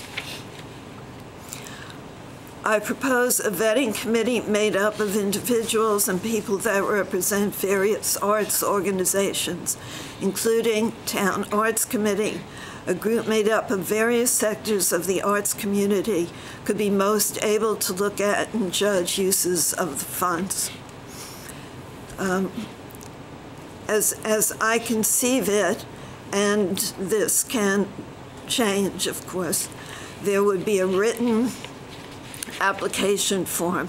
TAC would administer the fund since it already exists to work with the town on arts-related matters. It's great to have money and organizations to promote the town, but there also needs something worthy of being promoted. Too much gets bogged down over the lack of funds in the creative sector. Even aside from the monetary equation, such a fund would acknowledge the importance of the arts to the vitality of town life and make a statement. It's way overdue for the town to put its money where its mouth is, as it was put to me by a town administrator almost a decade ago. So, and I want to add that what I know is that when we fill the Latches seats, for example, for the dance festival, for one night, $137,000, I believe it is, I might be off by $2,000, one way or the other, comes into our community, and that's not to the dance festival, and that's not to the Latches, that's to our restaurants and our stores. So the arts are absolutely building and driving the economy in our community, but the artists are unable to survive in our community. And so without the funding to be able to give and support arts throughout our community, we're actually not only hurting the up-and-coming artists, but we're also hurting our own economy. We're hurting our own goals to grow and drive our economy because we have to utilize the resources that exist in this community. And right now, the way that we're utilizing artists is by asking them to do free work and not be able to survive and not be able to feed their families. So if it were up to me alone, I've said it to Arlene several times, I'd be asking for more than 2% because I think our economy is driven on the arts. But I think that it's absolutely essential to understand the way that the arts connect to our government and connect to our town economy, and that we need to be doing a much better job to connect those items in order to really have a vibrant economy in Brattleboro. Great, thank you. Awesome. Does anyone on the board have any questions or comments about the art fund? Well, what I was going to say is that there are a couple of things that you used what was already in the town plan, and so that's in the addendum. Yep. Right, and I appreciated that. I also appreciated the idea of having an existing group such as the Town Arts Committee be the ones who administer the funds and making funds just available to artists if we say they are important to us. I do think it's important, since this will be town funds, public funds, that whatever is applied for needs to be have a public component. And I want to be clear that the examples that Arlene gave, when I say $137,000 for filling latches, that's per person from out of town. It's actually using out-of-town guests. But it's not much different when you bring in town. But that's a single event. So when you're talking about the literary festival or the dance festival, you're talking about dozens of events every day, and each of those events has a financial accumulative factor on our town's economy. I wouldn't feel too bad about asking for 2%, because what that really does is get your foot in the door and kind of get you on people's radar. Right. And God knows you never know what town meeting will do, and town meeting, from what I remember, really loves the arts. So starting with 2% is a good idea to kick the door open. Yes, David. Yeah, the town has an arts committee, and it's been in place for several years, and for the last,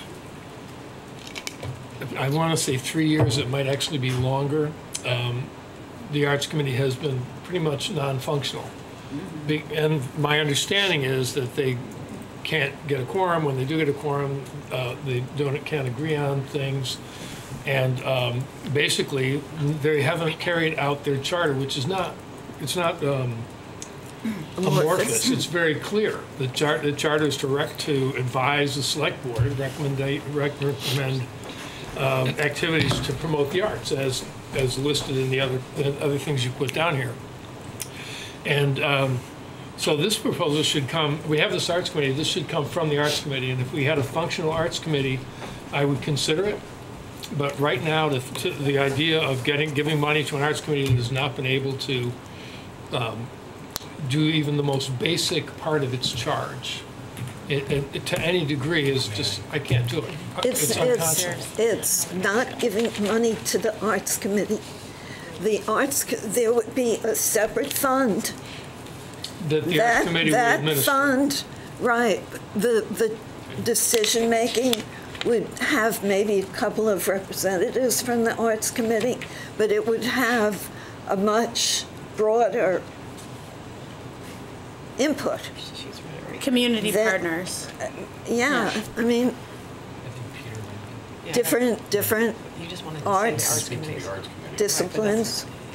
But they're not using Also, I don't know if you know, there's a whole new bunch of people recently that are TAC.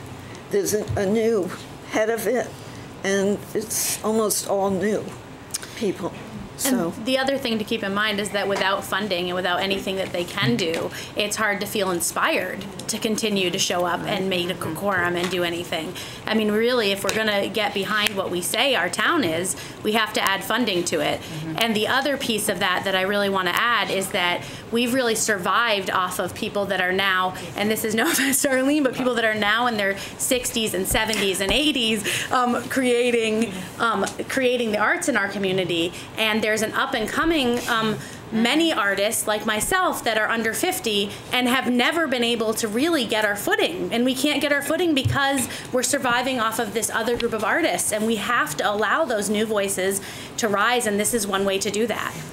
Okay, we have a quick clarification. Yeah, I'm not speaking for or against the proposal, and I have to say I'm not sure. I think I've heard it both ways, that this would be administered by the Arts Committee, and then now most recently heard that it wasn't going to be administered by the Arts Committee. So I think the board will need clarification on that before they vote. Okay. But I want to just clarify that the dysfunctionality and inability to raise a quorum, and there were definitely some struggles over the last couple of years with the Arts Committee, but the newly formed group, as Arlene said a few moments ago, they formed last summer. They've had, I think, 3 meetings now, maybe 4.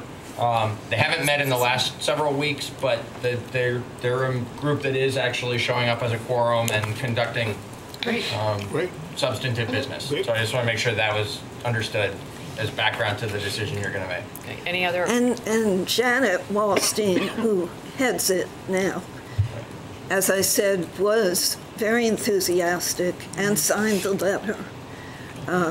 This is a great team that you have here. And I think there'll be a lot more as we pass it around. Yeah. So yeah, the money would not go to the Town Arts Committee as like it's theirs. No. They would just administer it, which to me makes sense because they're part of the, I'll let you go first.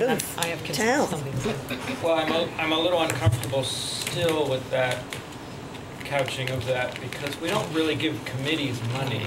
That's not really what committees are charged to do here in Brattleboro. It's a town committee, correct? Correct. Yeah. So there's a little bit of uncomfortability I have with that. But I want to say, first of all, there's no question that the arts contributes greatly to Brattleboro. You can't see people streaming out of the a cappella concert, which I do every year, going into restaurants and therefore contributing to meals and rooms.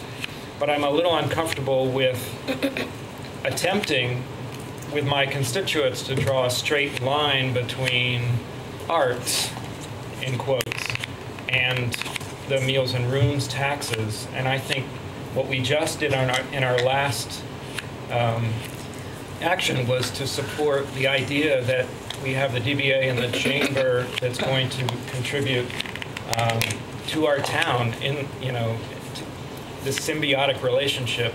I feel like it should be taken to them to argue the arts question as part of that pot of money that that we're arguing that we should have through the DBA and the chamber. What I'm saying is I don't understand why, if various special interests might come to us and say we need 2% of this pot, we need 2% of this pot. I need a direct relationship. In the other relationship, we have actual meals, rooms, tax receipts to look at and know that it's reducing our property taxes, and to draw a direct line from arts into that. So there is actually a study that was done, and it studied in several in Vermont towns and New Hampshire towns, and that's where I'm getting it from, and I'm forgetting the name of the study right now. Forgive me, but that is an actual direct correlation, and that is where that number that I went in my research for grants. That's how I found that number in a direct correlation that was done to figure out how much money when an event. Specific, this is event specific, is coming into our community, and it both susses out of town guests and people coming from within our communities as well. And it does make a direct correlation to people spending money in our businesses, and we know that when it's an event related, it's usually meals and rooms. I know that I know that the dance festival is bringing people directly to our hotels and our restaurants, because otherwise they wouldn't be eating, and I don't think that's what's happening. I'm just not sure why you wouldn't make your pitch at the DBA and the chamber. Well, because I don't think that that's the only. I think that that's exactly the problem. Is that I'm a member of DBA, and as for the dance festival, but. The arts are a broad part of our community. It's not just business related. It's not just chamber related, and it is a part of our community that if we're going to continue to say arts town, then the arts also can have a separate voice. We do have entities. We have the Arts Council of Windham County. We have the Downtown Arts Committee. There's also a group of about 40 artists that meets for brunch once a month on Saturdays. So I think to say that it has to be some other entity because somehow artists on their own cannot manage this 2% fund, and it sort of almost marginalizes, excuse me, I'm sorry to say that, but marginalizes what we do. And I know you're an artist too, but marginalizes what we do and what we're doing for this town and for the economy. And I'm gonna add one more piece, which is the most vibrant economies in the world are resting on the arts. So Hong Kong is one of the most vibrant economies in the world. It doesn't relate to ours because it's a huge city, metropolitan, but they are actually funding the arts. They do that because it brings money to the economy. Slovenia I'm working on a project right now, and that's why I know this, but Slovenia is actually pays a fund to their artists every single month. Every single artist, regardless, they don't even vet them because they know that it's bringing people into their communities, and that's a rural community. So I think when we continuously overlook this and say it has to be done through the Downtown Brattleboro Alliance or it has to be done through the Chamber, then we're actually minimalizing the power that we have as a select board and as a community to actually build our economy. So I don't disagree with anything you just said. But I'm a little. I think this is feeling to me like really last minute sort of pitch. I've actually had a few weeks to think about the other pitch, and I just found out about this. I think when did we find out the arts? We got it on Friday when it appeared in the notebook. So I'm just a little unsure that it's appropriate for us to be assigning a certain percentage of this to the arts when there's many other things. You just did that to the... Well, but the arts was supposed to be part of that. Well, it's promoting the arts, so it's not actually giving money to artists to help with their... But shouldn't the Chamber and the DBA be held to task to be using local artists for their promotion? But just using local artists isn't clear. It's only a particular kind of artist. It's not... Wait, everybody. Wait. We So gotta they're keep it in using control. local using local artists for promotions is different than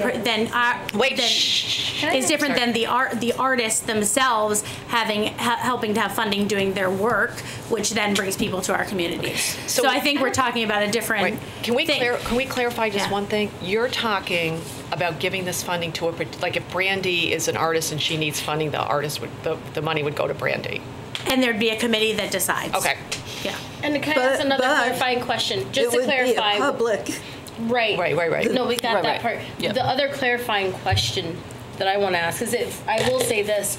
A couple of weeks ago when DBA Chamber came with their, and I suggested, are you collaborating with artists? That was not totally really clear. But I guess my clarification is this: you're asking for a vote for this to go to town meeting. Yes. For the town to be voting on. Right. Yes. Yep. I think David wanted to ask a question.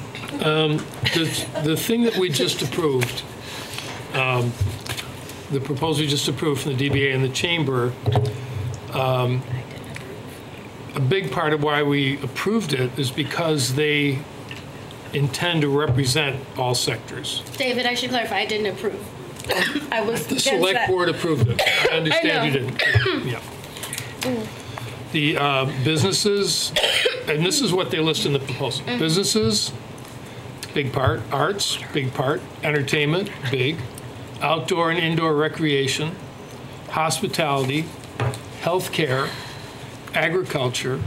Nonprofits and residents. It's intended to be comprehensive, and I think that I really kind of agree with what Tim has said, that you need to go to them and be part of that process. That's where we're putting the money from. But that's promotion. I'd like to finish, please. This is about promotion. I'm not going to support giving money to artists, the town giving money to artists. How do we do that? Why wouldn't we give money to the Energy Committee to give money to people who want to develop alternative energies? I mean, it's a part of. You're saying it's a huge part because it's really important to you. But every one of these other parts, these other sectors of the economy, it's huge to them and it's important to them. We made a commitment to a comprehensive use of 10% of that fund. And that's where I recommend that you That's go great, and support. and we will work with them, and they can promote. Yep. But we are talking about asset building.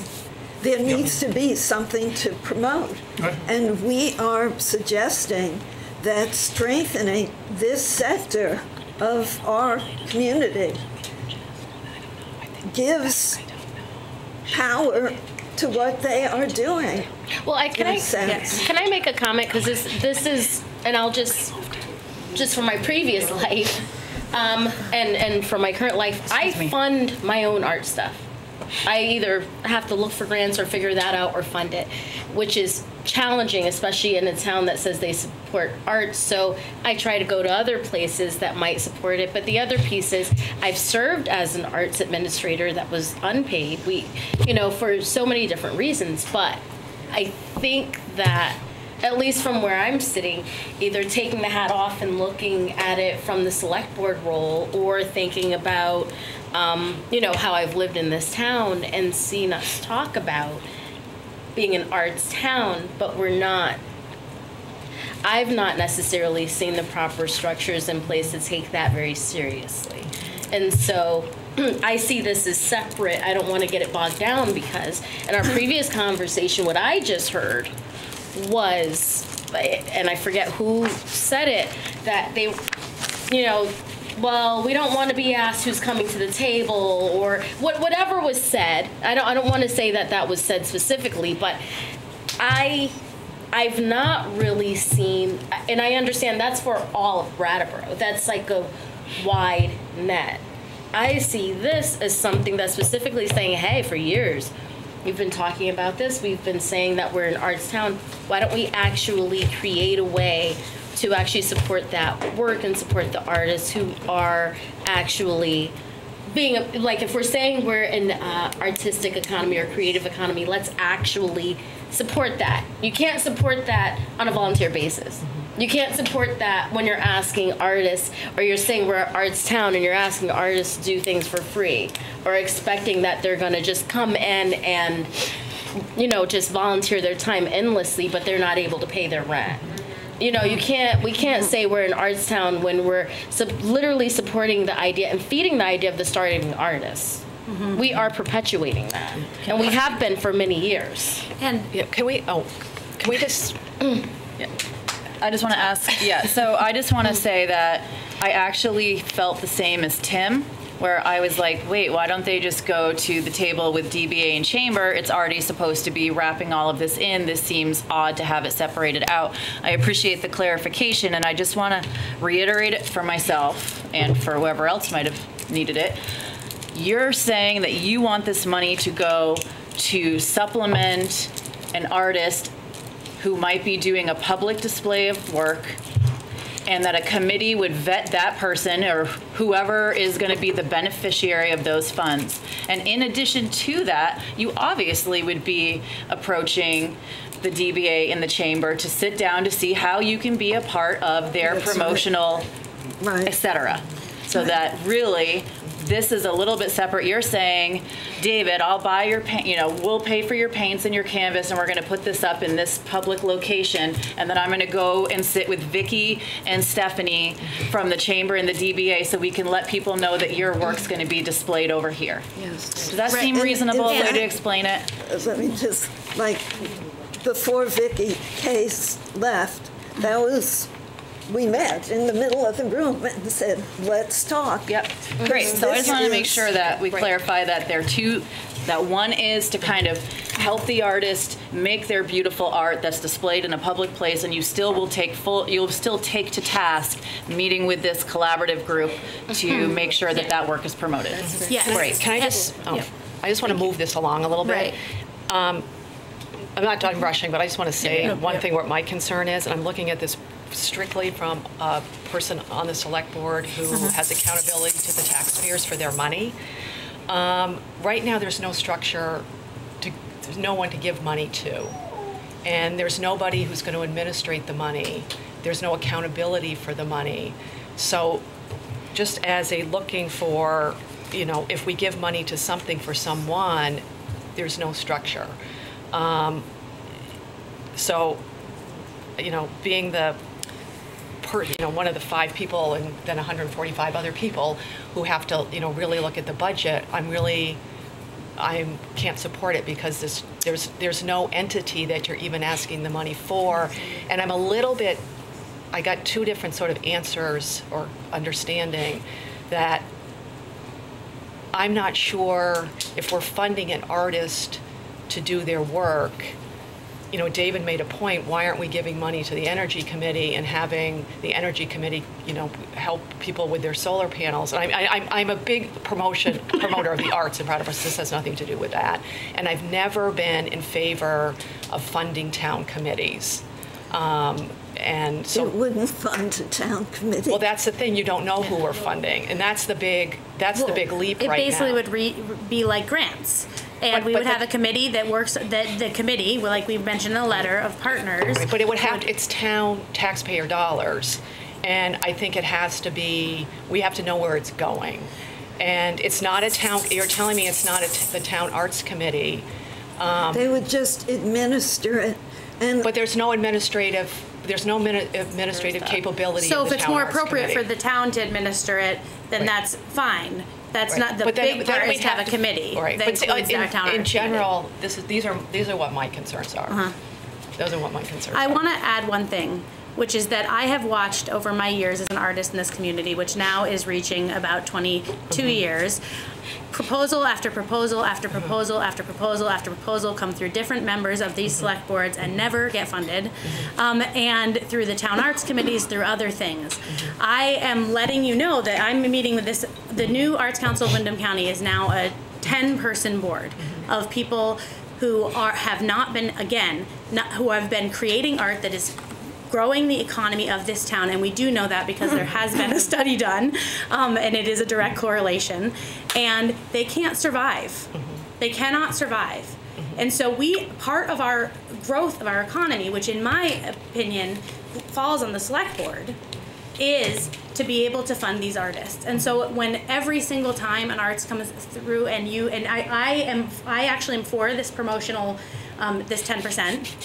So I want to say that. But when you are able to, in 2 weeks, without a really fleshed out proposal, accept a 10% to send to the select board, but when artists come to you and say, we'd like 2% and we're going to put together, we would like a panel of people to make those decisions, I think that, again, for me, as a 42-year-old who works in this town, it's a slap in the face, and it reconfirms my feeling that there's no way to survive in this community because the select board really, though we call ourselves an arts town, isn't interested. No, Brenda, I have to, I shouldn't say this, but it's 9:45 at night, so I'm tired. I just take,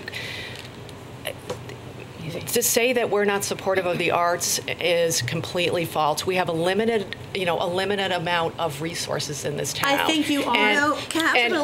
But I don't even, I don't want to get in a fight over it because we really have something we have to do. But I just have to say that as somebody, who every day deals with artists and arts things, and we deal with everything. I think you are supportive of the arts, but I'm talking about financial support. But we don't. We have a very limited amount of money, and we grapple with this every time. Sending this to the 2% to the town meeting for our town to decide if this is something they want to support, to me feels like what we're asking for. I apologize. I didn't mean to start a fight. Would anyone in the public like say, Lissa? Lissa Weinman, I just want to support this proposal, but also I had before said, yeah, I see where the overlap is. You want to go to town meeting and say 10%, but a piece of that should go toward the people and the creative forces that are actually creating the type of events and the type of product that Stephanie and others are promoting. So that it is really 2 separate things. And you could say, that's why I thought 8% and 2% would be fair if you want to keep it to 10%, but that wasn't what was on the table. Further, I would say that the Arts Council of Windham County is sort of akin to the Chamber of Commerce. It's a larger grouping. And the Arts Committee of the town is strictly Brattleboro. So, essentially you could have an entity that was composed of Arts Council Windham County, very similar configuration that you just approved for the promotional aspect of things, with the Town Arts Committee and the Arts Council of Windham County membership voting on these proposals to use this money to support different art projects here in the town that Stephanie can then promote. I'm just saying that the structure that you just approved actually could work here too. And Thank you, Lisa. Thank you. Thank you. Yeah. We can get there first. Matt Gander, and I really appreciate the idea behind this, and I believe in supporting the arts. I've been a poet for 40 years, and like Shonda said, I've always been self-funded. I guess I want to say I don't believe in grants for artists coming through town government. That doesn't make sense to me. I don't think that that's the appropriate use of tax money. I love the idea of having funds to support public art projects. I'd love to see more public art in Brattleboro than we have, and to make it brighter and more vibrant. That seems like that's something that needs to be administered, like David was saying, in a really clear and kind of pre-specified way. So I guess I mean, I'm not against or for this, but it seems to me, one, $8,000 is not very much, and two, if you're talking about sort of handouts for individual artists, I just think that's I don't think we should be, artists need to work I mean, I don't believe in the starving artist. Work, you have to work to be an artist in order to do it, and I like the idea of funding public art, but I don't like the idea of funding artists through the public funds. It really doesn't make sense to me. Artists are the ones. You guys, we have to stay in control. We have to stay in control. We are, just to clarify, we are talking about public art. That's all. I just want to clarify that. Okay. Yeah. Public art. Yeah. Okay. Yeah. Can you come up to the mic, because no one can hear you? I think this whole conversation speaks to the fact that when we have these committees and different groups form and they function because there's a small group of people that run them. That's the way it works out. So some people just don't feel like they're going to be served by another group of people, even though theoretically it does. So they're just asking for a separate pot of money because they might not get it through the DBA or the Brattleboro Chamber of Commerce. That's all. And I think that the money needs to go to the artists, too. Yeah. Daniel. I'm Daniel Kastnitz. This is just a question of clarification. Is it correct that right now there is not a clear entity asking for these funds?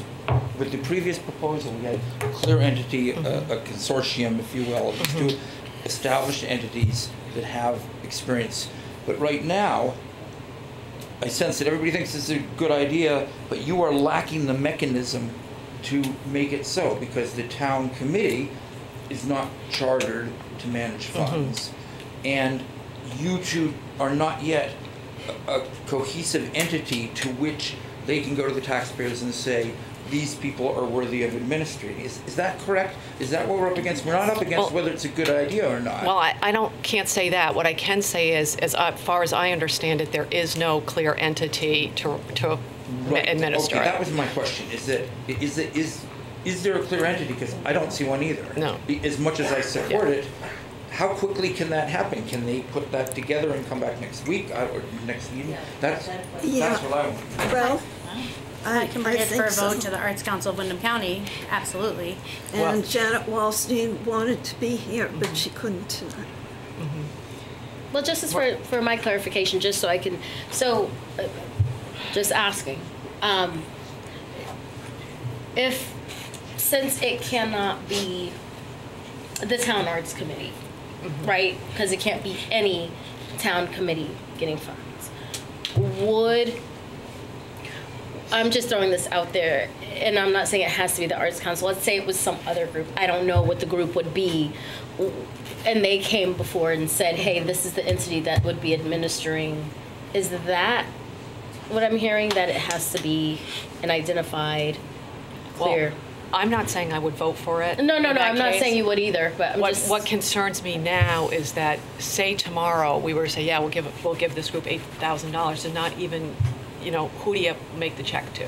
Right. Do you know what I mean? Right now, on just the basic level, there's not even that figured out. You know what I mean? So I feel really, on that alone, I feel really uncomfortable saying I support money to go to something that doesn't exist. What do they need to do in order to get that to happen?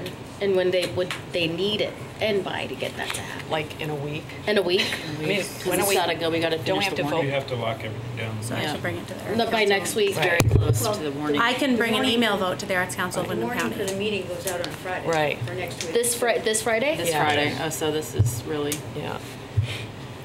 I can bring an email vote to the Arts Council of Wyndham County. Yeah, but, aside from my uncomfortability with that situation, I'm still uncomfortable with the fact that in our last exchange that we went through for hours, that was assigning this money literally to two groups that are, that's why they exist, is the promotion of Brattleboro in general. Oh, wait, you gotta stop. You're being redundant. Yeah, we gotta stop Thank you. from the peanut gallery. Yeah, we're gonna. So, but I think I have my train of thought still. That's the purpose in my mind of providing that money, because then it lifts all the boats and increases our revenue.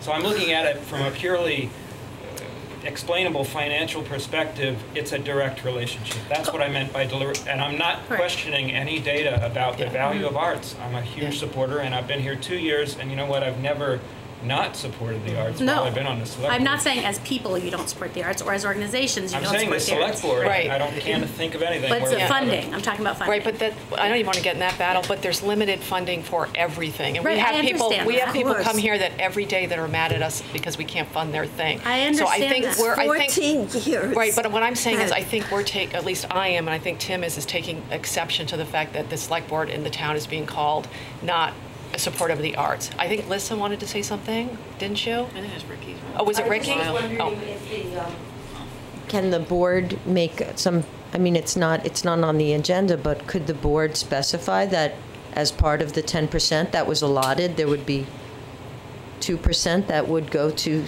fund public art aspects of promotion?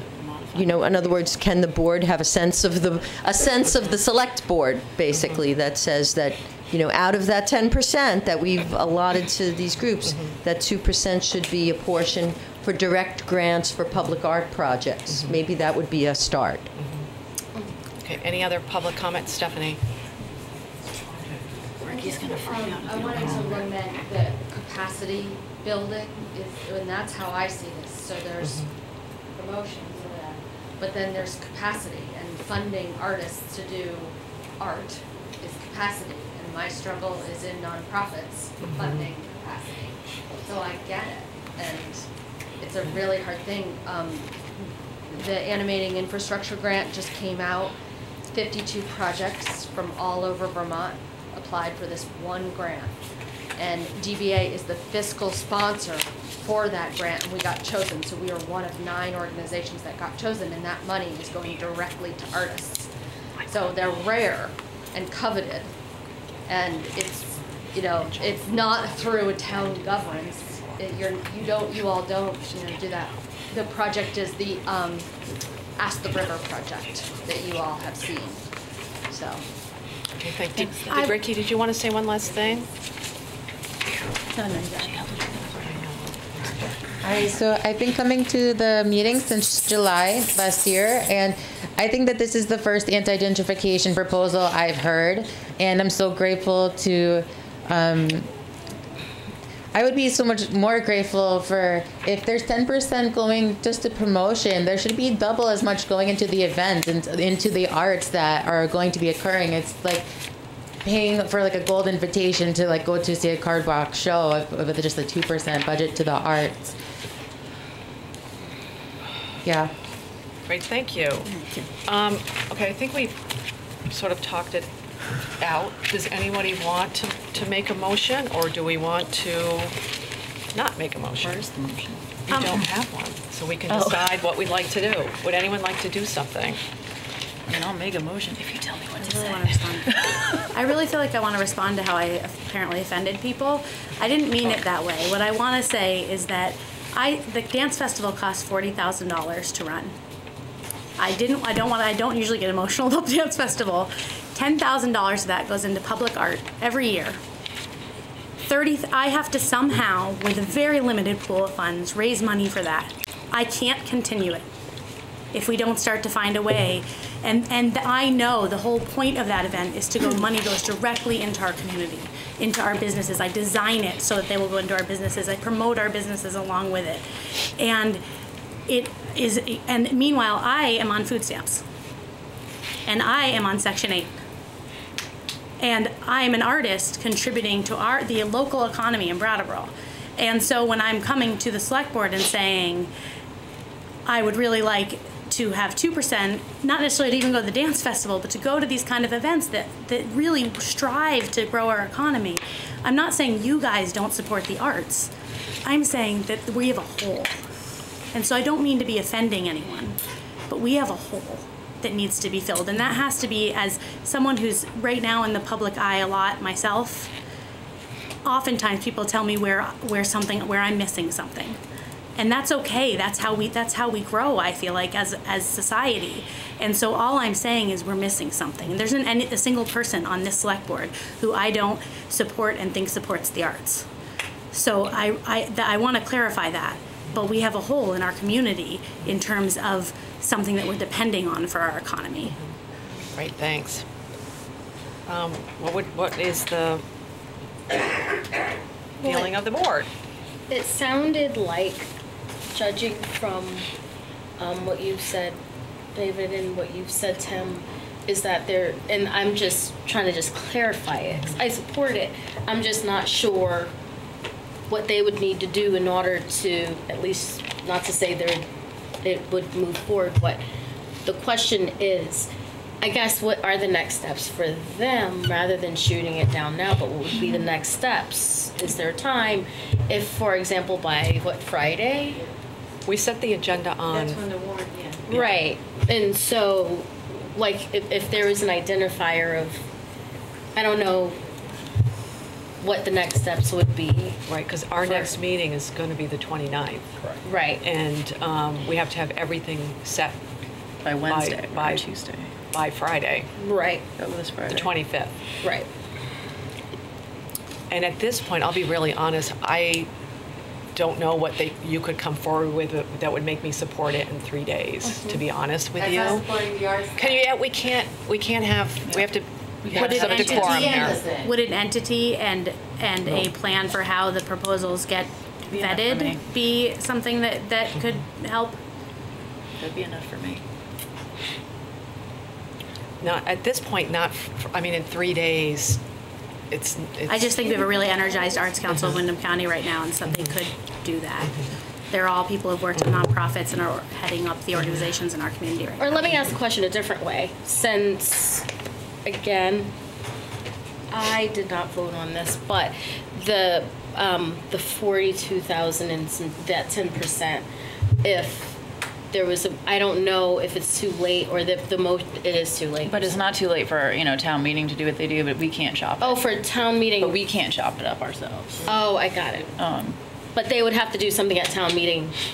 Town meeting can do whatever they want. Oh, got it. But wait a sec though. Town meeting and Peter can correct me. I just want to make sure that people can't go to town meeting and have town meeting say this is what we want to do. That's different than what's on the warning with money. Right. It has to come. It'll eventually come back here. Right. That's correct. And you can't modify. You need. So here's the challenge in defining this well enough for town meeting is it has to be very specifically worded on the warning of how much money from what source to whom and for what. Yeah. And the to whom is challenging at this point in this conversation. I'm not suggesting you go this path, but I want to just say, just because you have an option that's a little different from what you were just talking about, saying the other decision's made and you can't go back. So if the board, and that's a big if, I think, based on what I've heard from individual members, but if the board was inclined to revisit the vote that you had an hour or so ago to talk about a portion of that funding being used for this purpose, what it would take to actually entertain that is someone on the prevailing side, one of the three who voted for it, to move for reconsideration and then a majority of you would have to agree to reconsider it. And I would be gone. And then Kate would take the bias. So that would take 3 and then you would sort out whether or not you think that is a reasonable solution to all of this. David wants to Well, there are a couple other options. One is, I mean, you can go to town meeting and ask for an additional $2,000, knowing that it can't be earmarked. You can add 2,000. You can't say it's for the arts for this proposal or a more concrete version of this proposal. But if that was what the conversation was about, that's what we would spend it on. So that's just the truth of it. That's the reality of how that would work, even though you can't force us. That's what we would do because that's what we do. The other thing is to try to get the committee together, talk to the Arts Council, and see if you can come up with what Peter just described, those 4 criteria that are necessary for a motion, and get that to him by Thursday, because that's when they meet to set the agenda. And we'll put it on the agenda, and we'll talk about whether we will send it to town meeting or not. That's the cleanest way. This is not. This Thursday? We can't send it to town meeting. That's because we're that close to the wire.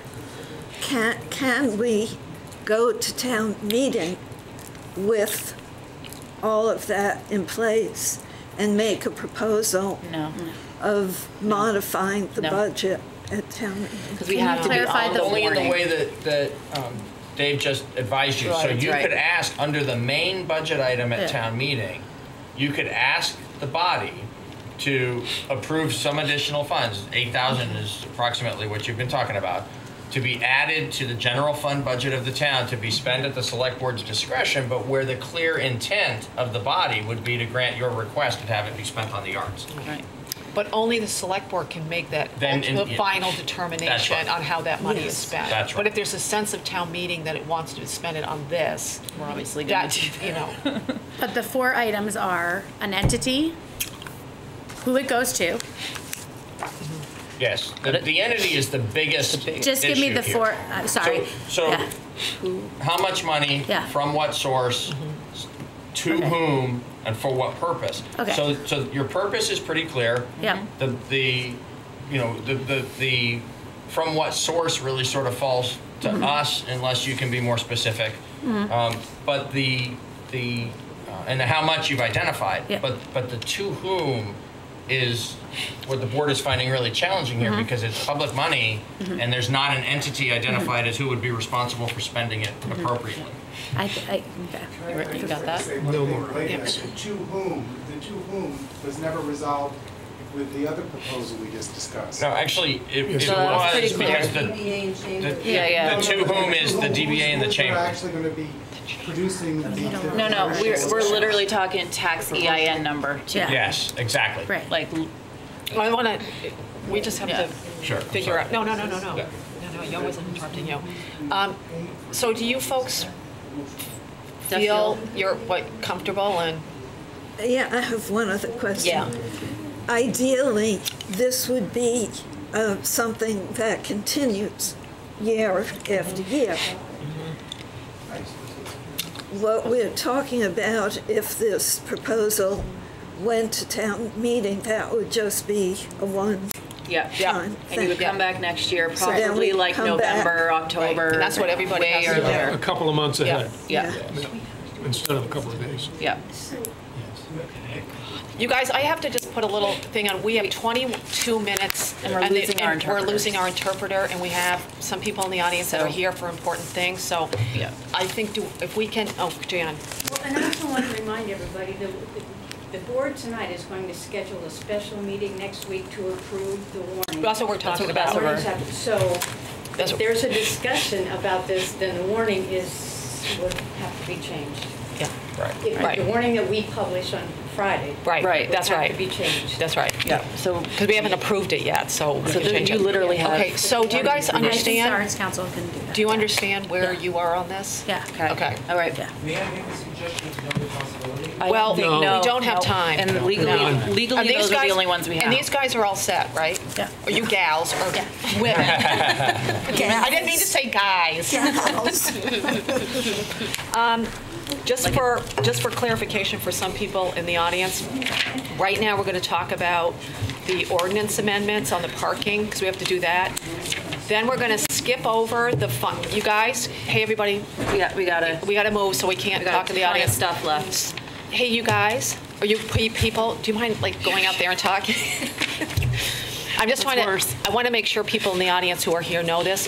We're going to talk about the parking ordinance. We're going to skip over the financial report and go to the West Brattleboro Association and then Zephyr Design. So we're going to skip over something so we can move this ahead.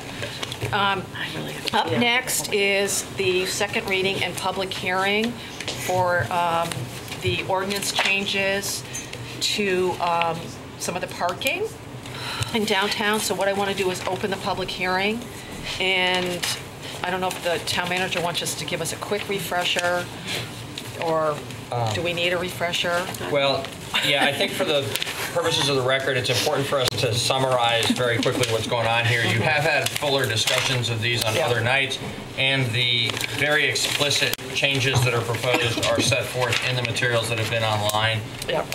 And you should ask for any public comment on it. But the three sections that are being changed are in Chapter 16, Section 1, there's changes to the overnight parking regulations to make it clear that the Preston parking lot is a overflow location for the parking that occurs overnight in the transportation center during snowfall and snow removal after snowfall. And so the ordinance is being changed to make a historical practice be clear and proper under the law. Section 2 of Chapter 16 is adding parking meters to the actually. South side of Frost Street. Yeah, south side of Frost Street. I'm sorry? South side of Frost Street. Yeah, I'm just confused as to whether that's it or is it is Appendix C where that's happening. Appendix C. Thank you. And so at Section 2, what's happening is the changes to the Elm Street lot, which would allow people to pay per use, not just through permits, and set the pricing for that, and change the price of the permits based on the new and more intense use at that location. And then at Appendix C, what's changing is adding on-street parking spaces on Frost Street, 8 of them, with parking meters there and establishing the proper rates. Sounds great. Does anybody have any comments during the public hearing? Seeing none, we can close the public hearing. And would somebody, is anyone interested in making a motion for the ordinance changes or changes to the ordinances? Well, do you want to make a motion and talk about it, or talk about it and then make a motion? Any way we want. We received, again, we received today at 4:09 p.m. I'd call it an appeal from the co-op to not nearly double the cost of the permits that they purchase for their employees who use the Elm Street lot.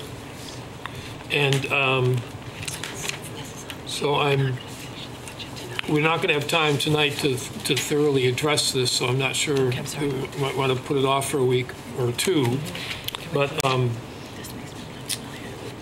think that the co-op is different than the other businesses in town, other than Price Chopper and places that are away from the downtown parking meters. As far as downtown, I don't think there's any. Brown & Roberts provides a small number of spaces, but I don't think there are any other employers that have a really big parking lot that is abused by the public in terms of, I mean, basically they provide a lot of unmetered parking for people that do things other than shop at the store. And it seems like that puts them in my mind, it puts them in a different position to not want to have to pay additionally for the long-term parking than anybody else. And the Elm Street lot is further away from downtown than any other lot, even though it's not as far as it used to be because things have moved out toward it. But it just strikes me that we need to give this consideration. And I'm sorry that it came really late, but... I have a procedural question that might help us move past this. So, if the board defers explicitly to the February 5th meeting, does everything, all the packaging have to be redone, or is it sufficient that the packaging that you do to properly advise the public under the statutory requirements led the public to this meeting, and then the record of this meeting will be an explicit deferral to February 5th? We were discussing this just a little while ago, and our belief between the two of us is that this could get postponed to a date certain, and that would be acceptable. I believe that we've done that before. I was hoping one of you knew it for sure, but in the absence of Bob Fisher, our advice to you is we think this can go to February 5th without having to be re-advertised and all that. There is a possibility we may get advised differently, which might cause this to go to an even later date and be repackaged. Okay, great. So if you choose to defer it, Do you want to work? Do you want to approve two of them and leave the Elm lot and take our chances that it would be 2 weeks, two meetings? That would not. You should defer it as a package if you're going to defer it at all. Okay, so do we Or act on it. do we want to defer it? Yes, please. Yes. Okay, we'll defer it. Okay. Okay. Could you make a motion, please, specifically to defer it to I'll February move to 5th? defer the topic of this parking ordinance to our February 5th meeting. All those in favor, please say aye. Aye. Anyone opposed? Motion carries 5-0. Because I got really, really excited, we have one more budget thing to discuss, which is number 2 under B, and that's the continued review and possible approval of the Select Board's recommended FY20 budget. May I? Yes. So I think I can make this really clear unless you all feel like you need to defer this one too. But if you're prepared to act tonight, the budget that you otherwise seemed ready to approve, which has been in your backup now 2 weeks ago and again tonight, so the public is very well advised of what that looks like, and it had a summary memo attached to it, would be modified only in the way that the public also was advised might happen, which is the motion that you approved earlier in this meeting for the $42,119. So what would happen is there would be a line item created in auxiliary services for an expenditure of $42,119 that will have a label of something like business promotion attached to it. And then the use of fund balance in the revenue line items on page 4 of the budget, which has been carried to this date as $295,000 use of fund balance, would instead be $337,119 use of fund balance. Makes sense. Those would be the only 2 changes. Otherwise, and when I say changes, I mean for this document would be modified in those 2 ways for how it appears in the town report and is presented to town meeting. It would otherwise be identical to what you have seen in your last 2 backup packages. But we've just had a conversation about letting the arts people come back. So if we vote for this tonight, what does that do for them? So my understanding of what they were asking for was to have their question placed before town meeting, not in the to have budget. it be incorporated into the budget. I just want to make sure we're all on the same page before we vote. Okay. So then, let's you ready for motion? Yeah, if you Okay. motion it on. I move that we approve the FY20 proposed budget as presented or as modified during this January 22nd meeting. Amen. I'm sorry. I'm so go right sorry. ahead. Yep. No. How do I do, so I don't agree with the modification, but I agree with the budget. How do I reconcile that? Good question. Do not agree with the modification at all. Your no vote is already noted. Oh, it is? Yeah, so I need to, how does this work? I'm sorry. You don't need to vote one way or the other. I But don't. based Okay. on what you just said, Yeah. if you believe in the budget, even though you have to swallow hard on that piece, your no vote is already reflected on that question. Okay. So you could vote yes on the budget. Yeah. Or you could choose not to based on that having been added. All right. That's up to you. Does that make sense? Yeah, it does. Okay, so we have a motion to approve the FY20 proposed budget as modified during the January 22nd meeting. All those in favor, please say aye. Aye. Anyone opposed? Were you a You yes? said I don't have to vote one way or the Oh, no. I can abstain, whatever. You can abstain, I'm abstaining. Okay, motion carries 4 in favor, 1 abstaining, and no. Right. Right. Well, no, I'm just clarifying so Shanta gets on the record as what she wants. On to new business. Yeah, we're on to new business. 10:19. We're going to skip the finance report, and we're going to go right to the request to install a historic site marker in West Brattleboro. And we have the proposal in front of us. And Michael is still awake. Assuming you want to tell us a little bit. Sure, Michael Bosworth from Brattleboro and chair of the board of the West Brattleboro Association. So we are wanting to put this application into the state roadside historic marker program, but it behooves us to have the select board be supportive. Also, where we're proposing to put the site marker would be on public land, so select board would have a role with that anyway. So in particular, there's one particular site where a series of schools have been in the past, and I think I covered that in the memo, but it started with the old Brattleboro Academy back in 1802, and then was followed in 1860 by the Glenwood Ladies Seminary, and about 15 or so years later by the Glenwood Classical Seminary. And then finally, all of those were actually private schools, by the way. And then finally, early, about 1901, with the Public Academy School. So none of which exist anymore, but this would be a way to commemorate all of those things happening in that one place. That, in brevity, for sake of brevity of time here, is it in a nutshell. But so I'm here to answer questions that you might have about that. Does anyone on the board have any questions? Yes. Well, I have a comment. I've already spoken to Michael earlier with my question, so at this point, another question would be weird.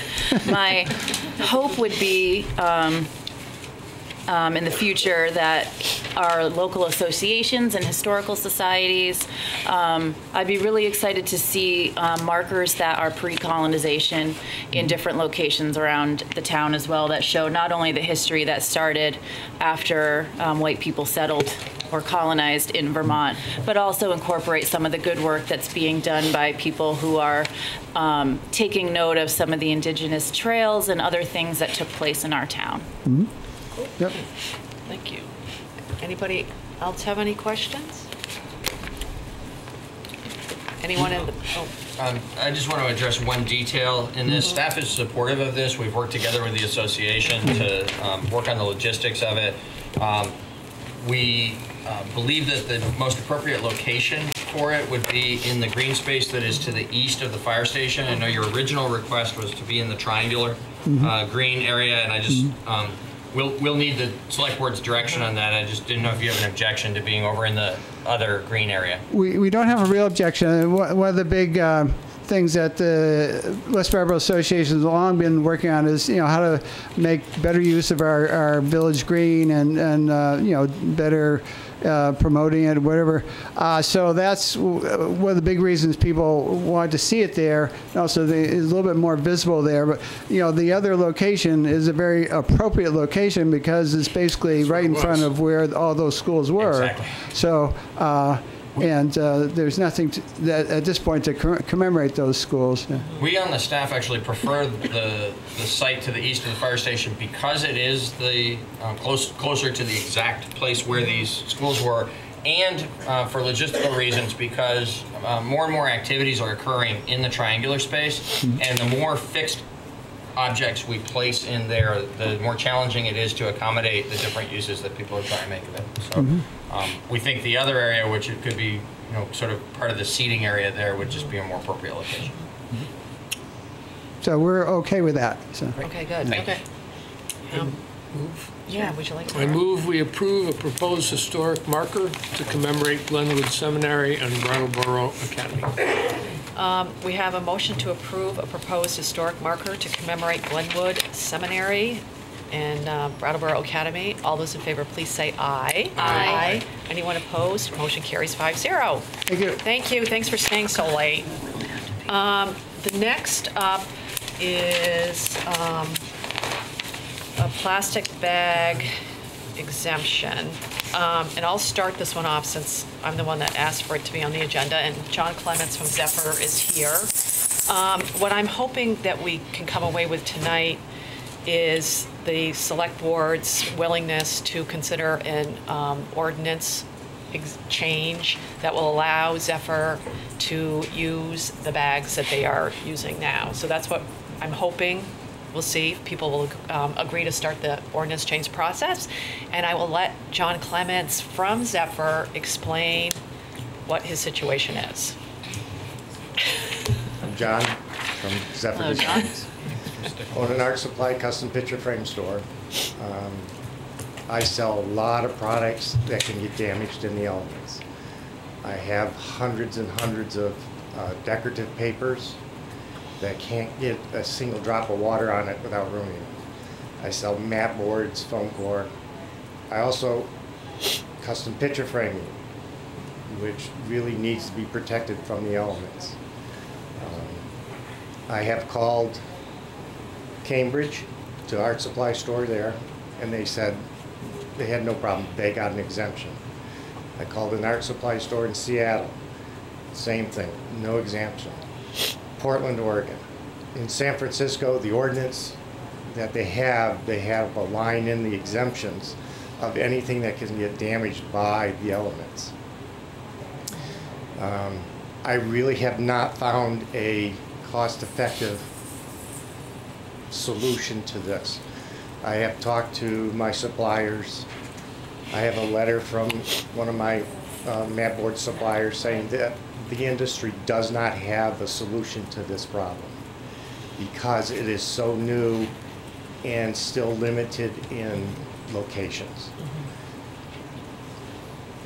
I don't know what else to say. That's good. That's fine. Yeah, and I think, and I think Patrick or Peter can explain why the town said no, that Zephyr could not use these bags.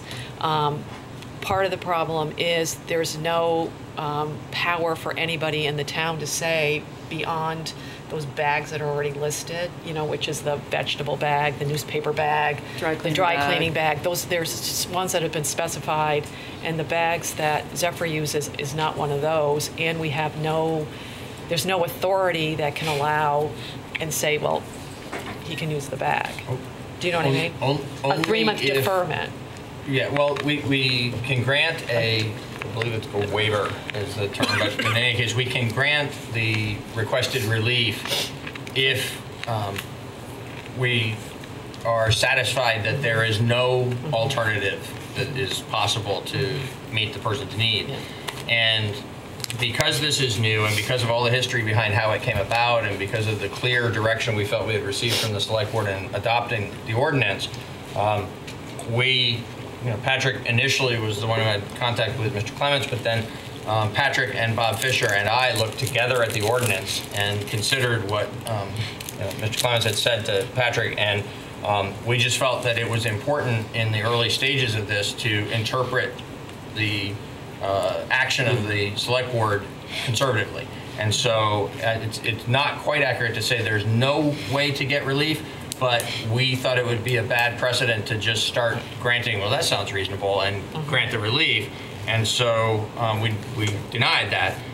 That's what brought it here, because you've heard from Mr. Clements how he feels that the ordinance itself should be changed for art stores to be able to have this relief in general.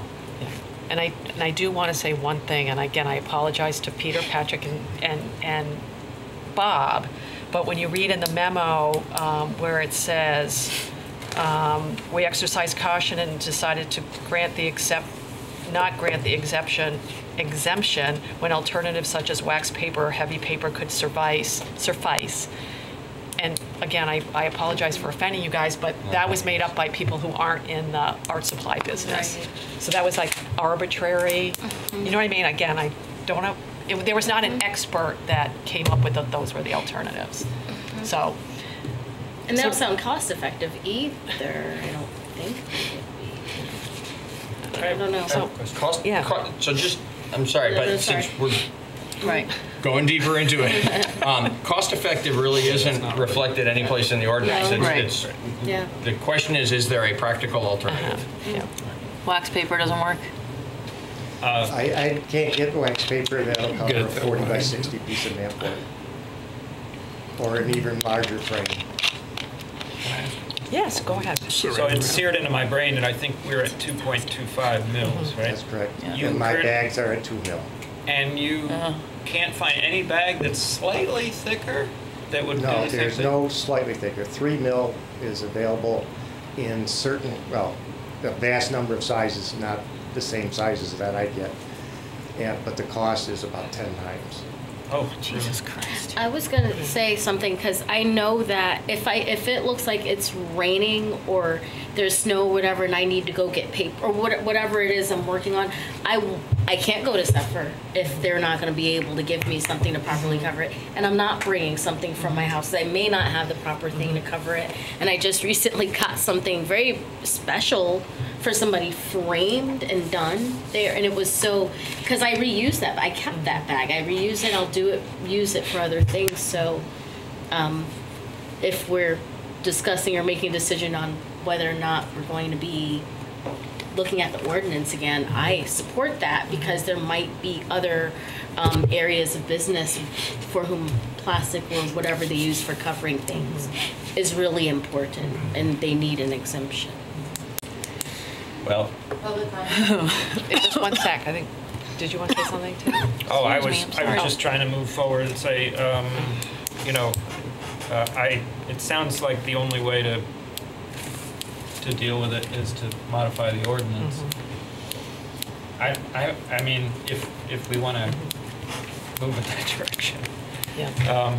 I've got serious concerns about opening, and this is nothing personal. I wouldn't want to carry one of your pictures in a non-plastic bag either, and I'm clear, but I have serious concerns about opening floodgates, and I can think of a few store owners that would jump on any chance to be able to use their plastic. Oh, no. I'm sorry. We all know who they are. It's 10:30 at night. I'm going to be honest.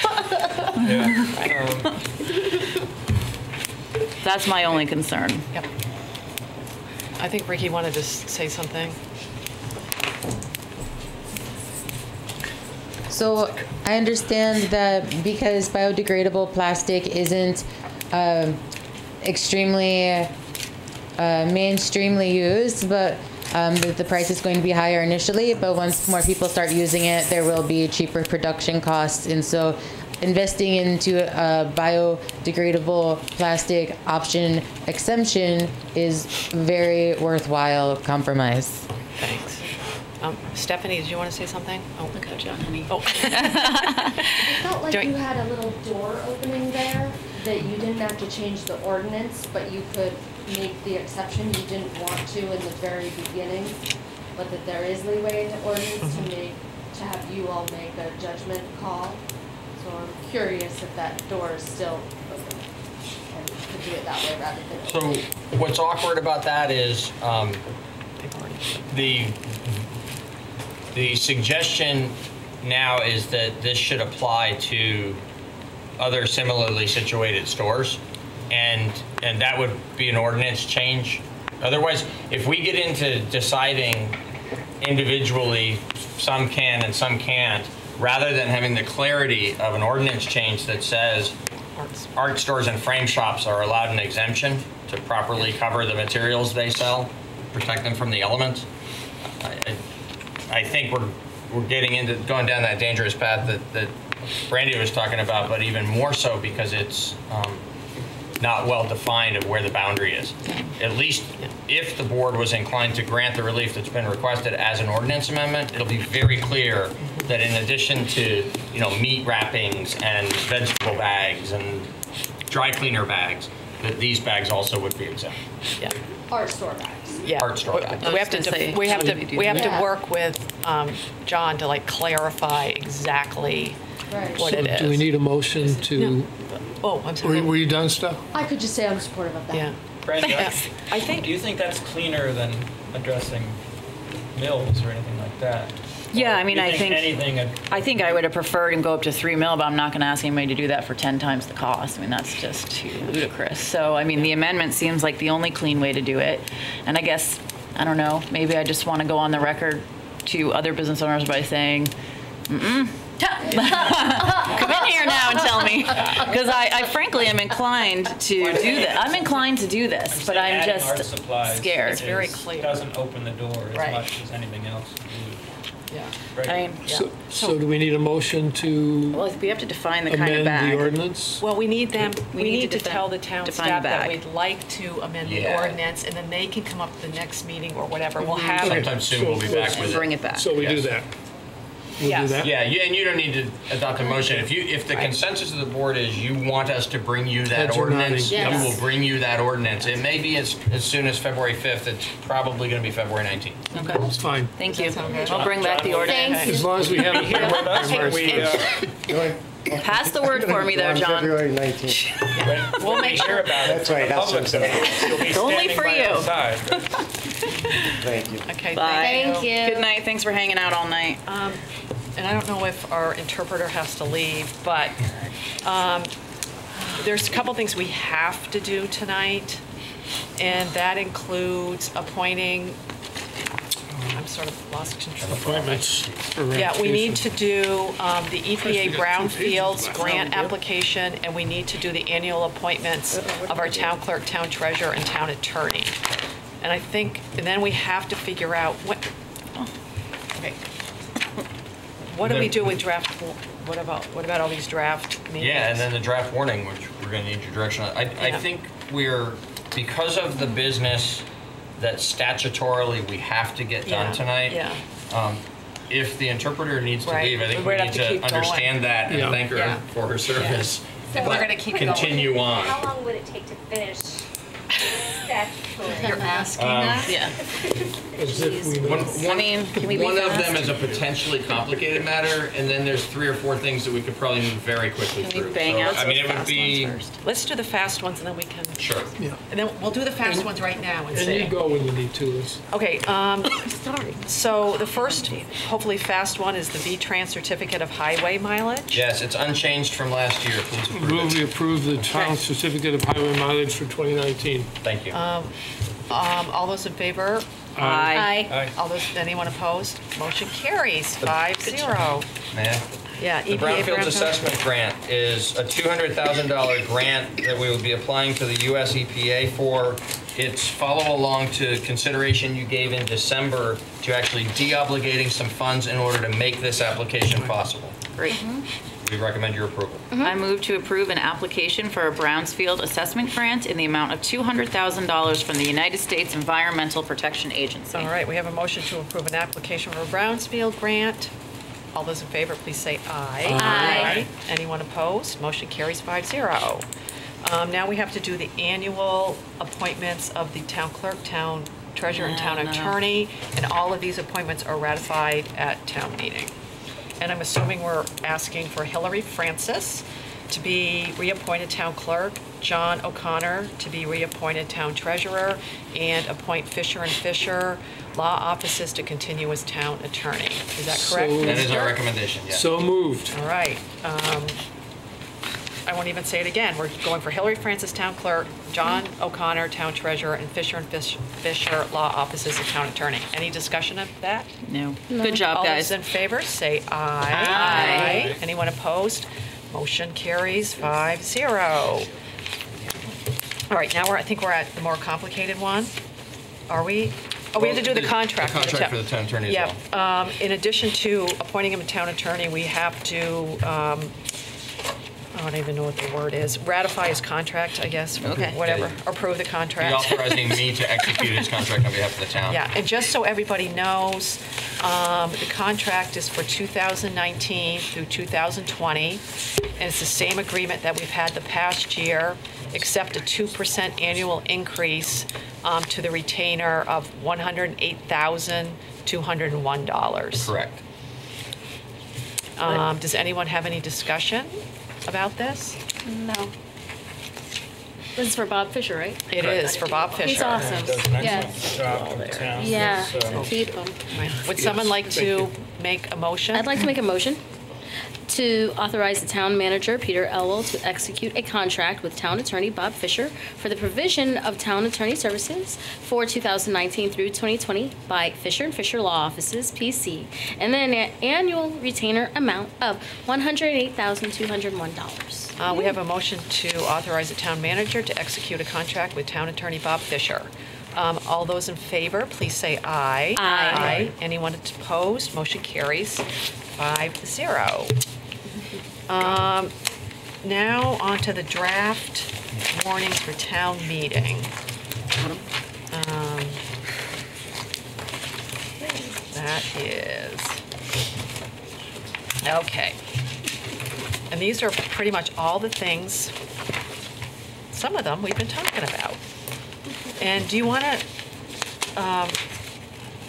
sort of go, we don't have to go line by line, maybe we should, I don't know.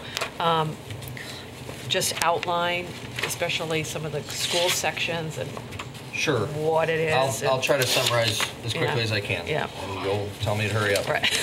So it's the standard format, but there are some unusual aspects to it this year. So each year it alternates between whether the school goes first and town goes first. The school is scheduled to go first this year, but there is uncertainty related to how local school districts are going to be handling their town meeting business because of the Act 46, the implications of Act 46, and actions by the state, as well as litigation that is pending that have made it unclear as to the exact timeframes and exact actions that need to be taken. So on the second page of the draft warning that's in front of you, Articles 1 through 8 of the proposed warning for representative town meeting are in a shaded box with a note that explains that those might substantively change before we have a final one ready for your approval next week, a final warning ready for your approval next week. Backtracking, I'm sorry, I should have said this first, but on the first page, Article 1 and Article 2 are of the ballot to be voted on March 5th on town meeting day. And so those are as they're presented, and that's all in a normal manner. But then the box on page 2 that I just described would be the beginning of the representative town meeting warning. Going on from there on page 3, there are routine items, annual items at Article 9, Article 10, Article 11, Article 12, Article 13, all getting into the town government business of the meeting. Article 14 is something unique to this year's meeting, which is what you approved 2 weeks ago as the placement of the recommendations before representative town meeting of how to close out the bond fund and finish up the police fire facilities project. That's all set forth in Article 14. Article 15 is routine. Article 16 is routine. Article 17 is the one that would reflect the action you have taken this evening regarding the $42,119 for promotion of Brattleboro. Article 18 is a routine annual item with the exception of this is the funding for the from the Downtown Improvement District assessment, funding the DBA's activities, and it's increasing this year just from 78,000 to 80,000. It's been several years in a row at the 78. Article 19 is a routine annual item. Article 20 is as well. It's changed this year only because this is the Human Services funding item, and so the details are different, but the general purpose of the item is the same as always. Articles 21 and 22 are unusual this year. These are the two different organizations that applied late to the Human Services funding process, so the committee did not consider their applications. The two organizations asked you to place them separately on the town meeting warning, and so they are here. Article 23. Can I just ask about that? Go ahead, please. And maybe I missed it, and maybe it's late and I can't remember. Did we make up that wording, or has it always been like that? Because the Article 23 Yeah. wording, it's different this year because it has in prior years been in the budget and had a specific organization identified as the recipient of the funds. Okay. In this case, it's not yet in the budget. It's being put on as a separate item. So the wording to be added to the budget is new. Right. And to be spent at the select board's discretion on for energy efficiency is new because there isn't a designated organization to receive the money. Article 24 is the question, placing the question before representative town meeting regarding the 1% local option sales tax. Article 25 is the routine annual budget item. This has been a source of some confusion even for those of us putting together this warning for your consideration. So I just want to note there, we all have in our minds a much more complicated, lengthier thing related to the budget, and that comes in the motions. The article item is just like this every year. Yeah. The motion related to the town budget is a very long and complicated motion, and you'll be considering that at a future meeting. Okay. Article 26 is a routine annual item. Article 27 is asking the town meeting to express strong support for the self-governance initiative. And Article 28 is asking the town meeting body to create officially the Human Services Review Committee. It's been an unofficial but continuing annual practice for many years to have this committee conduct its business in the manner that it does as advisory to the representative town meeting. But unlike the finance committee that was formally established, the Human Services Review Committee was never formally established by town meeting. That's why we're asking for that to be done here. It was done previously as a expression of intent under other matters at a meeting many years ago. And Article 29 is on and needs to be on verbatim is how it's presented here, because that was placed on the warning through a petition process. Peter, is Yes. that with the exception of when it's really, really, really, really, really cold? Like, because I'm reading that and I'm like, that's horrible. Like we're cold now. This- Yeah, we're cold now with our long So that'll be discussed thoroughly, I'm sure, at town meeting. But this is the language as it was proposed to the petition signers, and so therefore needs to be on the warning in this manner. And Article 30 is just the any other matters. Yeah, and you don't need any action on this tonight. We'll be doing that at the next meeting. That's correct, but if there's something that the board You mean on wants Tuesday? to change, Oh, yeah. in Tuesday, this, I'm sorry. Tuesday. Yes, next Tuesday. But if you want us to bring it to you in a different form for your consideration next Tuesday, we need to know that now. Well, can we tell you tomorrow if we think of something? No, I've thought of two things, and they're probably easy. Okay? I'm just looking at the order. One, I just want to make sure, absolutely sure, that the Article 17, even though we voted to incorporate it into the budget, it still has to be in there, right? It does because it's a use of fund balance, Right. which can only be authorized by town meeting. Got it. Now, when I look at this and I see the 1% local option sales tax straight up, you know, like, should we assess it, right? Yeah. I think that should be much earlier because it would inform the spending decisions of town meeting members. In other words, like whether or not that passes is huge going forward in the articles. So I think it should be. I see what you're saying. Like somewhere before Article 17, because whether or not that passes can inform decisions later on, don't you think? I mean, it seems odd to me that it sits way at the end like that, that's all. If the board agrees with that, the place I would suggest you put it is at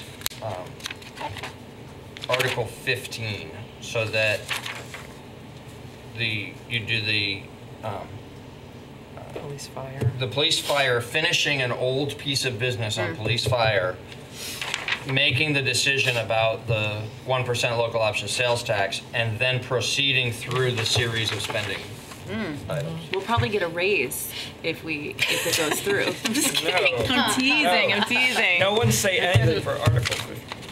Every No, year. I mean, honestly, everybody knows that I want it to pass, but if it is not going to pass, I'd love to know that earlier That's than true. later. That's a good I point. think it's just odd that such a huge thing would be so late. Put it at 50. Yeah, I agree with moving it up. Anybody else? I don't see see a any reason to not bring it forward. Yeah. And I'd take your advice on It just what means number that to make it.